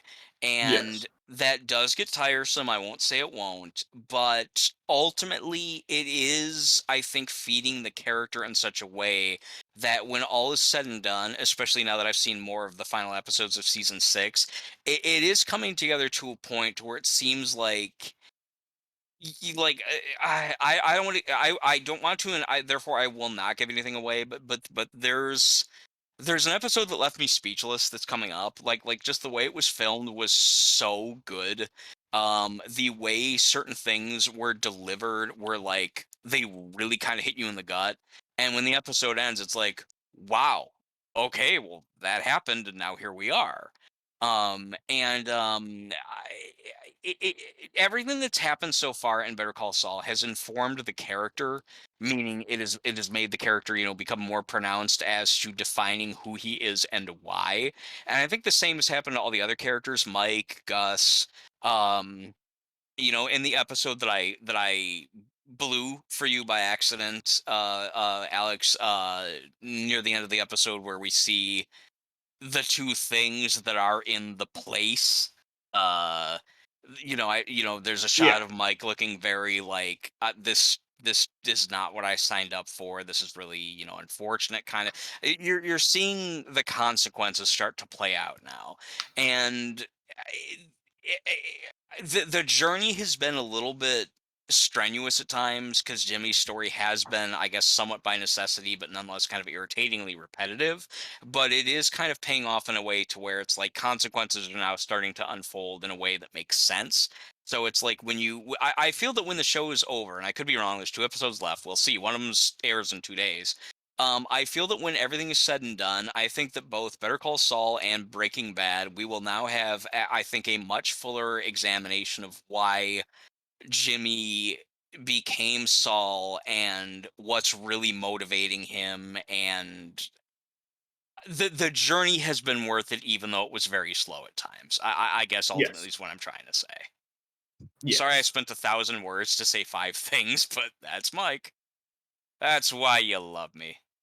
Yeah. Anyway, I'm So sorry. yeah, that's Better Call Saul. And off the top of my head, the only other thing I can recall really having put any time into that's worth talking about is SummerSlam was on Sunday, or was it just Saturday night? Whatever. This past week. Saturday. Really? It used to And, always be Sundays for pay-per-view. well, things are They've different now that it's the network. yeah, they've had a bunch of premium events air on Saturdays now. Sometimes it'll go back to Sundays, but for the most part, it seems like they're trying to transition more towards Saturdays, which I personally love a lot more. I wonder if that started with WrestleMania being a 2-day thing, Possibly. which to me is just ridiculous. But anyway, It's well, I mean, several people have by now said, like, well, Raw being 3 hours is kind of a problem. So who knows if Hunter's going to cut down on Vince's excess there with the time. Oof. I mean, he's already made it to where we can start calling them what they are now, wrestlers again, which I'm already on board with Triple H for that. So, But bite your satanic tongue, knave. they're superstar. Well, we'll still use the term superstars. I'm sure that's not going away, but we can at least say what they actually really do. Well, They're I not imagine whatever, it's going like to be a athletic thing of. sports entertainers. They're wrestlers. Fuck off. Go on. I'm sorry, Alex. I imagine it's going to be a thing of the marketing team is still going to call them superstars, but when the wrestling actually starts, Michael Cole, Pat McAfee, Corey Graves, whoever, are now going to say wrestlers. Because now it won't get them shot. Did you say it won't get them shot? Is that what you said? Yeah. That's what I thought. Really quick, These are just to help you. superstars. What are they doing in the ring right now? Oh, they're superstarring. They're superstar. What does a superstar do? They star in a way that's very super. What even makes them a superstar? Just because they're a celebrity on a wrestling show that one person happens to value over all other wrestling shows, that makes them superstars? Like not even just celebrities, but superstars. I mean, that's like saying it's like they're all like Marilyn Monroe and James Dean. They're not just stars; they're superstars. In Vince's head. Oh boy. I thought you were going to go with a point there. Yeah, I In did too. Vince's head, I in know what Vince's you're head, saying. zombie, You were like, in zombie, Vince's zombie. head. And I was waiting for the punchline. Follow up. Yeah, I don't need any other explanation. that is true. That is true. Vince explains all. Now that's the biography I'm waiting for.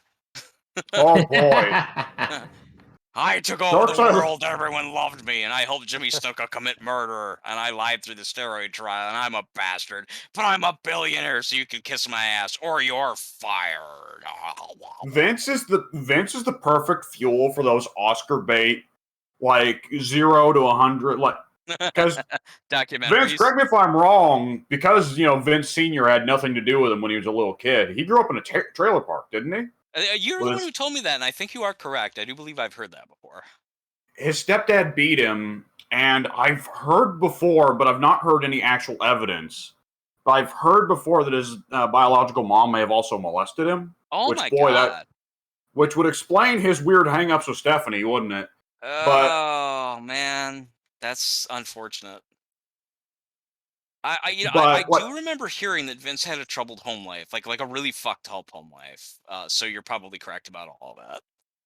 But like that's the perfect Oscar bait, rich guy corruption kind of movie. Like you remember The Founder, the Ray Kroc movie with Michael Keaton playing Ray Kroc? I did not. Was that good? I've debated watching it. I thought aware so. of it. Okay. It's kind of what you'd expect from the formula of poor, humble, like milkshake salesman meets the McDonald's brothers, turns it into a massive franchise. At That first, is he's actually faithful what to the happened. McDonald's. Yeah, actually, I just looked it up. He apparently lived with several stepfathers through the years. His mom just kept hopping Ooh. husbands. And Rough. he said one of them did attack him and his mother. And he said, "It is unfortunate that he died before I could kill him. I would have enjoyed that." W was actually just telling me that. Very funny. Yeah, remember we joked about Vince's 5 gay dads. 5 gay dads? Yeah, you actually just mentioned that as well. Yeah, this is all very familiar to me, Elvis. this was like 2 days ago when y'all were up until like fucking 7 a.m. That's about as far back as my memory goes. Leave me alone. You're lucky if you get that much. From the trailer park. He's on me. Everyone leave. I'm sorry. Go on, Alex. From the trailer park to undeniably the most successful wrestling promoter to forcibly retired. That's a movie arc. It really is. I how shocked were you guys that he stepped down? Not very. Really? Now, was it not very because of, not to focus only on Soon, because I do want to hear all of your answers, but Soon, is it because of the allegations or his age? Like why? Because why of were you his not age. surprised? Oh, okay, fair enough. The rest of you guys? It's more so his age combined with the scandal. It's not even that big of a scandal, but to me, at his age, I didn't see him getting past the scandal and maintaining his position or a grip on the company. Gotcha. So I kind of saw him stepping down as an inevitability. Yeah, it was probably just like his, the people around him telling him he needed to step down and it was time to like move on to new people. They were probably had a reason to do so. Yeah, they were probably done with him and just wanted to move on to a new boss, and the scandal was a little bit too much controversy and they just wanted to move past it. So it was Vince moved it made it an easy excuse to get rid of him. I'll say for my part, I didn't see Vince ordinarily ever retiring. I figured he'd want to die in office because at the end of the day, Vince literally knows nothing else. Wrestling is his entire life. That's true. I've been told that not that I've been told. Yeah, the Nasty Boys came and knocked on my door and announced that to me. Yeah, Vince personally went to your house and then told you that, and then he stunned you. I want to tell you something. And then that doesn't even sound like Vince. Sorry, go on. Wasn't there, you smart son of a bitch? Hey, you do a better Vince than I do. I like the idea. He knocks on the door. I open it with a blank face. That's what I met with. Let me tell you something, you son of a bitch. And I just stand there with the door open with a blank face, like, let's see where this goes. Yeah, and then he tells you his whole life story, and then he ends it with stunnering you. Well, it's the shitty Vince stunner. Yeah, it's the shitty Vince stunner. He blows at both of his knees, and he has to call Hunter to come pick him up. but yet I still sell it. Yeah. Yeah. And this is the story of how Mike quit watching WWE. He got assaulted by Vince McMahon. That would have been a way cooler story than WrestleMania 30 sucked. I'm sorry, 25. And Anything's a cooler story than Santino winning the Women's Battle Royal. That was the final straw. It was just I've said it before, but the simple answer is literally like I turned to my buddy who showed me the event, and it was like I said, if I literally said this, I said, you know what, I can't do this anymore. And he said, yeah, I kind of know what you mean. I'm like, no, like literally, I'm done. I said, I'll finish watching this event, and I'm glad I did because fucking Taker, Shawn Michaels, I don't care what anyone says, one of the best matches ever. It was like, dude, if they literally charged people actual money to have a diva battle royal, which is stupid enough to begin with, they didn't even introduce any of the chicks because Kid Rock wouldn't stop singing. They get these chicks in the ring, they throw each other out really quick. It's like a fucking 15-minute affair because any battle royal that's not the Royal Rumble happens to always end in like a third of the time because that's just how it works. And it was won by a guy in drag to further a stupid storyline. I'm like, if this is how smart they think I am as an audience member, like if they don't even take their own fucking product seriously, why should I? I quit. And that was it. That was it. It's like I'm just done. Fuck this. This is I've already dealt with the leprechauns. I've already dealt with the fucking revolving guest host, which is one of the I don't even know what they were fucking thinking with that. I honestly don't. But it's like, yeah, let's have a Diva Battle Royal and let's have an obvious dude win it, and let's double down by having like Natalia say, "I know you're a guy. I'll prove it. Just give me time." And it's like, are you fucking really serious about this? Boy, in hindsight, that was one of the darkest periods in wrestling. I mean, it was like it is like I don't even know like what intelligence level they were aiming at with that shit. Yeah. Like who enjoys this? It's made for Vince. Yeah, you're right. There you For the go. last 10 years, it has been made for Vince and no one else. It doesn't matter. It generates profits anyways. Vince might as well just book the product for himself. And if it doesn't generate profits, we'll just go over and get some Saudi blood money and kiss their ass. Fuck I mean, you. The funny thing is, in all likelihood, Hunter's probably going to book the product for himself too. But Hunter's idea of wrestling is actual wrestling. Versus Looney Tune cartoons. What's that? Soon? Versus Looney Tune cartoons with fucking leprechauns running around. It's not even that. Yes. I could take Looney Tunes wrestling. I could take Looney Tunes wrestling. It's Vince's bizarre. Vince is an alien. He does not make sense. When he was asked about Katie Vick, he said, "Well, it's a guy in a mask and a thong, and he's getting in the casket with a corpse." I mean, it's comedy gold. I don't get what people had an issue with it. What's actually kind of funny is that when I told I've said it before, I have a cousin who I love dearly, and he's the smartest guy I know, legitimately. Incredibly intelligent, very kind, very good-hearted person, wise, well-read, walking encyclopedia of horror. And he and I can have like 5-hour phone conversations where we reminisce about growing up together, and it's such a good time. And I told him about it. He has only a passing knowledge of wrestling, so I told him about it, the Katie Vick thing. He said, "Well, if anything, that makes me want to start watching wrestling." Oh God. Oh no, you found him! The other guy that Vince is making TV for. I found Vince's one intended audience member, his one demographic. Now, Mike's cousin is secretly Vince with a fake mustache. Oh, he's younger than me, which makes it very impressive. Identical cousins. Yeah. Did anyone ever watch the Patty Duke show? No. Yeah, never mind. The concept was that actress Patty Duke played. It was actually kind of a fun show, to be honest. It was a 50s show, black and white. Patty Duke was a popular actress at the time. She gave birth to Sean Astin. Patty Duke played a dual role where Patty Duke was like the cool, hip, 50s going on 60s, like kind of beatnik chick. And she had a cousin who was a prim and proper girl from England. And she played both roles, and it was all about the culture clash between them. And it was simply called the Patty Duke Show. And it was actually, to be perfectly honest, it was kind of good. And so just talking about the whole, cousin, whatever, like being the same people or whatever. Anyway. Look it up sometime. Who cares? I'm imagining I'm imagining your cousin tunes in just for the hell of it, and he sees Santino win the Women's Battle Royal, and he goes, "God damn, this is good TV." Not even that. He goes, "God damn, that's hot."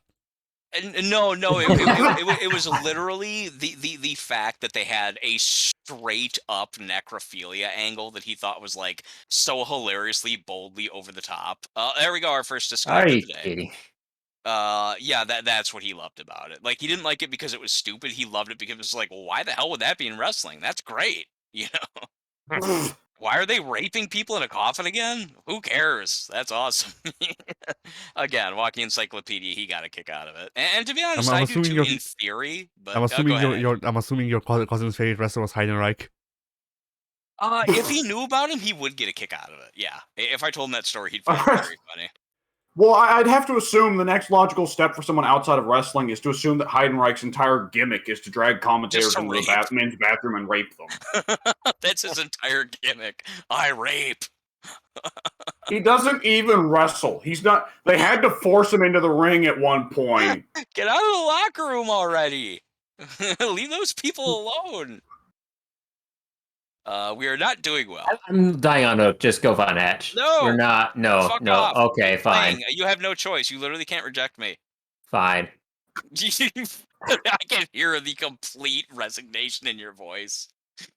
They really do need to put up a thing where you can like kick away somebody who's trying to rescue you from the hook. But no, With your I've little been in this feet. match for like 3 minutes. We can't give up already. Okay, well now you are literally dead. What the fuck happened here? I love mean, the it looks idea good. of that. That a guy goes up to get you off the hook, and you press the button, and you just kick him in the teeth.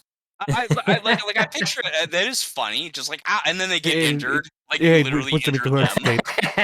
state. Take away health state. Yeah. The way I look at it is They like, bleed out. Like, The kill gets counted for you, and you get the blood points for it. I'm gonna go for the box and see what happens. I have nothing better to It's do. like when you're playing Pig and you forgot you put a reverse bear trap on someone, so you're just going around milling about your usual business, patrolling gins, and just out of nowhere, it's like, Maury, you've successfully killed, and you're like, what? I did what? How did that happen? That actually reminds me that there was a comment on one of the threads on Dead by Daylight where people on one of the forums where people were like, oh yeah, the killers are so bullied, and then a survivor main presumably was like, I didn't realize that you could kill the killers. That's news to me. So yeah, it's a good point. All right. Just quickly wrap up SummerSlam. For the first Hunter Stephanie pay-per-view, they're still trying. They've said they're actively trying to like transition from Vince rather than just herk jerk. Like Hunter comes out on TV and says, "We're burning all this old shit. Here's our new wrestling." Very aggressive. To prove my point, I've got a sledgehammer and I'm going to kill Austin Theory in the ring. He should have. They should have had. Theory's just standing there like, wait, what? I didn't agree to that. Hold on He now. immediately crushed Skull. and then Chips looks into the camera, points and goes, "You suck," and then cut. Credits. You audience. Yeah, but yeah, I kind of wish they did just do the whole hard transition to their wrestling. Just have Triple H come out with a golden shower. Oh, Shovel. good lord. Oh, the golden shovel. Golden Okay. shovel, not a shower. Not a I shower. was very confused for a minute No there. golden showers. I was gonna say they really are changing WWE, aren't They rehired Goldust just to provide the shower. they? Really make it golden. Roman Reigns comes out for his entrance, and old Johnny Gargano and Tommaso Ciampa just rise up out of the floor. Your time has come. Yeah. Hunter has chosen. It's chosen. But like I'm just imagining like they have the stuff that Vince ordered set up for SummerSlam. Trips comes out with the golden shovel, and then he's like, he looks at it and goes, "Nah," and then just the next 20 minutes is just him destroying all of the props with the golden shovel. I've decided I've had my fill of Vince's set design. Yeah, I mean, you never know. Here's what I think is going to happen. This is just a very short comment. I believe that Triple H, being who he is, I do think he's matured a lot over the last, like, 10 years. I think that I don't feel whether he deserves the spot or not, a totally different conversation. But I don't think that anyone could be in the situation he's in, being backstage guy for as long as he's been now, and not develop an appreciation for like I need to mature, I need to make some better business decisions, whatever. I think he's grown away from the whole 2002, I need to bury everybody. I need to be in the spotlight. I need to be the guy that has half an hour long soliloquies every fucking week, blah, blah, blah. That having been said, he is still the same human being that he was then. He's still Paul Levesque. So I think that while he will do a better job than Vince did, I think he will make very much necessary improvements. I do still think that we'll see a lot of his favorite type of wrestler. I do still think there will be nepotism. I do still think that It's already happening, he'll. isn't it? Yeah. Based on what I saw in the wrestling thread, he's already putting his favorites at the top. Oh, yeah. Oh, yeah. Guys. I think it'll be a better product overall, but I don't think it's going to be that drastically different. It's just going to be. What I'll say I is, could be wrong. I hope I'm wrong. I think Hunter the has a wrestling will be better. It probably will. Hunter has a preferred type, I'd say, which is generally smaller technical guys. Daniel Bryan. However, I would say he's not to the degree of it's like this is the only type of wrestler in his eyes altogether. Right. He won't just like say, Yeah. Bobby Lashley, get out. You got too much muscle mass, brother. We gotta let you go. Yeah, Bobby I'm sure that Lashley he even a good understands. wrestler? I'm sure I'm he sorry. understands that there still needs to be like those big, strong guys who are, intimidating and whatnot to be there to build up the small guys. Well, Wrestling he needs was to be a three-ring circus. There needs to be something Yeah. for everybody. There needs to be Yeah, small exactly. athletic guys. Yeah, there needs to be big brawlers. There needs to be tag teams. There needs to be women's division. It's just stale. I like literally, and this comes as no surprise to you guys. And maybe someday I'll do it, and I'll try and do it in a non-cynical way as much as is possible. I can write literally probably a small kind of mini novella talking about all the actual literal specific nitpicks I have with the company and how I used to like wrestling and now I don't because WWE basically killed all the stuff the nuances that made it interesting. It just became a predictable shit show where the same type of guys got pushed, the same feuds kept going for years. Like even like right now, Becky Lynch is injured, and it's like, well, of course she is because they push one person to the moon, they ignore everyone else, that person dies, and then what do? They just hand the belt to some other rando who fits usually the same archetype that they go for all the other time anyway. Tag teams are dead. Yep. Royal Rumble is a joke. Survivor Series isn't even Survivor Series anymore. Triple H It's like, loves tag teams. I like That's that gonna better, but change. I really, really miss tag team matches. They used to. I don't know how much you guys paid attention to the old WrestleManias, but WrestleManias like 3, 4, 5, 6. There were really, really good tag matches, like Yeah. Rockers versus like the Orient Express, and Tag even the teams Twin used to be a lot Towers. more impressive They instead of did. just being like the Usos. Yeah, Oh, they were gosh. like one of what, like 3 tag teams? Like there's Usos. I don't know if New Day's still a thing. And New Help me Day. out. Who Well, else I don't is know if there? New Day's. Yeah. And New then Day's is there good like at Otis, some wrestling, but other their fat gimmick is guy? dumb. And New Day, the gimmick should have died like What? in 2 months. I and just- New I Day think should we're have just died talking in the about how- conception stage. We're just talking about how like they're like one of like 4 tag teams. Right. That's just it. I mean, like when I hear the Usos, it's like literally at the playtest, people were talking about how cool the Usos were, and it's like that was fucking 7 years ago. Like who else is a tag team anymore? What the fuck, man? I wonder if they were well- being talked about at the playtest when they weren't included in 2K14. Yeah, that was a point of the contention. In Usos- fact, yeah, That people, was- they that just was missed the such a- cutoff. That was such a bizarre thing. Well, no, the Usos have been around for years by that point. Oh, Yeah, they really? have Yeah, been. they've been here Then since in that case, I can't 2011. even understand. Okay, I thought they just missed Yeah, the cutoff they- in 14. Huh. They missed out on like 3 or 4 games in a row Weren't for they no DLC real at some reason. point? They were DLC in 13, which Oh is my god! Well, then why why would they not it was been in so 14? strange that they weren't in 14. Did they have like a long break where they just But- weren't on TV? No, I But, mean, they weren't consistently on TV at the time. But Well, like for a while, there was a period where they were literally in every single tag match every single week. Yes, that's Not that's surprised. still more or less ongoing as a result of Vince because it's become a notorious thing. Hunter loves tag teams. He builds up great tag teams on NXT. They get they go shipped to up to the main AEW. They get shipped up to the main roster, and Vince immediately breaks them up to try and breaks get them two up. single guys. To try and get two singles guys instead. I mean, Vince even always- from like a conceptual standpoint, that's got to be difficult for the wrestlers in question. But when you think of the fact that they are used to coordinating, working with Yeah. each other, probably Yeah. traveling and rooming with each other, that is a whole literal like career dynamic to then suddenly go from a tag partner to just a singles wrestler. That's got to Yeah. fuck you up. Yep. Like The- going from being a band, like in a band, to being a solo artist. Right. It doesn't tend to pan out for most people. Not a lot. Yeah. Weird that none of the tag teams he broke up have gone on to become massive single stars. It's almost like that. Well, guys, really here's work. something to keep in mind. Who is Vince's favorite wrestler of all time? Shawn Michaels. Shawn Michaels, Yeah. whose entire career was built off of a tag team breakup. Yeah. To be fair, it was a Everything really good changed the breakup. day that Marty Jannetty dove through that window to When escape he Shawn jumped, Michaels. I love. My God, it's one of the best lines in the fucking history of wrestling. Shawn Michaels fucking slams Marty Jannetty through the window, and without hesitation, Bobby Heenan says, "Oh my God, Marty Jannetty just threw himself through the window." Yeah. That is fucking brilliance, man. That is such good shit. That is such good shit. Oh my God, Marty like totally went and did something stupid because Sean's an innocent person who would never have done that. Oh God. Anyway, go on, guys. I'm sorry. I just had to break to point out Bobby Heenan's brilliance. Understandable. There's definitely an awkward position for the tag team division to be in at the moment because honestly, I can't see Hunter keeping the tag belts on the Usos for too long when.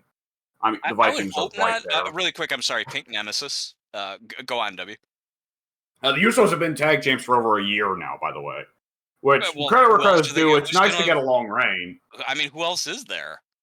Like legitimately. who else Well, is there? New Day, So are they still a team? Is New Day still a thing? Because I know that two of the three not had Big the E, but champions. Kofi and Xavier. Big are E's still together. gone, but Xavier Woods and Kofi Kingston are still trying to keep the ball rolling. Failing. Is Big E retired or just broke? Like Broke. broken? Uh, Okay. At the moment, he's very broke. The neck is healing remarkably quickly, or remarkably well, but yes, he is not near ring ready. Okay. Other than that, there's the Street Profits, who are an interesting question because Vince was very clearly intent on breaking them up. It's difficult to say whether Hunter's going to want to keep that plan going. And the Viking Raiders, who I really like, but I don't know if Hunter's going to be able to turn them around because Vince was just kind of using them as the filler tag team guys. Are the Viking Raiders the one who's Otis and some other guy? No. Oh, No. you Who's are, Otis? I you see are, his toy on the shelf everywhere and no one buys it. because he's a big fat guy. Yeah, you he's are literally right, just a though. big fat guy. That is the fifth tag team, Alpha Academy, which is Chad Alpha Gable and Academy. yeah. The gimmick is that Otis is this big fat schlub, and Chad Gable's this super talented amateur wrestler. So he's trying to teach him how to actually wrestle instead of just falling on people. Okay, whatever. If memory serves, Otis actually is remarkably quick for a big fat guy, but when you look at him and his complete lack of a chin or really any lack of a neck, he's not got a great look, so he's kind of relegated to, at most, mid-card comedy act territory. Yeah, I mean, I have nothing inherently, against fat guys. Former I love Money in the Yoko. Bank Yoko winner, is by the massive. way. I'm sorry? What? You don't remember? No! His program with Mandy and Sonia got over so well that over the summer they gave him the Money in the Bank briefcase. And then they realized maybe we shot him up too soon because he's not all that great on his lonesome.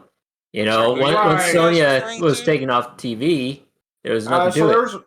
There's a pretty hot angle a year or two back where they ran a thing of Otis being in love with Mandy Rose. Mandy Rose is she's mostly Vince's kind of woman. She has a suspicious resemblance to Trish Stratus. So it's supposed to be kind of like the ogre loves the beauty, but but did they not also imply that Sonya was kind of jealous? Well, they had to because Well, of new course, kayfabe. Well, it's new kayfabe. Here's the thing that should be mentioned. Mandy Rose and Sonya Deville were a tag team for about 4 or 5 years.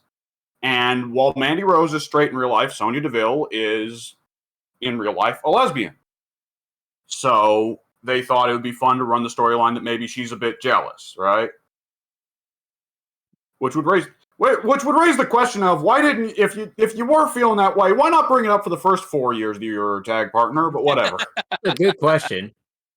Now the irony is the feud ended with Mandy and Sonya coming to blows, because that's how it ended with Trish and Mickey. Boy, that's weird psychosexual violence stuff I there. had no problem with the Trish and Mickey thing. You're not going to hear any complaints here. Nobody did. No, But no one did. And no straight male did. Or gay. The funny thing is, it ended with a loser leaves WWE match between Mandy and Sonya, and Mandy won. Sonya was the one that had to leave WWE. But what wound up happening in a couple months was Sonya stayed on the main roster and got bumped up to an authority figure role, while Mandy went down to NXT to be like the gatekeeper for the youngins. Yeah. The Youngins? So, that's not an actual name, is it? No. Okay. The NXT wrestlers, NXT is supposed to be developmental, so they thought it'd be good to bump Mandy Rose and Dolph Ziggler down there, so they'd be kind of the veteran gatekeepers that the youngins have to get past, right? I see. And Dolph, that role ended remarkably quickly, because isn't he back on Raw now? I don't know if he's back on Raw, but yes, he is actually. Yeah, didn't he have that whole thing? Like, wasn't he part of that whole U.S. title thing with Ciampa and Miz and Ali? Yep. Which, boy, speaking of, Hunter is going to push his guys. Look at that! Hunter's in charge. Ciampa gets a U.S. title shot. Yeah. I have never understood how, when you go back through the history all the way through like NWA, WCW, Dusty, Triple H, Vince, like all of these guys simply like just cannot help. Like it's a drug, and maybe to them it is. They cannot fucking help booking themselves and their buddies. Like that is like the top concern for them. I don't get. I mean, that's just that's how corporatism works. I guess. I would say it's that, but here's the other thing. I don't even know that it's necessarily personal favoritism. It's that Ciampa versus Johnny Gargano was a hot fucking feud on NXT. It's less that Hunter's like, man, I love Ciampa. I got to put him in there. It's more like, how do I turn this around? Well, Ciampa worked for me last time. Fair enough. Ciampa worked on NXT. Let's see if he works here. That, and like, regardless of all like past histories, Tommaso Ciampa is awesome. He's good on the mic and he's great in the ring. He also has a very good look aside from the beard. I said the beard. What are you talking about? He's this. That dude has like 2% body fat or something. Yeah, he is insane. Like, that man has the most insane abs ever. Is he a bigger guy or a smaller guy? I don't know. He's actually on the smaller side, but he's shredded. Ripped. Yeah. Okay. Totally shredded. Hold up. I'll send a picture to the chat so that you can see later. Sure. I've heard the name a lot lately. Yeah. Real, I have to ask Pink. It almost looks like he has a fucking 8-pack. It's crazy. I've seen that on some guys. That is crazy. Can you guys hear me? Yes. Yeah, we can. Okay, I have to ask Pink. I know they call him the Sicilian psychopath. Is he legitimately Italian? I honestly don't know, actually. Isn't Italy, but I get what you're saying. Okay, I'm going to look that up real quick, but yeah. Boston, Massachusetts. So he was probably Italian. But not... Yeah, he is definitely Sicilian, just born in Boston. Ah, okay. So, yeah, ripped, bald, massive beard, Sicilian psychopath gimmick. Yeah, I can see where this gets over. He's a tiny Kratos. Yeah, tiny Kratos. Kind of. Yeah, he does actually look like a Kratos a little. That's pretty fucking impressive. He's small, but he'll still kill you. Boy, wouldn't that be something? He gets in the ring with Bobby Lashley. He's just doing fucking God of War shit on him. When I think of God of War shit, I can only assume that means like stabbing him with weapons and shit. I've alternatively stabbing him with his penis. Or yeah, Kratos is creative with his killing ways. He could rip off your head, you know. There's that part, and then use it as a weapon. Can Yeah. he actually? Is that something he can do in the games? Oh yeah, yeah. That's In cool. He did God that of War twice. 3, in God of War 3, he rips off the sun god's head and uses it as a weapon. Oh, neat. Yeah. Yeah. He did that in previous games too, with the heads of Gorgons. Oh yeah, you're right. Huh. But That either was which, the whole thing. I have to ask this of Pink. I probably need to head off pretty soon because I think I've already hit the hour time limit. But Pink, I gotta ask this real quick, just so I can know how much of this of a Triple H guy this guy is. Because oh my god, it's hilarious how quickly he has now been rocketed, considering it was a single night. Pink, how big is Karrion Kross? Is he a big guy or a little guy? He's on the bigger side, actually. He's not small. Okay, because that's the one I want to mention, because that one's actually like Ciampa's already been on the main roster for a little bit, and everybody knows Ciampa's a tremendously talented guy. He's money. You see his look, you see how talented he is in the ring. He's not lost on the mic like a lot of guys are nowadays. He's money. But Karrion Kross, who in NXT was like supposed to be this Goldberg monster, right, Pink? Yep. He would go out and he came out with his wife, and his wife is wearing like burlesque gear, and she leaves like a hourglass by the ring to say like, "Hey, he's coming for you. He's coming."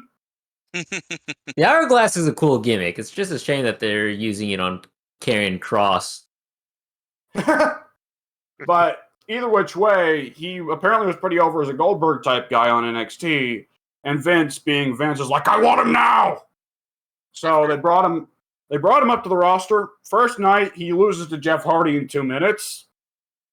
Jeff As Hardy. NXT champion, by the way. As NXT champion, he loses to Jeff Hardy in 2 minutes. And they also fire his wife, even though his wife was a big...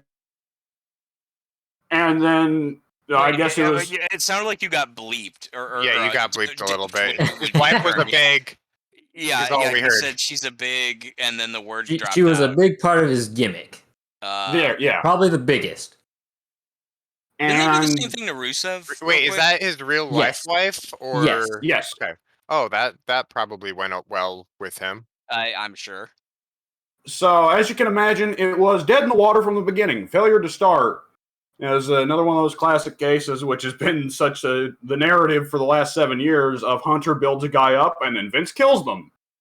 And he was considered one of the most notorious cases of Vince just entirely mismanaging someone that Hunter had put a lot of work into building up.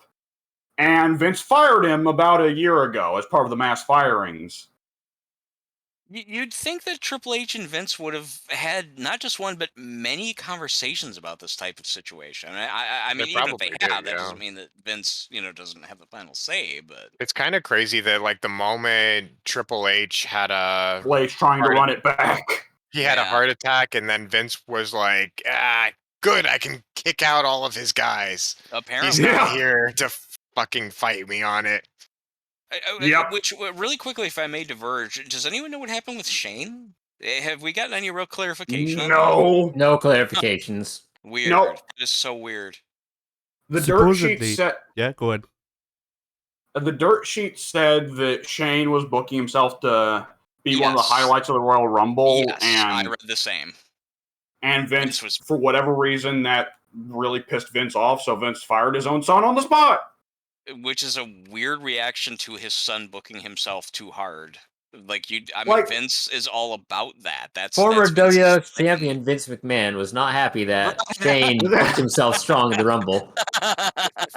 Who himself, Vince, won the Royal Rumble of 1998. 2000. Yeah, 2000 one of those 2 Royal years. Rumble winner. Yes. And there's several levels of nonsense there, because it's like, I mean, Shane's no fucking ring technician master or whatever, but to quote Wooly from the Super Best Friends, Shane McMahon has no right to be as cool as he is. Yeah. Yeah. That is true. Everyone likes Shane. The one McMahon that is pretty unambiguously popular with everybody. That's pretty much always been the case, actually. Yeah. And correct me if I'm wrong, Pink, did he not wrestle some absolutely killer matches with AJ Styles just not too long before that? Yeah, at WrestleMania, I think. They had a match at he- WrestleMania. Fire! AJ Styles and Shane. Yeah, Shane has had a match at Mania with Miz and I think AJ Styles, but the AJ Styles match might have been at different pay-per-view premium live event, Taker. whatever they're calling it now. Taker as well. Yes, he wrestled Taker in his big comeback match. Shane's Yes. anyway. Well, I guess you could I was gonna consider it say, Taker's as Taker well because he came goes away back? for a year. This was several years ago. Yeah, this was Okay. 2016, I think. I was gonna say when I heard what I thought was Taker came back, I'm like, what the fuck, man? He had a whole documentary about how he was Oh retiring. no. Oh, So- tell me, the Taker isn't coming back, He- is he? There's no concrete signs, but this previous WrestleMania, Taker was asked to go out and do a quick promo just to say, like, hey, he you know, he blah, blah, said blah. never say never, right? Is that what you're referring He to? said never say never. Yeah, which- dude, be done. Go live Uh-huh. your life. Stop it. I If used they to be your wanna do biggest any- fan. Go away. Well, the first problem is, of course, he's ancient. The second problem is Taker spent the entirety of his career protecting his gimmick, and now he is now that he's retired, he is not protecting the gimmick at all anymore. He is now just, for all intents and purposes, he is now Mark Calloway. Yes, yeah. The gimmick is dead. His momentum is dead. Pretty soon, he himself will be dead.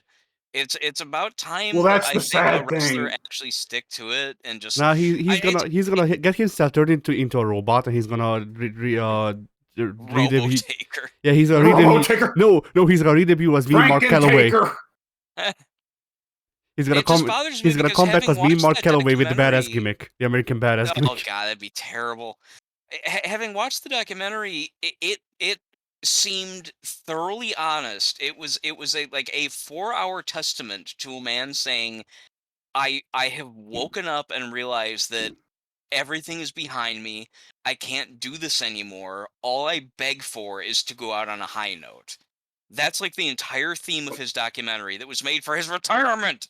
And now he's fucking making hints that he's kind of come back like a year later. Dude, fuck you. Just The sad thing- stop it.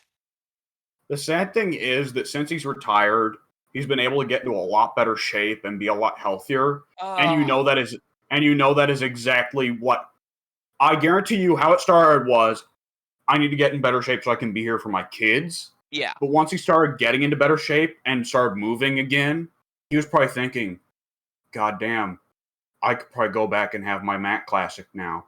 Yeah. He never had You any know- Mac Classics to begin with. Who's Oh, he he did. Well, joking? he had Here's a the- couple. Not many, but he had a couple. Here's the thing, right? Because that last match with AJ was not the shits, and which is why he decided to retire with it. But at the end of the day, it was also very gimmick heavy. It was goofy backstage like stuff. That is And also you know that even then, Taker is probably thinking, that still wasn't the match I was looking to retire on. You know, the Taker older you wants to get, go the back less in you're gonna be able time to and- get. Yes, go on. You're right, W. Go follow that thought. Taker wants to go back in time and retire with Shawn after WrestleMania 26. And he Yeah. can't. Yeah, you're right. You're right. I would say even further, WrestleMania 25. But yeah, you're right. Either Should way. have retired to Orton at Mania 24, 3, 2? Orton was WrestleMania 22. 22 or Might have been 23. 21. 20 No, that's too 3 early. was Mark I Henry think it or was 22. Batista. I'm gonna look it up though, but I I'm think pretty it was sure it was 22. 22. No, 23 it was was 21. Batista, for He sure. was right. 21. 21. That 21, was a shitty yeah. WrestleMania. No wonder I Who don't did he remember fight that in one. 22? Was that Who Batista? cares? 22 It wasn't was Orton, so it doesn't matter. 24 was Edge. 23 I think was Mark Henry. 22 Should have also probably- retired to Edge. 22 was Mark Henry in the 22 casket was Mark match. Henry. Okay, then 23 In a was probably casket Batista. match? Yeah. Right. Batista was There's not one 23. big enough for Mark. Yeah. They Batista got one was big enough for 23. Yokozuna? Lost. Yeah, that's Edge true. was 24. Yeah, the Edge one was good. That was actually a good match. I remember being surprised that was good. I mean, Edge is a good opponent, so I shouldn't have been surprised, but I was. You know, wrestling is so full of like hypothetical what ifs. What if this had happened instead of this? Blah blah blah. But I gotta say, if Orton retired Taker there, I don't know that would have been necessarily what you would have wanted, Pink, because that probably I couldn't see the Legend Killer gimmick coming to an end quite the way it did if he had retired Taker. And if Randy didn't become the Viper, that would be a pretty big change to wrestling history around that time. Yeah. Which is, I hated Yeah, that we gimmick. we I still thought it have was so Burning My fucking Light dumb. or whatever the fuck. Well, yeah, Randy Orton's wanted old to get team. rid of Burn in My Light because he hated it. He wanted to replace it with something else. the fucking the Viper gimmick was just like, I'm gonna look mean and crazy and then kick you in the head. You know, it's just shut up. That was so fucking dumb to me. It There's some was, but that's character. what It's ran. just he's so, you know, he's cold and calculating. No, not really. He's just a wrestler. He's just a bad guy, and he kicks you in the face. That's all it is. Well, it's the funny thing of like the Legend Killer gimmick is probably closer to who Randy is, or at least was at the time, which is to Yeah, say the an Legend Killer thing I thought was good. I thought that had potential. arrogant young asshole. But the Viper gimmick is almost certainly what Randy wanted to be, because Randy wanted to think of himself as cold, calculating badass. It seems like something he probably would have suggested. Yeah. Everyone is. I don't know where Plague is, but she's not by me. So if anyone wants coming to for get you down, right now. it would Wait, be who's the welcome. current like Orton, Cena, Austin, Rock of like modern WWE? Obviously Roman Reigns and Roman, McIntyre, Lashley, and Lesnar. Yeah, that's the Lesnar. numbers I would say. And I Okay, don't so even there's not like a watch. top 2 anymore, like a Superman, I- Batman type. Top I'd two say would there be is. Roman McIntyre. Lesnar. Roman Pardon me, Lesnar. not McIntyre. Reigns and Lesnar. Reigns and Okay, Lesnar. that's Which is a boring setup because Reigns and Lesnar has happened so many goddamn times now. But Lesnar ideally is more or less done now after bending the ring in half. Yeah. Just really quick, I have a follow-up question to that, but really quick, Pink, I didn't mean for you to kill yourself to get me down. You didn't have to do that. It's fine. That just Why sucks. does everybody in WWE have the same fucking beard, by the way? Same beard? Yeah, they all have like the beard thing going on. They have the like same every time I stylist. look up anyone in WWE, it feels like they have a big bushy beard. Well, Ah, here's the It when you worked look for back at Billy wrestling in the Ryan. They made a 80s, whole there were gimmick out loads of of that, which is the when you dumbest look shit back ever. Sorry, when you Dewey. look back at wrestling in the 80s, there were loads of mullets. It's just the fashion. It's just the style right now. There Yep. were a lot of not just mullets, but Yeah, like I guess fucking in like mullets. the Cena Orton era, it was a lot of like buzz cuts. Actually, now that you Yes. mentioned Yep. it. Yeah. Yes. Oh, Really quick, boy. I was just gonna say before I forget, you made mention of something about Brock split the ring in half. Is that what you said? Did I miss? Oh yeah. So SummerSlam's main event. I didn't really get to talk about SummerSlam at all, but I was actually gonna ask you if it was good before you left. That's all I was gonna ask. But go on. I would say it was good. Yes. I loved it. Oh, Yeah. I don't know that I would say loved it, but I definitely really liked it. There was no match that I'd say was really bad. There that's was a good. couple matches where it seemed like the wrestlers were a bit out of sync, but there were some matches that were pretty great on their own. There was some Liv Morgan more- beat Ronda Rousey, and that's all I cared about. That's good. It had a very creative finish, which is nice. You know, creative finishes in wrestling are good. They're always a surprise. Bianca versus Becky was a solid match if you want more of a just straight wrestling match. And if you want the hardcore craziness, well, that was where Roman and Lesnar came in. Because for Lesnar, they decided to give him a special entrance. So Eddie Guerrero came in a lowrider. JBL came in a limo. You know what Brock Lesnar drove to the ring on SummerSlam? What would that be? A big fucking Minnesota farm tractor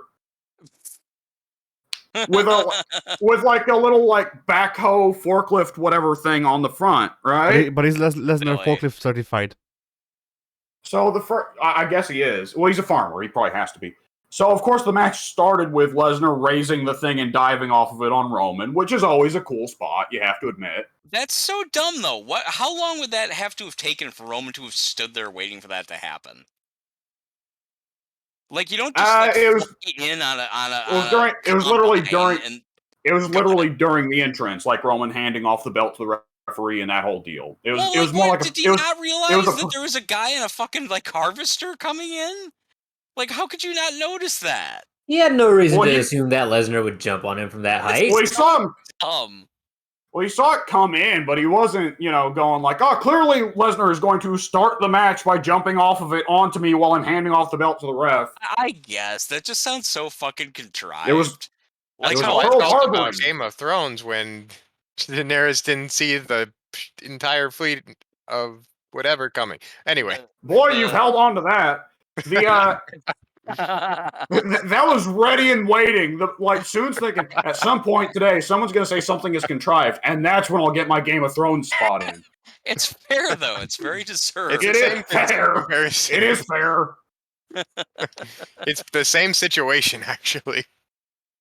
I have to admit, if I can pat myself on the back from time to time, one of my favorite comments on the forum was the one I just made about, well, can HBO go back and redo the whatever? Could Discovery buy someone to make the real versions of the last few seasons of Game of Thrones? I felt very Yeah. proud of myself for Yeah. that. But anyway, go on, SummerSlam. Yeah, so the match goes on and they do crazy stuff. They Uh-oh. And they the actual like gear keeping up Uh-oh. There's a storm cloud over the coming. ring, the gear keeping that up. Of course, the part of the match where they were starting to wrap it up, they both kicked out of numerous finishes and crazy hardcore stuff, and this is supposed to be end of an era for all intents and purposes. They've Oh specifically God, advertised this. more than end of an era bullshit. Uh-huh. Go on. Every go fucking on. year, it seems. I know, but I'm really hoping this is the last one because I need Lesnar to go away. But they advertise it specifically as the last Reigns versus Lesnar, so hope to God, cross your fingers, cross your toes, cross your dick, whatever. But either which way, it's the last Reigns versus Lesnar. Let's get nuts. They both kick out their finishers a ton. Lesnar just goes fug it after Reigns kicks out the last time and goes and gets in his forklift, sticks the scoop under the ring, and bends the ring in half. Like, That's bends so the ring. fucking dumb. That is It's a just so hardcore fucking... match, dude. Okay, well then Lesnar should just come in with a gun and just shoot Reigns in the head. Like, Yes. fucking come the fuck on. Well, it becomes the question. Lesnar comes taser in. if you don't want to be like fatal. Just bring a Les- taser. I think Lesnar that comes in with a spot's gun. already been done. I think Kevin Nash Probably. did that spot a bunch in the WCW. Oh yeah. Lesnar With comes in with a shooting gun, people? shoots Reigns, and then starts a CZW chant. But it raises the question of why did JBL or Eddie Guerrero never run anybody over with their vehicles? Yeah, it raises a million fucking questions. The whole thing is that's what I hate about wrestling. One of the many things I hate about modern WWE wrestling is that they don't even stick to their own internal sense of logic. Like okay, hardcore match, okay, fine. So then, what is stopping me from going there with a knife and stabbing my opponent to death? Yeah, it's almost more ridiculous to like that makes more sense to me than, oh, I'm gonna get a fucking piece of farm equipment, drive it to the arena, drive it down to the ring, and lift the ring to just fucking shoot the guy. Like, what the fuck? At that point, Well, why I not? think the questions you have to deal with before that actually are first, why are some wrestlers allowed to drive vehicles in their entrance? Which is not a new problem. That's been a problem for decades now. Yeah, Yeah. And Like Undertaker did that too. yeah, he did. Because a motorcycle. And the vehicles have been involved in hardcore matches before. Because, John Cena did the attitude adjustment JBL onto the limo, correct? And Probably. Eddie Guerrero. Yes. Yeah. And didn't Shane get put through the roof of an ambulance once? That kind of shit happen all the time. Yep. Shane definitely yes. dived off an ambulance. The weirdest one that I remember was Rey Mysterio versus Jack Swagger, and they fucking like fought on the fucking beach outside. That's the kind of match And I don't think they ever actually ended up pinning each other. I think the One of them show drowned. ended with just Rey Mysterio and both of them just laying on the beach together. It was a double count That's out. nice. Yeah, And it was just on like a SmackDown. Count out. Actually, A yeah. It count was just out. a SmackDown too. The match starts and the ref immediately counts both of them out for being outside of the ring. I just like here's right away was like, that's nice. here's the How thing. pleasant. On some level, what we're talking about here is kind of like an original sin kind of thing of like, is the issue not the existence of hardcore matches altogether here? Well, I mean, again, see, it's fine if they follow their own internal consistency, but they don't. Hardcore rules used to be, whatever. You could bring weapons into the ring, as long as they weren't, whatever, deadly or whatever. You could hit each other with stop signs. Who said they couldn't be deadly? I don't know if they ever did. Maybe they never did. Because you can cut a motherfucker on the edge of a stop sign. I can tell you that. I remember there was one. I think it was WrestleMania 16, where one of the I can't remember. They were both two bald guys, looked more or less the same. Fuck, it doesn't matter. The guy who ran around with a scale for some reason for a little while. The Hollies? Yes, thank you, Hardcore Holly. Yes, I think it was Hardcore Holly or the other one. Yeah, One Crash. of the hardcore brawls. Crash. It was Crash, I believe. One of the hardcore brawls by literally taking what I'm sure it was gimmicked, or at least I had to have been. But he literally took like a jar of like gumdrops or whatever and bashed it over the head of the last final competitor, and it broke all over the place, and pieces all over, and he won. He won by doing that. And it's like, well, Yes. that could very well have been pretty fucking dangerous. I mean, again, it was gimmicked. There wasn't like blood all over the place from shredded head, but still, it's like, well, if you can do that, why can't you go in there with like a full fucking, like why can't you go in there with like heavy metal frying pans and shit, like You could ask the same question for like matches Dusty Rhodes and Terry Funk were having in the late 70s. They were called gouging street each other's fights. eyes out with forks and shit. Yeah. Yeah. Why did Dusty not simply grab the shotgun off the farm, bring it to the ring, and shoot Terry? Yeah. Yeah. Because Terry would have lived. He tried. It would have led to one of Terry's retirements for a few minutes, but he would have come back. I mean, if you think about Hell in a Cell, that's almost like throwing them off the top of the cell should fucking kill them. Yeah. It nearly did. Yeah. In Foley's case, it was pretty close. I'm surprised he can even like walk in his old age. I mean, when Shane got thrown off the Hell in a Cell a couple of years ago and he broke several ribs, he went on and said, "I broke several ribs, but it was worth it." And I was like, "Shane, you're a lunatic. You're a crazy person. You're rich. You don't need to do this." I mean, if you make like whatever, like $1 million payday for it or whatever, I guess it'd be worth it because the surgery, like if you don't do it all the time, he's gonna make $1 billion off inheriting. He doesn't need $1 million. It's true. I hadn't really thought of it that way. You're right. The worst match that I've seen. He's a crazy person. Yeah. The worst match I've seen was a Japanese match with Vader, where he tied up this. It sounds like a Vader match. Yeah, he tied up this random Japanese man with black tights into the ropes, and then opened up a can of paint and then force fed the paint to the guy. Oh what no! The fuck? Yeah, that's odd. I mean, again, the paint I can only assume must have been gimmicked, but toxic. But yeah, the paint was probably gimmick, but still, the guy, the guy looked like he was low key choking. Yeah, probably melted ice cream. Melted ice cream. But what ice cream is black? It wasn't black. It was white. Yeah. It was. Never mind. I mean, if you just want to see matches that are insanity, you can go back and see, half the matches Stan Hansen had in Japan, where, like, Stan Hansen, for those who don't know, legally blind. His eyesight is so bad. So when he was wrestling, he would just genuinely punch and stomp the shit out of people. He was the notorious one that caused Vader's eyeball to fall out of his head. Oh, that was the match. Okay. Yeah. All right, I gotta head off, guys. They're probably. All right. I'm already quite a bit late. It's Better Call Saul Can time. you put Later, in, boys. Can you put in the text chat if you want to do something this week? Later. Oh, fuck. Tuesday's probably gonna be a fairly big news day for Total War, so I don't know if I'll have something to do on that day.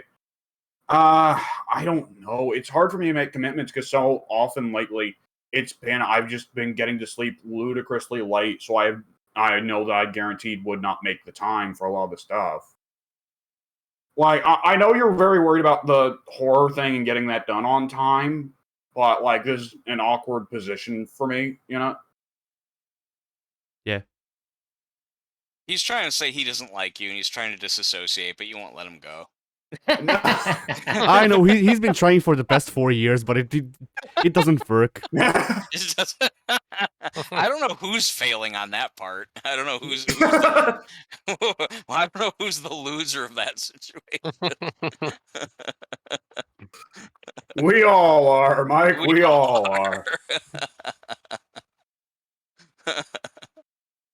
All right. I'll let you get going. Enjoy your Better Call Saul. Wait, I'm sorry, you said... Okay, I think I know about where you're at. I'm just curious to hear your thoughts. The last thing that I saw was Jimmy and Kim pulling out of the Kettleman's parking lot, being pursued by, somebody. Yes. Okay, yeah. Things are gonna start to kind of pick up a little bit. Yeah. Okay. Well, I mean, the last scene before that was Nacho killing a bunch of dudes in a big shootout, so I don't see where we can pick up from there, honestly. It does. It does. You'll be a little bit surprised. Narratively speaking, as well as a little bit action speaking, yeah, things start to kind of pick up a little bit still. The momentum is about to start to kind of start heating up. Okay. Later, boys. Bye. Bye-bye! Fucking dipshit. I like that he bought what I just said. No, that was totally true. Yeah, no, I don't know. Where do we go then? Should we keep on talking WWE or Well, I still have my whole week that we didn't get Yeah, to. let's go over Alex, Your week was Alex's, playing Addie's fighting week. games, I'm sorry. Yeah. So, well, go ahead. as By you all know, means. Mike, I finished Red Dead 1. Yeah. You said that it was the first Rockstar game that you more or less really, really loved. No, that's an exaggeration. You said it was your favorite Rockstar game. Yes, then by Which I Rockstar. guess does not necessarily mean that you loved it, which if you can't even fucking love Red Dead Redemption, what the fuck, dude? Give up video games for God's sake. Jesus Christ. Saying that Red Dead 1 was my favorite Rockstar game is like, I don't know, fucking like it's a small bar to pass. Do you go into these? Do you play video games trying desperately to hate them? Like, are you just miserable with a controller in your hand? No. I'm joking. Yeah, it's just what are your favorite games? My favorite if you wouldn't mind games. telling me. Yeah, Well, my like maybe favorite game of your all. 5 favorite games. Well, my favorite game of all time is Contra. The old original Contra. Yeah. Great game. Great. Yeah, I grew up with it. So that. Let's see. Top 5. I don't know, cause like my opinion changes all the fucking time. Gotcha. Like Fair enough. Contra is number 1, and then that has yet to change. You know, all of the time I've been alive. But aside from that, it tends to why shift around. if I may, why even now, many years later, with dramatically improved gameplay mechanics, which isn't to say that Contra's not a classic. Again, it is. Right. It's an absolute masterpiece of its day. Why is Contra? Why does that one? What makes that one stand out now so strongly as a favorite to you against so many other games that offer so much more? And even games in that genre that offer the same thing, but are more improved in fluidity and whatnot. Right. Well, that's a two-piece thing. For one, obviously nostalgia. I grew up with this game. I have a lot of my memories with it and stuff like that. So that's why. Same here. That's part of it. But another part is that with Contra 3, Konami went and copied parts of how Metal Slug was designed. And while I don't mind those design decisions in Metal Slug, I didn't like them in Contra. And basically, I wasn't. Yeah, Contra 3 is the least of the 3 to me. So same for me. Yeah. Like the Contras for me, out of the ones I've played, was they no real risk, but I guess the first Contra is the best in my opinion. Yes. And You won't then get much disagreement there. the runner-ups for me are either 4 or Hardcore. Which one was okay? Hardcore was Genesis. Yeah. Which one was 4? What 4 was 4 was on DS. Oh, okay. I never played that one. I barely So played no that one. Super Contra for you. No, I didn't like Super Contra. I had it while growing up as well, and I just like for me Super Contra was just more like it felt More of the same, uninspired. not as Yeah, good. it felt uninspired. And I also agree with you. also the big thing that really made me dislike Super Contra over original Contra is, you know, in traditional or whatever the classic first Contra, the gameplay segments they put in to break the game or the break the monotonity of the gameplay up were pseudo 3D. They were Yes. third-person shooters. Yeah. In Super Contra and Contra 3, they are top-down shooters. Yes. I don't like top-down shooters. I didn't either. When I appreciated that Contra 3 mixed things up in that way, but I very much did not like the overhead segments of that game. Yeah, and that's basically like that's usually what I dislike about both the Contra games and the handful of Contra spiritual successors that came out, is that like a lot of their different gameplay design aside from run and gun tends to be like top down, and I just don't like top down shooters that much. I can enjoy them. I don't either. Like I can tell you 2 top down shooters that I genuinely like, but you know it doesn't gel with Contra for me. You know, maybe, and this is speaking for myself at least. The original Contra, I think, maybe is just such a pure experience. The game did like nothing wrong. Like everything about it felt right. The controls, the weapon schemes, the fire weapon was a little bit silly. Yeah, the fire and And laser, but fire and laser, in my opinion, both suck, and also the jump arcs are something that I'm very used to by now. But you know, I have to every time I force both Goku and W to play Contra with me, and was it their first time playing it at that yeah, point? Oh wow, yeah, okay, and what they think? W hates run and guns too, and Oh. and he enjoyed it at least as much as he could Oh, with the good, delay. cool. So Yeah, yeah, yeah. Contra's a solid ass game. Yeah, Contra. You know, again, like I personally, for me, I don't like the fireball weapon. And like I liked them fine when I was a kid, but now I don't look fondly on the, like you said, like the pseudo 3D first person, whatever, over the no, shoulder. that's the thing. Like Stage 2 and stage 4. that's the thing. Like Those. I love stage 2 and stage 4 because for me it was very what's the word I'm looking for? I don't know. Definite change of pace. Well, that but it was also like the fact that it's pseudo 3D to me was very like mind blowing as a child, and you know it is still a thing of like, well, 3D wouldn't happen for another like at least 10 years as far as I know. I see what you're saying. You so- appreciated it on a technical level. Yeah, even as a child, weirdly enough. Yeah, no, I can understand that. That makes sense. But yeah, and the big thing, if you want me to point at one thing that I really dislike about the later Contras and Metal Slug, I guess, although with Metal Slug, as I said, I can tolerate it more, is how the enemies take more than one bullet, but you still take only one. And one of the things that I really like about Contra is how it's a very fast-paced game that's balanced fairly for both sides for the most part. Like, obviously, the player has some advantages to the AI because, you know, you're a person controlling the game. But yeah, aside from that, like, it's pretty fair in that everyone dies in one hit, aside from the bosses, who are, you know, building-sized monsters, so that makes sense. Yeah. Yeah, I agree. Yeah, Contra 3 introduced the, fired people a lot before they go off the screen. Yeah, and I didn't like it because what's going on with you, by the way, Pink? I'm sorry, go on, Eddie. I didn't like that because it broke up the gameplay too much for me. Metal Slug is a different beast because that was in Metal Slug since the beginning, so I'm more willing to forgive that, you know. And the problem with the Contra spiritual successors, which are Hardcore Uprising and Blazing Chrome, is that they take after Contra 3 for the most part, especially Blazing Chrome. And that, like, while I enjoyed them, it's still a problem of, well, you know, I would have enjoyed this more if it took after the first game rather than 3. Yeah. Yeah, But- I understand. but I think I agree with everything you're saying. But people, for some reason, tend to like 3 better, which I don't get. Like, the genuinely hardcore, to me, is just a better 3.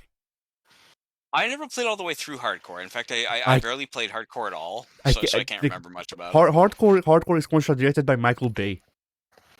Okay. Well, given that it's Contra, it should feel like it's directed by Michael Bay. I mean, it would be fine if the explosion effects didn't linger on the screen for like 5 miles.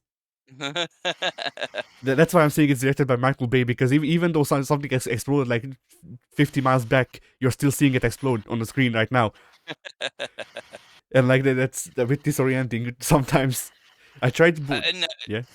Did you play Gryzor, the Japanese Contra? Yes. Yeah, that's the one to go with. Extra animations, yeah, and stuff like that. Yeah, I prefer Gryzor as well, and I also I used to. I don't know if I still have it, but I used to have a fan translation of Gryzor so I could get the story better. And the weird thing is, I have a copy. So if you ever want the ROM, let me know. I've got. All right, nice. But yeah, like the funny thing with that is that people usually say Ninja Gaiden was the first game to have cutscenes in it, and technically no. Nope. Contra was first by a couple of months. Yeah, you are correct about that. Just most Americans weren't aware of it. I don't know why the Nintendo.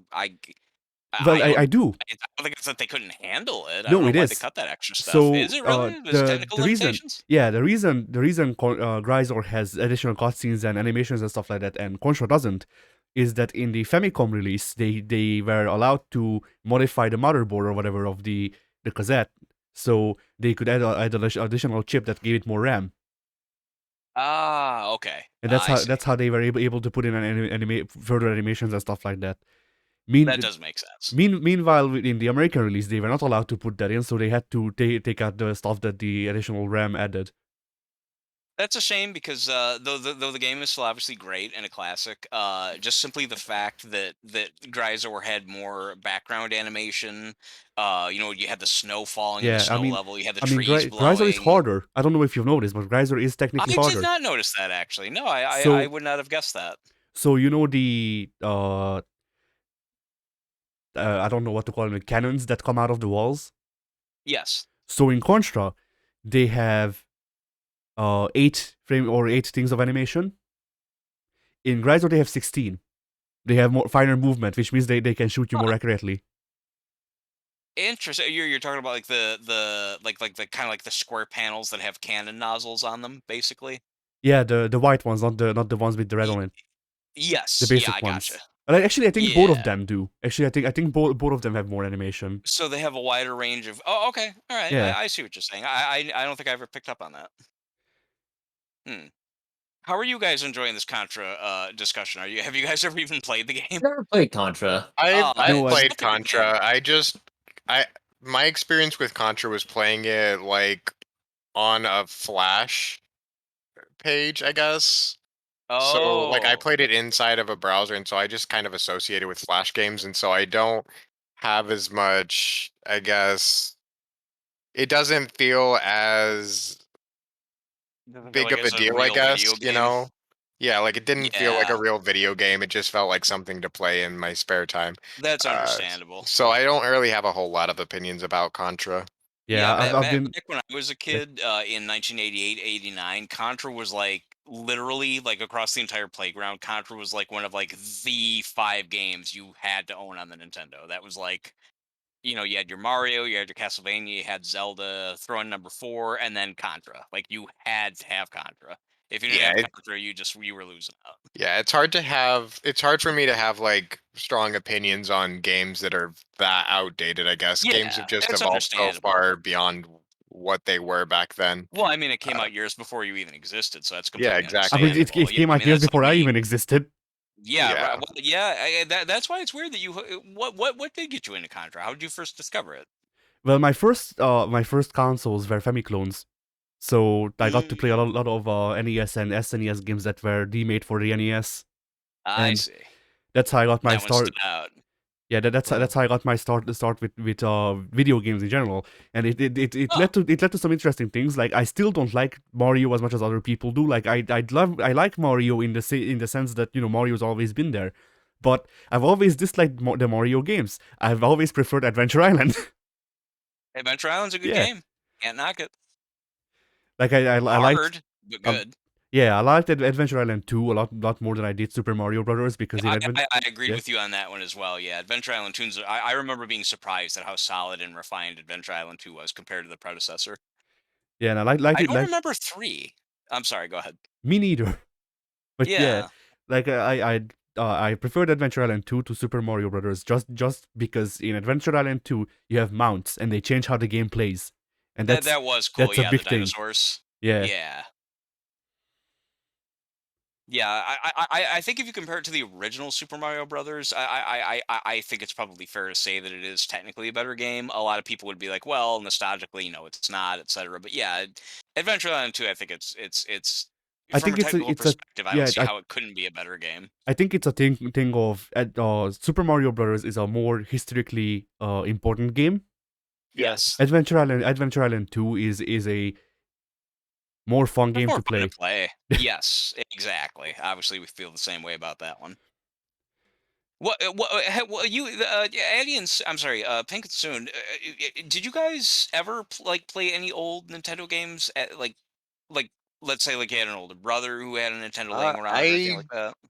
So my first console was actually an Atari, believe it or not. Really? That's my Yes. generation. Wow. So yeah, Was for it a whatever hand-me-down? reason, uh, yeah, it was from my parents. My parents just owned an Atari, and so I played on that. I can't remember what brand of Atari it was, but so I didn't get to grow up on like Nintendo stuff at all. In fact, I mean, I had a DS, but it was like I had a Game Boy Advance actually. That was my first experience with a Nintendo, but I never got any Nintendo games for the Game Boy Advance. And then Ah. I got a Nintendo 3DS and never got any Nintendo games for that. And then I got a Wii and I never got any Nintendo games for my Wii. And Well, that and was when my you say What experience is with the Nintendo, you wrong mean with Nintendo. you? first-party games? Yeah, that is kind of odd. Yeah, I Um, just not I never got in like any of you the didn't get the Marios and Mario Zeldas. games or Zelda or Kirby or You Were got not the you worst Metro. so third-party system desiring for them? third-party games. That is Yeah. actually funny. Yes. You got the notoriously, except for the original NES, you got the notoriously worst consoles for third-party support. Like the Nintendo 64 and GameCube in particular were like hated for having such a lack of third-party games. Yeah, the Wii had a lot of games. Most of them were kind of shit, but there were a few good ones on there. Like Monster Hunter Tri was amazing, and that was my exposure to that series, which Oh, I okay. still love a lot. Monster Uh, Hunter Tri or yeah, Tribe? Tribe? yeah, they have a weird like naming system. They had Monster Hunter, just Monster Hunter, and then they had Monster Hunter Dose, then Oh. Monster Hunter Tri, Oh, meaning number then 3. I see. yeah, and then Monster Hunter Frontier. Yeah, they have weird naming systems.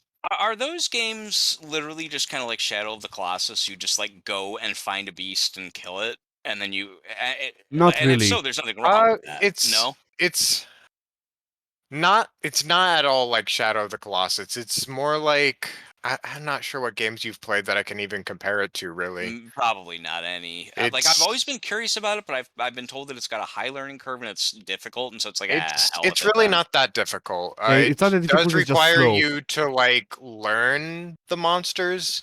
Uh, Honestly, it's kind of the root of like the Dark Souls gameplay style of Mm, like fighting a big giant monster slash enemy, and they can hit you and do a lot of damage, and then they have a humongous health box or uh, health pool, and you have to like just combo them consistently while dodging out of their moves. It I really see. did inspire Dark Souls a lot. Uh, Man, it seems like I can't talk about video games anymore without them all finding some way to be somehow connected to or similar to Dark Souls, and that doesn't In this appeal to case, me. it The actually descriptions. is the case, and it's because Monster Hunter inspired Dark Souls instead of the other way around. Oh man, yeah. See, then that's another series I might not ever get into because it's just. Literally just yesterday I went to a GameStop and picked up a card for Steam, and someone mentioned playing a Dark Souls game, and I asked them, I'm like, "Is it really just that fun to die over and over and over and just like Well, eventually figure something?" so Monster Hunter isn't like it. You're not supposed to die when you're fighting the monsters. Like you're probably not going to die. It's not incredibly hard. It's just that like each fight is going to be a big event. It's going to be a boss fight, you know? But Yeah. it's not like Dark Souls where it's a really punishing boss fight until you get into like the expansion packs, which is supposed to be for like the hardcore players. But like the base games are usually pretty easy. Well, then And what makes it Dark Souls like? What would be the it's comparison there? just how the gameplay works. Mm. In terms of the rolling to dodge, the weapons Oh, with the actual. combos, variety of Uh, weapons with each of their own unique types of combos, I and see. then big sweeping hitboxes with enemies that have unique move sets that you have to learn in order to beat. Uh, but in the case of Monster Hunter, I feel like it makes more sense because you're going out and hunting these monsters. The whole point is to learn how they behave and whatnot. It's a really fun game in my opinion. The Uh, problem for me is that it's it more looks arcadey fun. It just than Dark Souls as sounds. well. Oh, okay. Like it's the gameplay is the experience rather than in Dark Souls the the experience of just beating it is more, you know what I mean? I think Like so. I think Monster so. Hunter is all about actually playing the game and experiencing the gameplay. It's Whereas like Dark Souls, it's all whereas about Dark the Souls is satisfaction of beating, overcoming the. yeah, Yeah, beating the game. yeah. I get you. And it's also more forgiving. Like each monster you get three to five lives. So it's not like you die once There's and then you have to lives. completely restart. Yeah, it's called Interesting. carting. So you get carted back to camp and then you have to find the monster again, but it's still just as injured as it was. Like you don't have to completely restart the fight, unlike Dark Souls, where you do a 20-minute fight, die just as you're about to kill it, and then have to restart from the very beginning. Yeah, I would fucking. That's the kind of shit I couldn't stand. I wouldn't even want hmm to try. Yeah, that Yeah. sounds like a pain in the ass to me. So Credit I to think anyone who Monster enjoys it. Hunter might be better for you, especially Monster Hunter Rise, because that's probably the most forgiving and easy to get into. As well, it's also on the PC, Oh, okay. so you So I can can try easily without grab having to it. go buy it. Yeah. Yeah, like you can get it off of Steam pretty easy. So, Okay. Really quick, soon are you watching? Are you I spectating? oh am. I no, am. Oh, Yeah. okay, I'm not. that's fine, no problem. My blood points right now are an interesting 500,500. So I have 500, 500. Interesting. That is interesting because the other day I literally got down to one, like literally A one single blood point. point. Yes, I took a picture of it. Wow. It was like, wow, like the odds of that happening are so slim. Yeah. Yeah, that's fine. Take your time. I was just wondering if you were still playing or not because I'm ready Yeah. to. But take your I time. think I'll. You go ahead and leave the party because I'm gonna have to step out here soon. Again, Yeah. man. Like really late in the afternoon. I'm gonna have to take care of Bowie sooner or later. You Yeah, just I did need like an to hour take care ago. of my dog too. You guys and your dogs, man. Your Been a priorities. little while, I'm gonna although have, she's I'm not gonna a have to puppy, so go. she's Yeah, go ahead. not as Oh yeah, for you, yeah. Addie, it's probably late night now, isn't it? I'm gonna have Yeah. to go. I'm gonna have to go take care of myself. I am Kenny. Should we? I guess, being that this started as the podcast, should we close the podcast? Whoever remains on the call can remain, but should we like wrap up this episode for you guys? Yeah. Honestly, Well, I still yeah, have that might shit. be a good idea. Okay. I still have shit that I'm gonna hit. I don't give a fuck. This podcast is gonna continue as scripted. Oh, okay. Well, Fair enough. that's up to you then. Okay. All right. Fair enough. Yeah, I just figured that you might want to, because you said you have to go Nah, soon, so I no, figured you might I was close out. joking, Mike. Oh, well, I mean, the time it's like probably like midnight where you're at right now, isn't it? It's gonna be midnight in half an hour, but I'm also trying to fuck up my sleep schedule because the way it is right now doesn't work for me. Oh, okay. Well, I'll still be playing for a while, so Yeah. all right. Well, then I will continue. Whoever else needs to do stuff, go ahead and do your stuff. All Yeah. right. Well, Pink, I before you leave, suppose. Yeah. do we want to plan anything? Let's let's hypothetically say I'm available on Wednesday. All right. What is it that you guys plan? What do you like? Okay, Wednesday. The, What is it you guys are we- actually going to we're, do? we're planning recording sessions so we can Yeah. upload Of what? videos. Oh, Well, with Pink, At the moment, probably we're going to be recording Stray. But Hmm. if we've got anything else going on or anything else we want to do that day, then we'll do that instead. yeah. So Pink, you have a copy of Stray? No. No, I'm watching Addy stream it and providing Oh, colorful Addie- commentary. I I thought have a Eddie, you copy said of that Stray you're technically.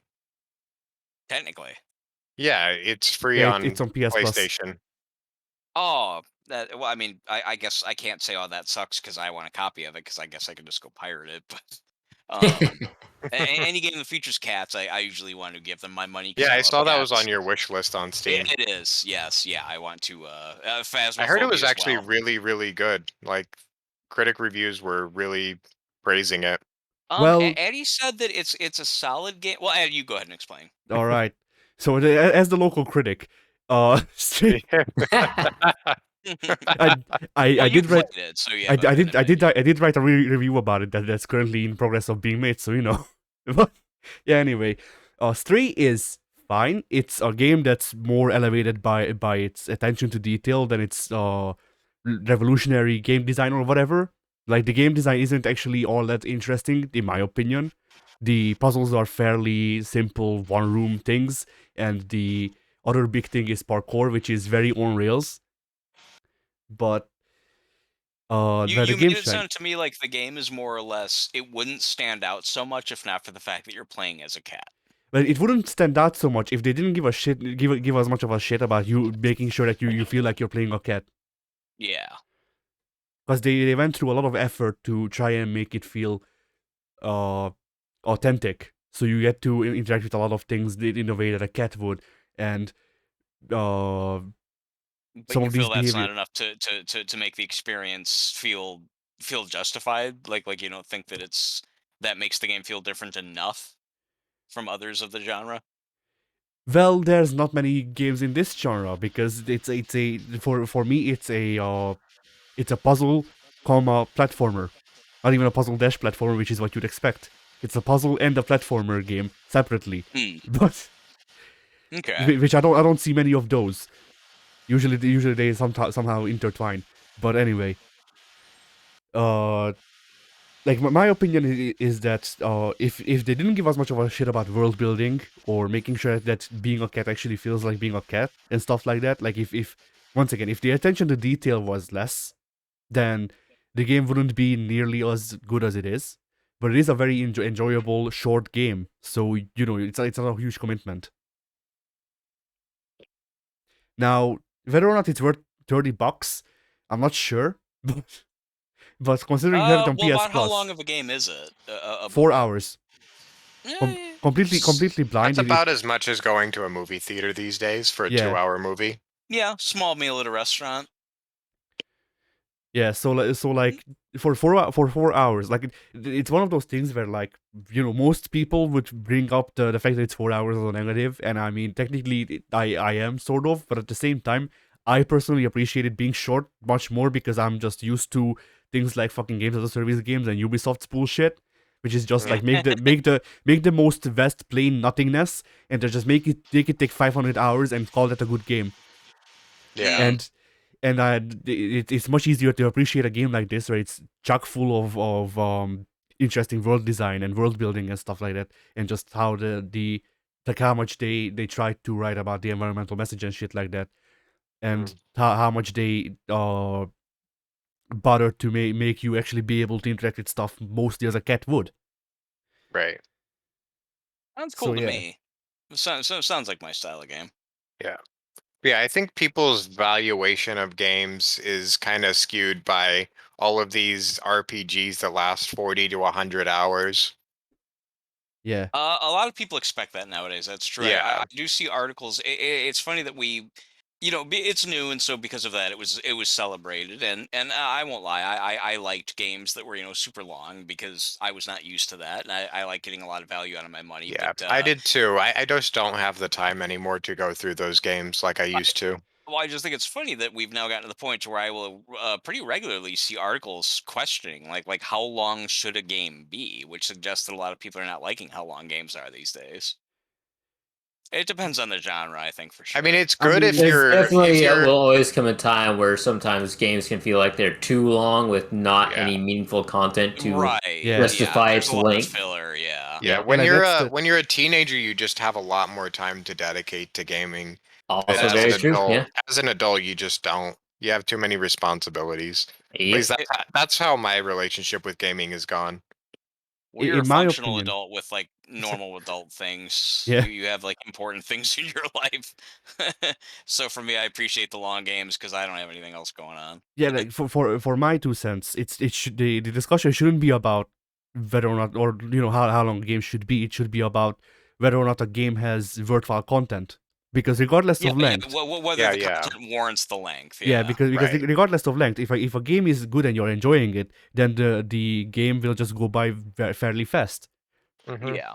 But if the game is like Assassin's Creed Odyssey and they literally just wrote a normal game's length worth of story and they just stretch it out as far as they can, Mm. then the game will lose you very fast. Or at least that was my experience with it. That yeah, And Pink, that's my experience with all Ubisoft games. They have like a 5-hour story that's just stretched out by so much busy work that it goes for like 60 hours. What was Ubisoft known for anything major? I mean, I know that they weren't a brand new publisher, but were they known for anything major before Assassin's Creed? Like, did they have a Prince of huge Persia, series? Imagine Party Prince of Babies. Persia. Oh, okay. Let's see what Just else. was Just Dance Ghost- before Assassin's Creed? No, well maybe I don't. No, I don't. No, it wasn't. It wasn't. It was around the same time. Before Assassin's Creed, they had Rainbow Six. That's been around since the PS1, Oh, yeah, that's right, they did. I remember and that. they also Beyond Good and Evil. yeah. I Oh, don't know that if was you a good mentioned game. I didn't know that was Ubisoft. Okay. Ghost Recon, I think. Let's see. Devil May Cry 2, I think, or 3, I forget. But not the first one? No, well, Oh, that was Ubisoft, Capcom, that was Capcom. Ubisoft published one of the Devil May Cries in Europe, and I like making a joke about it because Oh, that's okay. ridiculous. Oh, Tom Yeah, it Clancy. happens. Also, the Tom Clancy games. Yeah, Yeah, when you said Rainbow Six, I thought that they Yeah. probably, must have done more than just the one. and then what else did they? Rayman. Rayman. Okay, that's I think Settlers. the other one. The Settlers. Myst.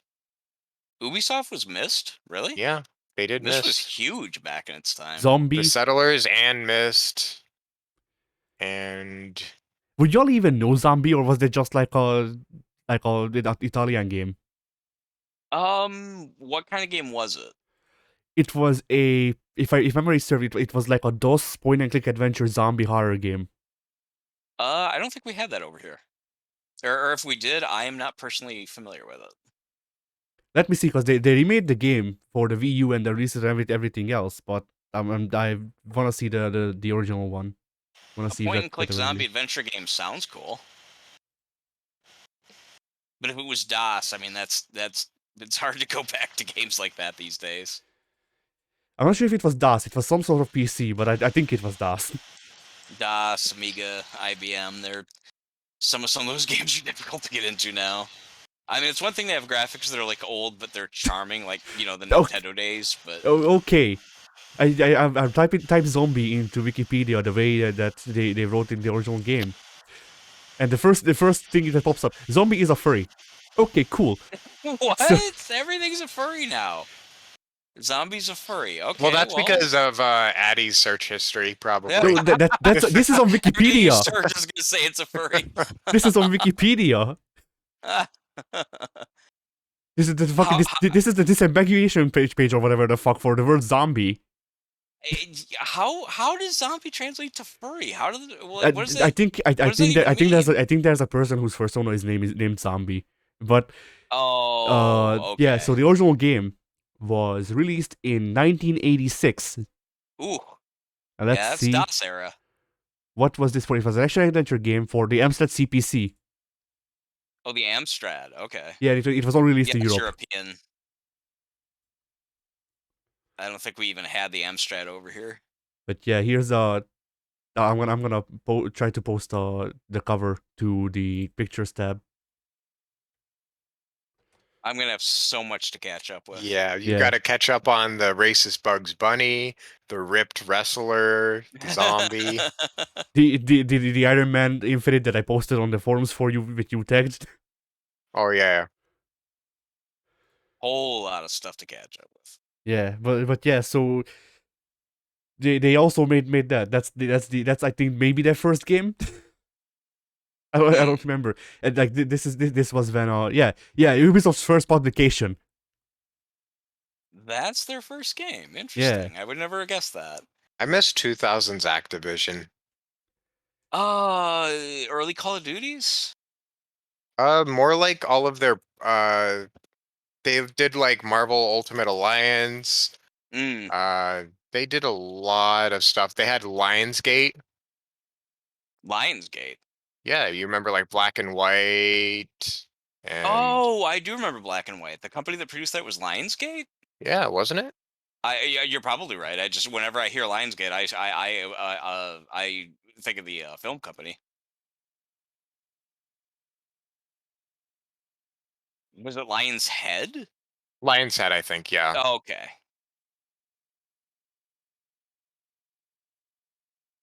Oh, Maddie disappeared. I'm Or here. just being quiet. Oh, okay. Everyone's suddenly being Maybe very Lions, quiet. but I guess I can move yeah, on with my Activision weekly. in the 2000s was crazy good. They had a lot of good stuff, and then they decided to make it just all Call of Duty. Yeah, I Sucks. miss Spider-Man Shattered Dimensions. I wish it could get Yeah, released. that too.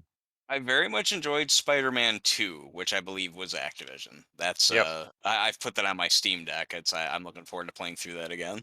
I mean, they were the kings of like licensed games at that time. I mean, licensed games got a bad rap under them, but like they did Jedi Knight, Jedi Academy. Uh, what else? They did Spider-Man 2. They did X-Men Legends, Ultimate Alliance, Vampire the Masquerade Bloodlines, which is a classic. Uh, just a ton of stuff. Not familiar with a couple of those. Oh, they did Shamu's Deep Sea Adventures. I remember. Oh, Deep Sea man. Adventures. Ah, fuck. That was a fucking awful game. The movies was great An though. I underwater loved the adventure. movies. My Let me go, ammo guys, let me sucks. Anyway, What was that? which one was? What was that, Mike? Oh, I was just saying, let me go, let me go. No, not run away, not run away. No, no, damn it. Everyone stopped to try to fucking heal me. And it's like, can I just like crawl out? No. Okay. I went that whole match never even interacting with her, and then I die at the end because everyone's trying to heal me. Yay. Oh well. But There's yeah, 15,000 less points, that's all. so then I also played R-Type R-Type Final 2, maybe. Yeah. So have any of you heard That of was R-Type? Activision? R-Type was No. Activision? I thought those were No, like I same said games. I Oh, I also think played he's moving R-Type. on from Yeah. Activision. Yeah. Oh, okay. So I played R-Type Final 2. This was my first R-Type game. I have played horizontal shmups before, as you can tell by the fact that I don't know which one's which. But yeah, I have played shmups before, but I didn't Did know you what. say that you have trouble remembering which is which between vertical and horizontal? Yeah. Is that what you said? Yeah. Here's a mnemonic to remember.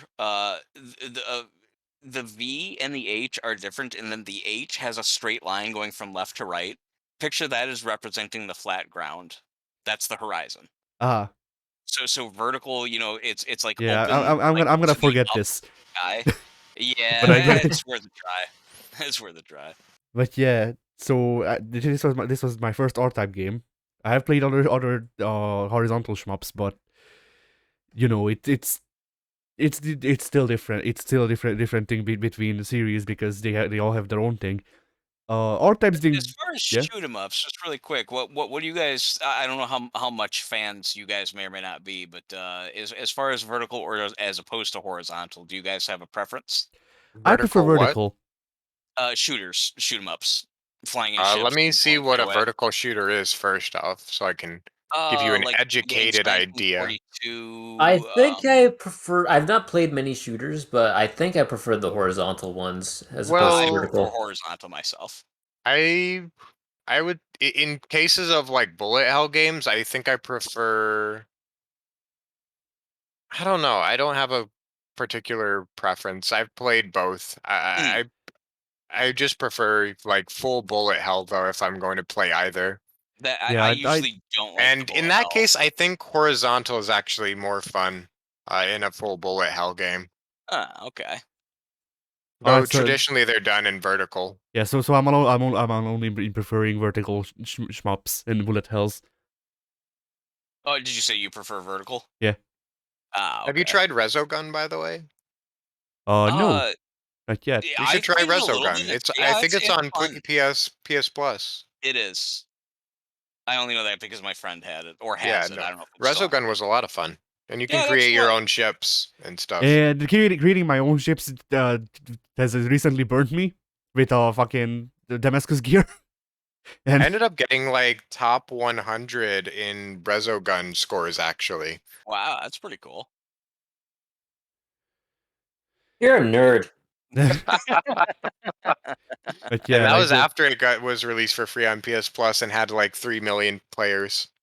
Wow. one of these days, I'm actually gonna fucking try out Toho, but Try out what? Oh, Toho. That's It's the people who made Godzilla? no. Yeah, I'm confused. What are you talking about, Toho? Toho is a long-running vertical shmup bullet hell series Mm. made by like one Oh, dude okay. since the 90s. He originally made Toho Project. Okay, there we go. That's the full name apparently. Yeah, I have not heard of that one. Yeah, the moment you said Toho, I was like, that's the company that makes Yeah, Godzilla. I immediately went to Godzilla as well. But yeah, I think from what I'm looking at, the original the first game Gross. released for the NEC PC for the This NEC is PC some 98. Brian type shit. Uh-oh. This Yeah, is like Toho's fucking waifu bullet hell. That's like me and the game. I mean, as if the doesn't doesn't scream this. Waifu Uncovered, which is a shoot 'em up that has backgrounds of beautifully illustrated anime chicks that become more undressed as you continue to do well. Yeah, this looks terrible. yeah, This Toho. looks like a fucking PNG that just spawns Could you shut random the fuck up orbs for for 5 no seconds reason. soon? I get it. What is it? What is a PNG? You need to get through this. A picture, just like a flat image. Oh, that's Waifu Uncovered. That's funny. Yeah, you literally just have a flat image that doesn't move, and it just fades into a different version of the undressed woman as you continue to improve your score. It's the first of that type of game I've played, and it's actually fun to play. It's not just the naked women, though that doesn't hurt. Um, so I don't know. I guess maybe I might like those types of games. Not sure. I only have the one example to go by. But yeah, Toho is looks like creepy Japanese bullshit. It's most of the time not. Like the official shit isn't. The unofficial fan-made stuff is, from what I gather. I don't know because I don't care enough about the characters to actually look into that shit. The reason I'm interested in playing Toho is because it's one of the it's one of the whatchamacallit, the like pillars of very hard bullet hell shit. And Mm. to the point where there's a ransomware out there that encrypts your files, and to unlock your files, you have to get like a really high score on the hardest difficulty in Toho 9. Oh What my the heck? god. Yeah. That is so oddly specific. What if you don't have it installed? Like They- does the it ransomware comes with the require you to yes, go get it the game? no, and- it comes comes with the game. Yeah, it comes with the game. Ah, okay. But yeah, like Weird. That's fucked. Fucking hackers, man. yeah, it's That's honestly kind of fucked, though. That should be yeah, illegal. I agree. Last I heard it was, but God knows nothing's being done about it. But yeah, so basically, I want to try a Toho because I want to see how like dumb and hard it gets. Because the whole gimmick is that you have your character on screen, but the actual character that you're controlling is the small heart on them, and that's your actual hitbox. And the game abuses that very hard, like by pixels. I mean, You know, I like shmups, but I don't like the bullet hell shmups. I like shmups that I don't know if you, Eddie, having played old Nintendo games, I don't know if you ever played Life Force, also known as Salamander. I have not because yeah. Go Oh, ahead. go ahead. No, you go ahead. Most of my Nintendo like any NES knowledge was stuff that I got for the Famicom I grew up with. I didn't really go out of what I played when I was growing up. When I got to emulation, and then Nintendo got all of the ROMs shut down. So hey, I see. Yeah, I bring it up because it's very similar to Contra in the sense that it's another Konami classic, which back then was like one of the big games for the Nintendo, and it is it alternates. It's both a vertical and horizontal shmup, and it's well balanced. It's before the concept of just the bullet hell. Let's throw as much shit as you as possible to where like the half the challenge is trying to dodge everything. It's more tolerable than that in terms of like leniency. It's less demanding, but it's still very fun. yeah, you see, Mike, I'm the opposite way. Like for me to enjoy That's a fine. shmup, it needs to be a bullet hell because that makes it Yeah. interesting to me. Same. That's interesting because you have anxiety issues, which is not to say that like I'm just surprised that part of it for me is just that it stresses me out when I'm on the screen just going crazy trying to avoid everything. Like to me that is a stressful experience, not a fun experience. And it's just funny that you, despite also having anxiety issues, which I believe you, this is not a matter Yeah. of me like challenging that. I'm just surprised that does not bother you the way it bothers me. Well, or anxiety. disorders work very similarly, but at the same time, we also have different triggers because you can talk with random people, but I can't. Yeah. Yeah, So, you same know, here. like Wait, yeah. elaborate soon. You can or cannot talk with random strangers. I have a pretty bad problem with that. Huh. I think the way of looking at it is that I can fake it. I can make it work, although I'm uncomfortable the entire time. I mean, I just yeah, go have ahead. to I like have to go into a completely different mode, honestly, when I interact with strangers versus when I interact with people I know. Like, Understandable. Yeah, me I too. just kind of completely shut down and go full professional, I guess. Yeah, like You when know? I'm outside interacting with randoms, like I can interact with strangers somewhat. Usually, I still having a low key panic attack in the background, but you know, Yeah, but same here. when I have to interact with people, I can be like I'm putting on an act. I'm being an actor. I need an Oscar, 5 actually, but you know, like I can act all prim and proper, but I'm also in the background panicking real hard. Yep. When it comes to online Yeah, I think interaction, that's true of a lot of us. when Yeah. it comes to online interaction, it doesn't feel like I can do that because I'm you know, online is where I spend most of my life, so it's kind of tied to who I am as a person, and it's harder for me to just be like, oh well, this guy doesn't care. I mean, they probably don't, but my anxiety tells me they do, and that's what really Yeah. matters.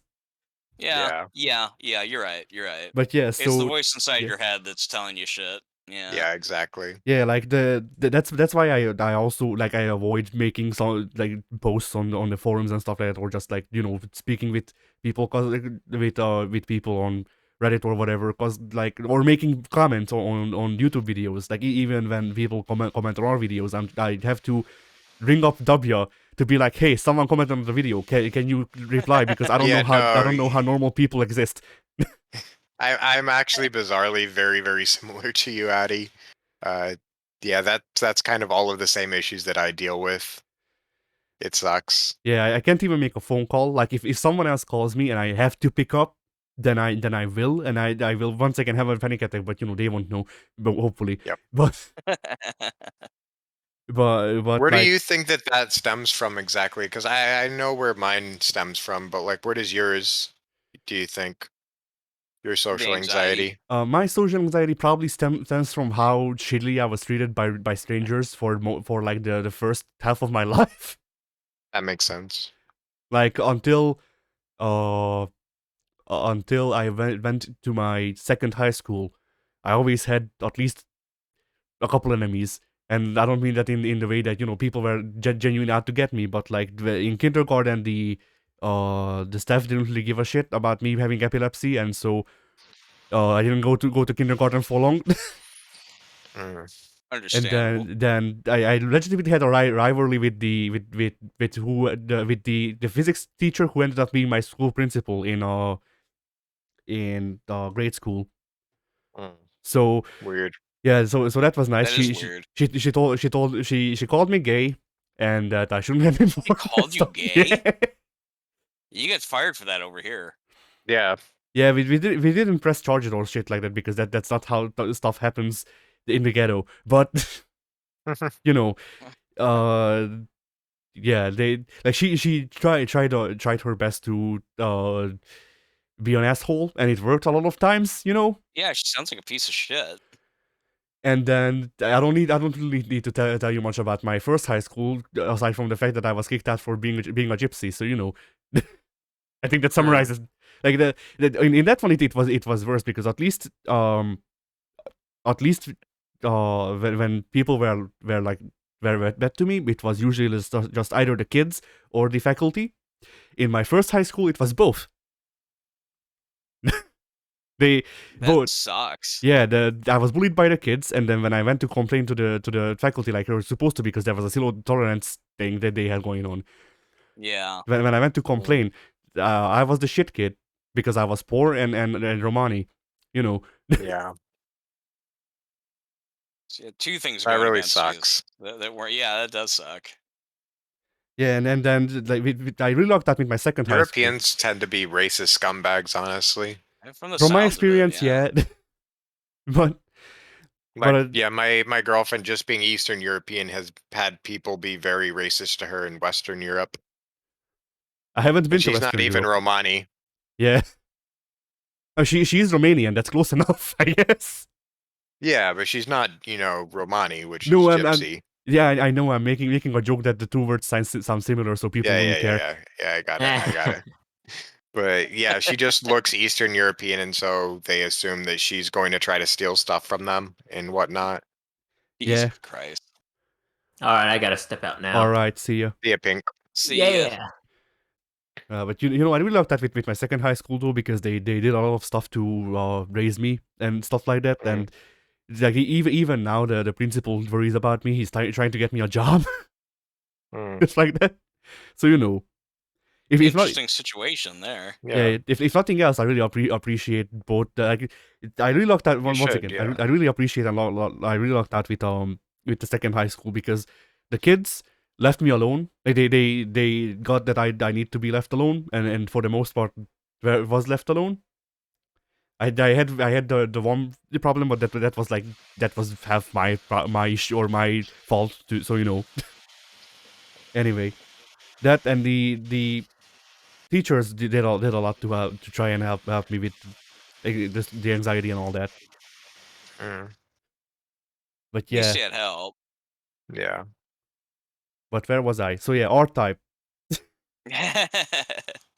Yeah, R type didn't turn out to be my kind of thing, cause you adjust how fast the plane moves on the screen, but you can't adjust how fast the game or the level scrolls. Yeah.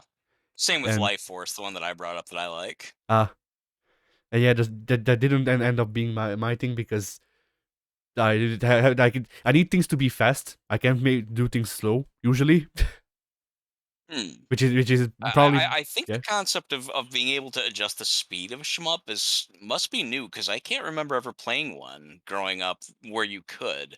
Maybe Sega's Fantasy Zone, if you've ever played that one, but that'd be about I it. did, but I don't think it had that.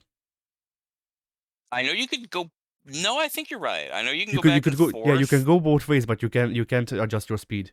Yeah, I I don't think you're think. correct about that. My least favorite shmup, it has so far been Space Harrier. That game sucks. I don't care what anyone says. That game is shit. I don't remember it, but I It's don't associate it with positive. Wait, a Space Harrier isn't the one where you're playing as like guys, like on jetpacks in space or whatever, is it? Or like you're in a ship, I'm assuming, no, right? In Space Harrier. you are a guy with a gun and a jetpack, and you're flying in space-ish. I guess you're on like an alien planet fighting robot dragons and shit. Hmm. And it's a pseudo I can't 3D remember if game. that's the one I'm thinking It's a of or pseudo not. 3D game like Contra's level 2 and 4, but Hmm. it doesn't work, at least in my opinion. Like I've given it a couple of tries and I never I can't like it. I didn't like it when the guy who made Bayonetta put it into Bayonetta, Oh. and it's kind of a running joke with W and I that we both of us really hate Space Harrier. But one of the, a couple of years back, for his birthday, I just sent him a fucking Yahoo auctions thing of like limited edition Japanese Space Harrier. Oh, okay. But yeah. Then I also played another boomer game that I grew up with, or at least a modernized version, Tetris Effect. So Tetris Effect, is that what you just said? yeah, Oh. that's what the game is called. It's a game that takes Tetris and tries to make it into a rhythm game, sort of, but not really. So how Tetris Effect works is you have music playing in the background, and you fiddling around with the tetraminos and spinning them and stuff like that. Hmm. Plays samples, and if you do good in the game, then the music picks up and stuff like that. Oh, that's kind of neat. Yeah. They also really obviously made the entire experience be only for VR, and the only reason that Oh, it's then the only reason you can even view it without VR is because they wanted to to actually sell the game, you know. but makes sense. but the biggest problem for me with Tetris Effect is that the music doesn't fit. So there's certain things that you would expect out of a rhythm game, and of very varying amounts of BPM in the music and stuff like that is one of those. Like, you want different genres of music and different BPM, so Yeah. you can have faster levels and you can have slower levels and stuff like that. Yeah. And this game tries to do the rhythm game stuff because the music does determine the level of speed that the game moves at. But Have you seen the yeah. Oh, I'm sorry, go on. No, go ahead. I was gonna say, have you seen the PlayStation game Vib Ribbon? Yes, I have. Yeah, okay. It kind of reminds me of that, your description. Yeah, Vibriban is a very nice idea for a game that they executed really well, which I can't really say about Tetris Effect. Yeah. It was a good Yeah, idea, understandable. but the biggest issue with Tetris Effect that wasn't the thing with the Vibriban.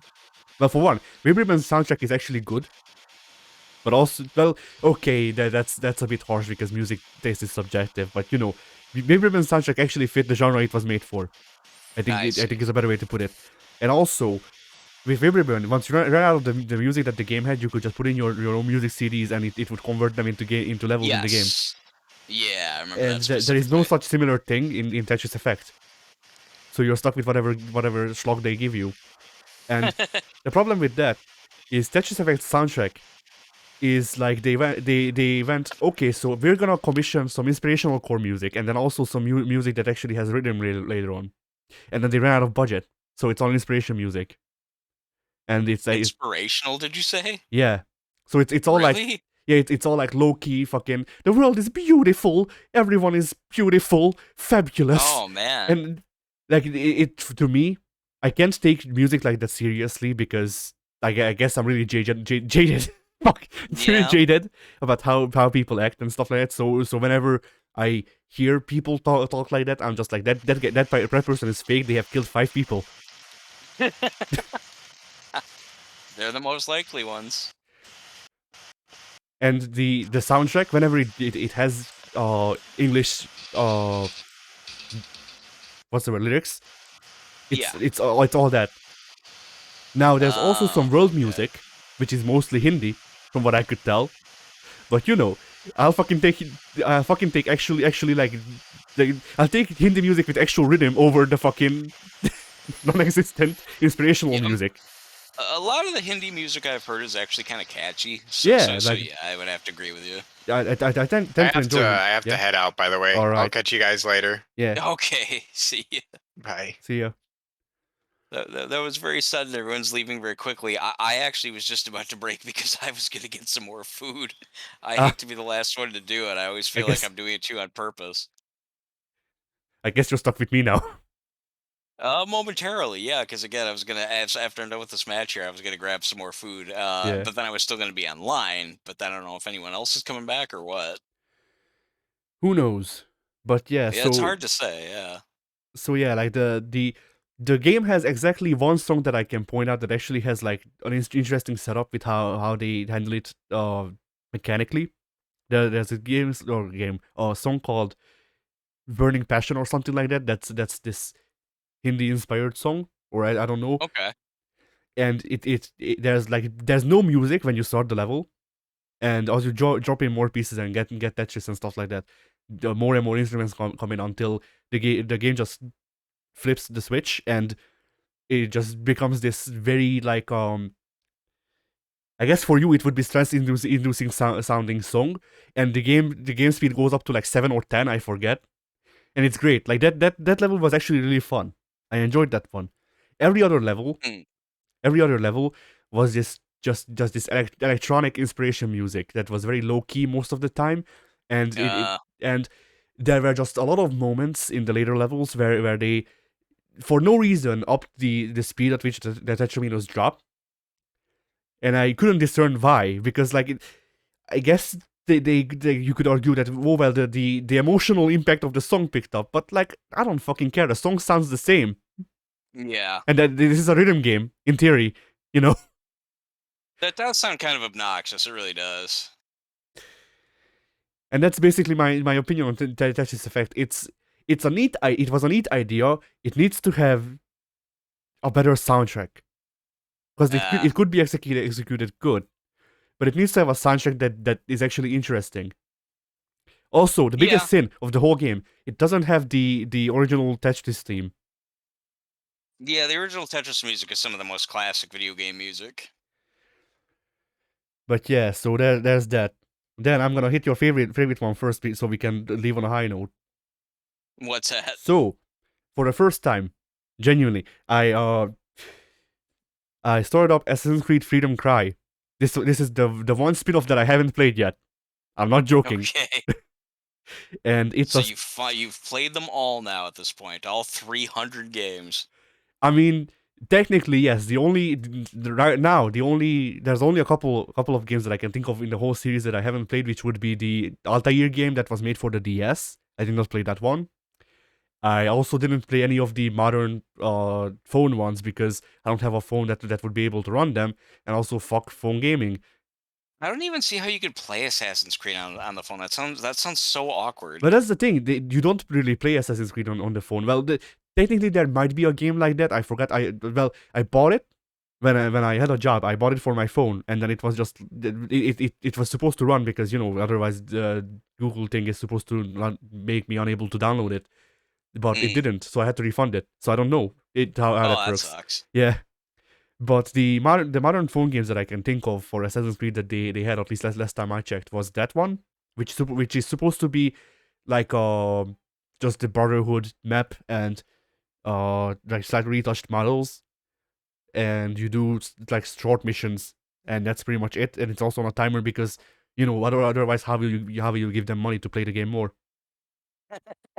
But aside from that, there was also a thing ripping off Fallout Shelter, where you build a hideout for the Brotherhood, and that one that's one of those things where like I get it, but I played a lot of Fallout Shelter. I don't need to play Fallout Shelter more. Yeah, I mean that's understandable. I guess they can't just assume that you've already played another similar game. But yeah, I mean if you've already played a game that has its own thing, and then another game comes along and basically steals it, then it's like, well, what's going to make me want to play this then? The parts that I played were like nearly identical to Fallout Shelter. The only difference is the progression, in that in Fallout Shelter you have to unlock sending the characters on missions, and then you actually have to go and do the missions yourself. In this game, you do the missions immediately if memory serves, but you don't get to do them yourself. The game does that for you. Yeah, I can't say that sounds fun. Yeah, and that's basically why I played for like, I want to say 2 whole days, and then I was like, okay, I've seen enough of this game to be able to judge it somewhat. Yeah, I can understand that. I'd probably have the same reaction. But yeah, technically I think there were other games that came out in China exclusively, so obviously I wouldn't be able to play those. But yeah. But like, yeah, that leaves like maybe one to 5 games that I haven't played in the whole series, and all of them are like spin-offs that they didn't put any effort into, Yeah. So anyway, Freedom Cry was DLC for 4, and that I could honestly just cut it there because that's pretty much all you need to know. It's just 4, but with Adewale instead of Edward Kenway, which is fine because Adewale is a lot more likable character than Edward Kenway in the game ever is. I having never really played any of the Assassin's Creeds, I don't even know who any of these people are, so I'll just take your word for it. How can I summarize this easily? So Edward, it doesn't matter. Yeah, I'm sure it honestly doesn't. But I just want to, like. So I'm trying to tell you I don't care. I know, but I had to listen to Better Call Saul, so you have to listen to Assassin's Creed. Oh, good lord! You've got a few minutes till this match is over, so go ahead. But yeah, like one of the major writing problems with 4 for me, one of the reasons that I still dislike it somewhat. I mean, time changes things, and it has been put into perspective. But whatever. One of the things that I don't like is how the whole series' main thing is that you play as an assassin, and Edward doesn't become an assassin until after the game, and you have to find out that he became an assassin. You have to buy the book. Oh, yeah. I hate that kind of crap. When And the Blair Witch movie came out, which I hated, a lot of its defenders said, "Well, if you get the books and you watch the documentary that came out before the movie to help hype it, then it really makes the movie that much better." And it's like, well, you know what? I think the movie should stand on its own, and it shouldn't require me going and getting a bunch of other shit. The movie should just be good.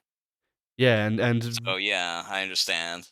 yeah, and that's one of my gripes is that like technically Assassin's Creed 4, if you look at it in a vacuum, stands on its own. It's a very well written game, but it's not a good Assassin's Creed game because the assassin plot stuff is shoehorned in for the most part, and the like you could just replace it with any other like fucking stabby people or just like people who don't like the other people, and Yeah, then just have it work the same way. I see. And the main thing that would tie the game to the rest of the series is Edward being an assassin, but he's not until after the game. So yeah, Freedom Cry fixes it somewhat because Adewale literally leaves the game, the main game, to become an assassin, and then the DLC is him working as an assassin. So at least there's more assassin stuff in this. The problem is Assassin's Creed 4's game design is also very heavily flawed and of the time, and I don't like it. Which is the biggest thing here. Makes sense. Because like Assassin's Creed 4 was the game that introduced tailing with ships, and I think that summarizes all of my problems with the game design. Yeah. Like you have to stealth tail another ship with your ship, and you're on the sea, so logic. I don't know. Yeah, it's just I don't really hear enough about this series to make it sound like it's. I still don't understand why it's as popular as it is. I really don't. I 30 something games, all these issues. It sounds like it's all just the same shit running up the sides of buildings, and it's like it just sounds dumb to me. I don't know why they. I don't know. I don't know. I just it's not for me. It's not for me. It apparently never was. I'll never get it. I just wish they'd quit making it, so I have to. So I quit hearing about it. Not necessarily from you, just in general, in the gaming press and everywhere else. I mean, you don't have to worry about that. Ubisoft is trying to best to kill the series without actually killing it, which I wish they did like 10 years ago, but Why do you say that? You mean they're making the games crappier and crappier? Well, not only that, but also they've announced that the next game is going to be games as a service. So Oh yay! so Everyone loves basically, that. yeah. So basically, they're taking the whatever pulp remains there are of the horse, and they're skinning it too, because Yeah. wouldn't want it to go to waste. But yeah, Well, on that note, my match did just end. I just do And still have something not Assassin's Creed related that I want to hit before we quit though. okay, So I also played Tony Hawk's Pro Skater 1 and 2, hey, which was released, and I have some experience with the series, having played 4 on the Nintendo 64 and 1 through 4 actually on the Game Boy. I never owned either of these consoles, by the way. It was all emulation, but hey. yeah, But yeah. So I also played American Skateland or something like that on the DS, but whatever. So I have some experience with the series, but not enough to actually know what I'm doing. And fair enough. in an Yeah. hour and a half, I managed to learn the game enough to be able to do like 20,000 to 40,000 hit or point combos, which is nice. I don't know if that's good. I mean, it sounds Well, like excuse me, it sounds like a high number, but I don't have the context. yeah, usually the levels are like, hey, hit a full level score of like I want to say like 20,000, or if you're really good, then hit a level score of 100,000, or if you're really good, hit a level score of 150,000.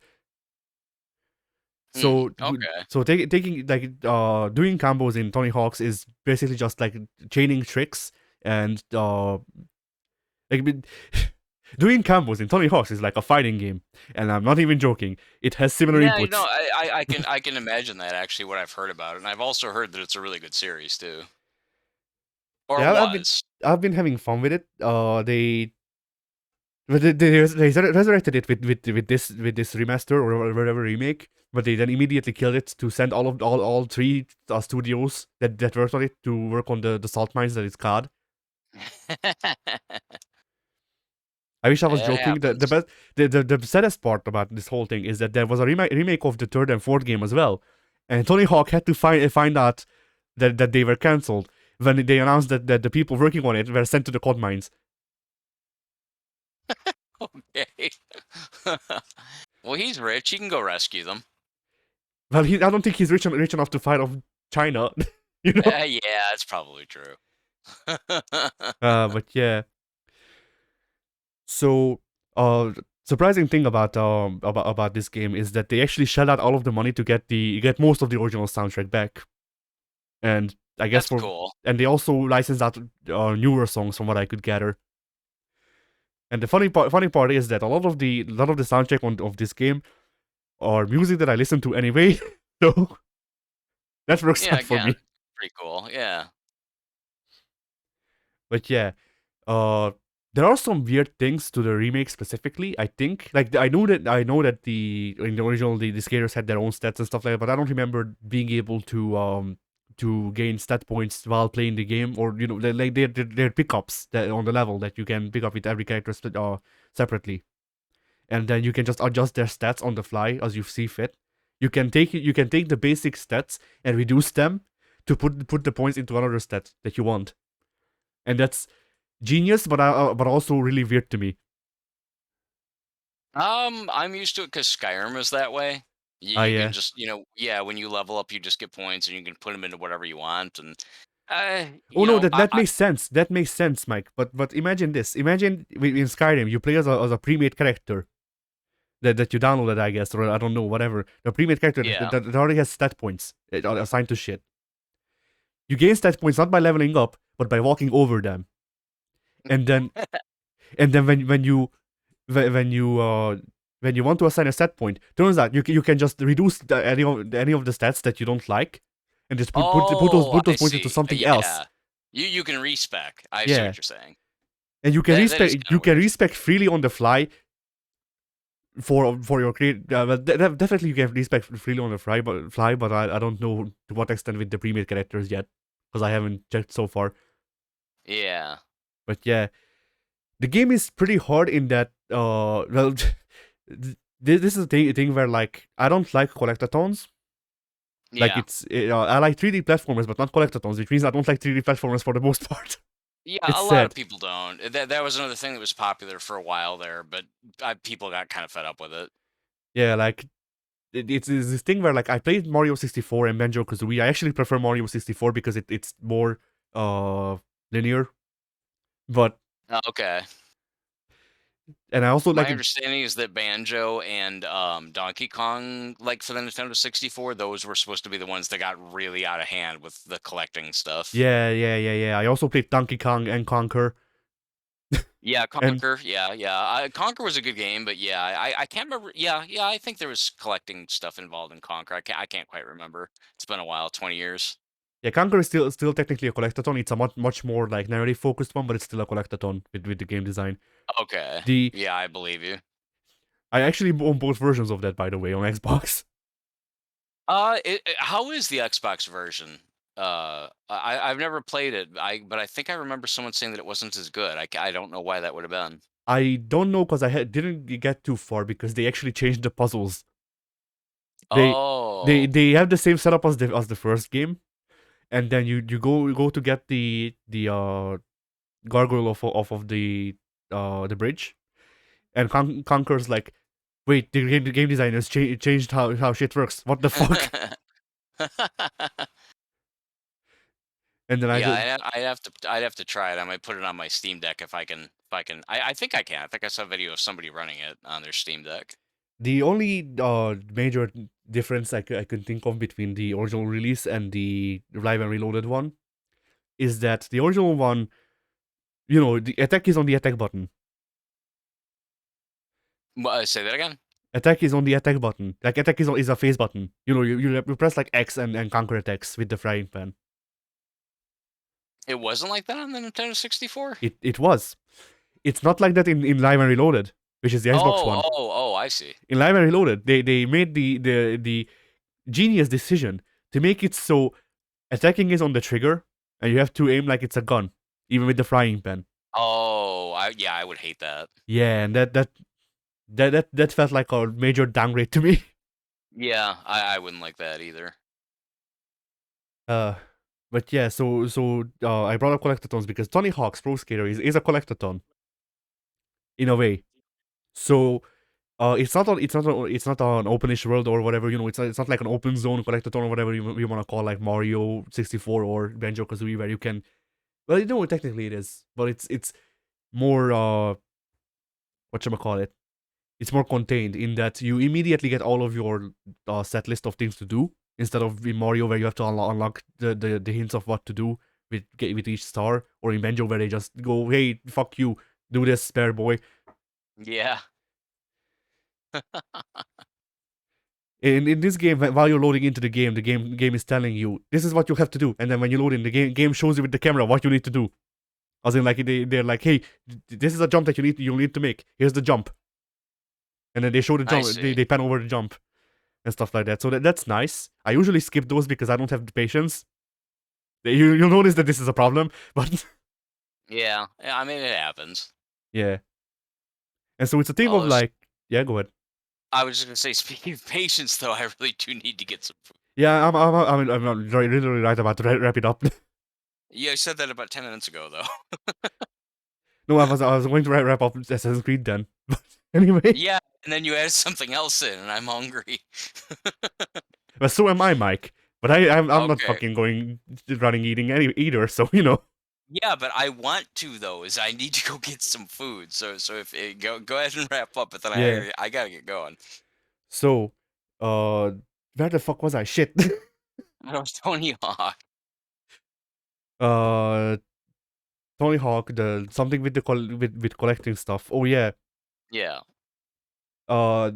So Tony Hawk is a lot like Tony Hawk is an interesting collectathon 3D platformer in the way that it handles movement, because you're on a skateboard and shit, which makes collecting stuff harder, and that has poses a problem to me, because I can do the combos fine enough, and I have fun doing that stuff, but then once I'm done with the combos, or once I reach a certain amount of points that I can seem to break, then I have to try and collect everything, and that has been less fun than the main gameplay loop or whatever.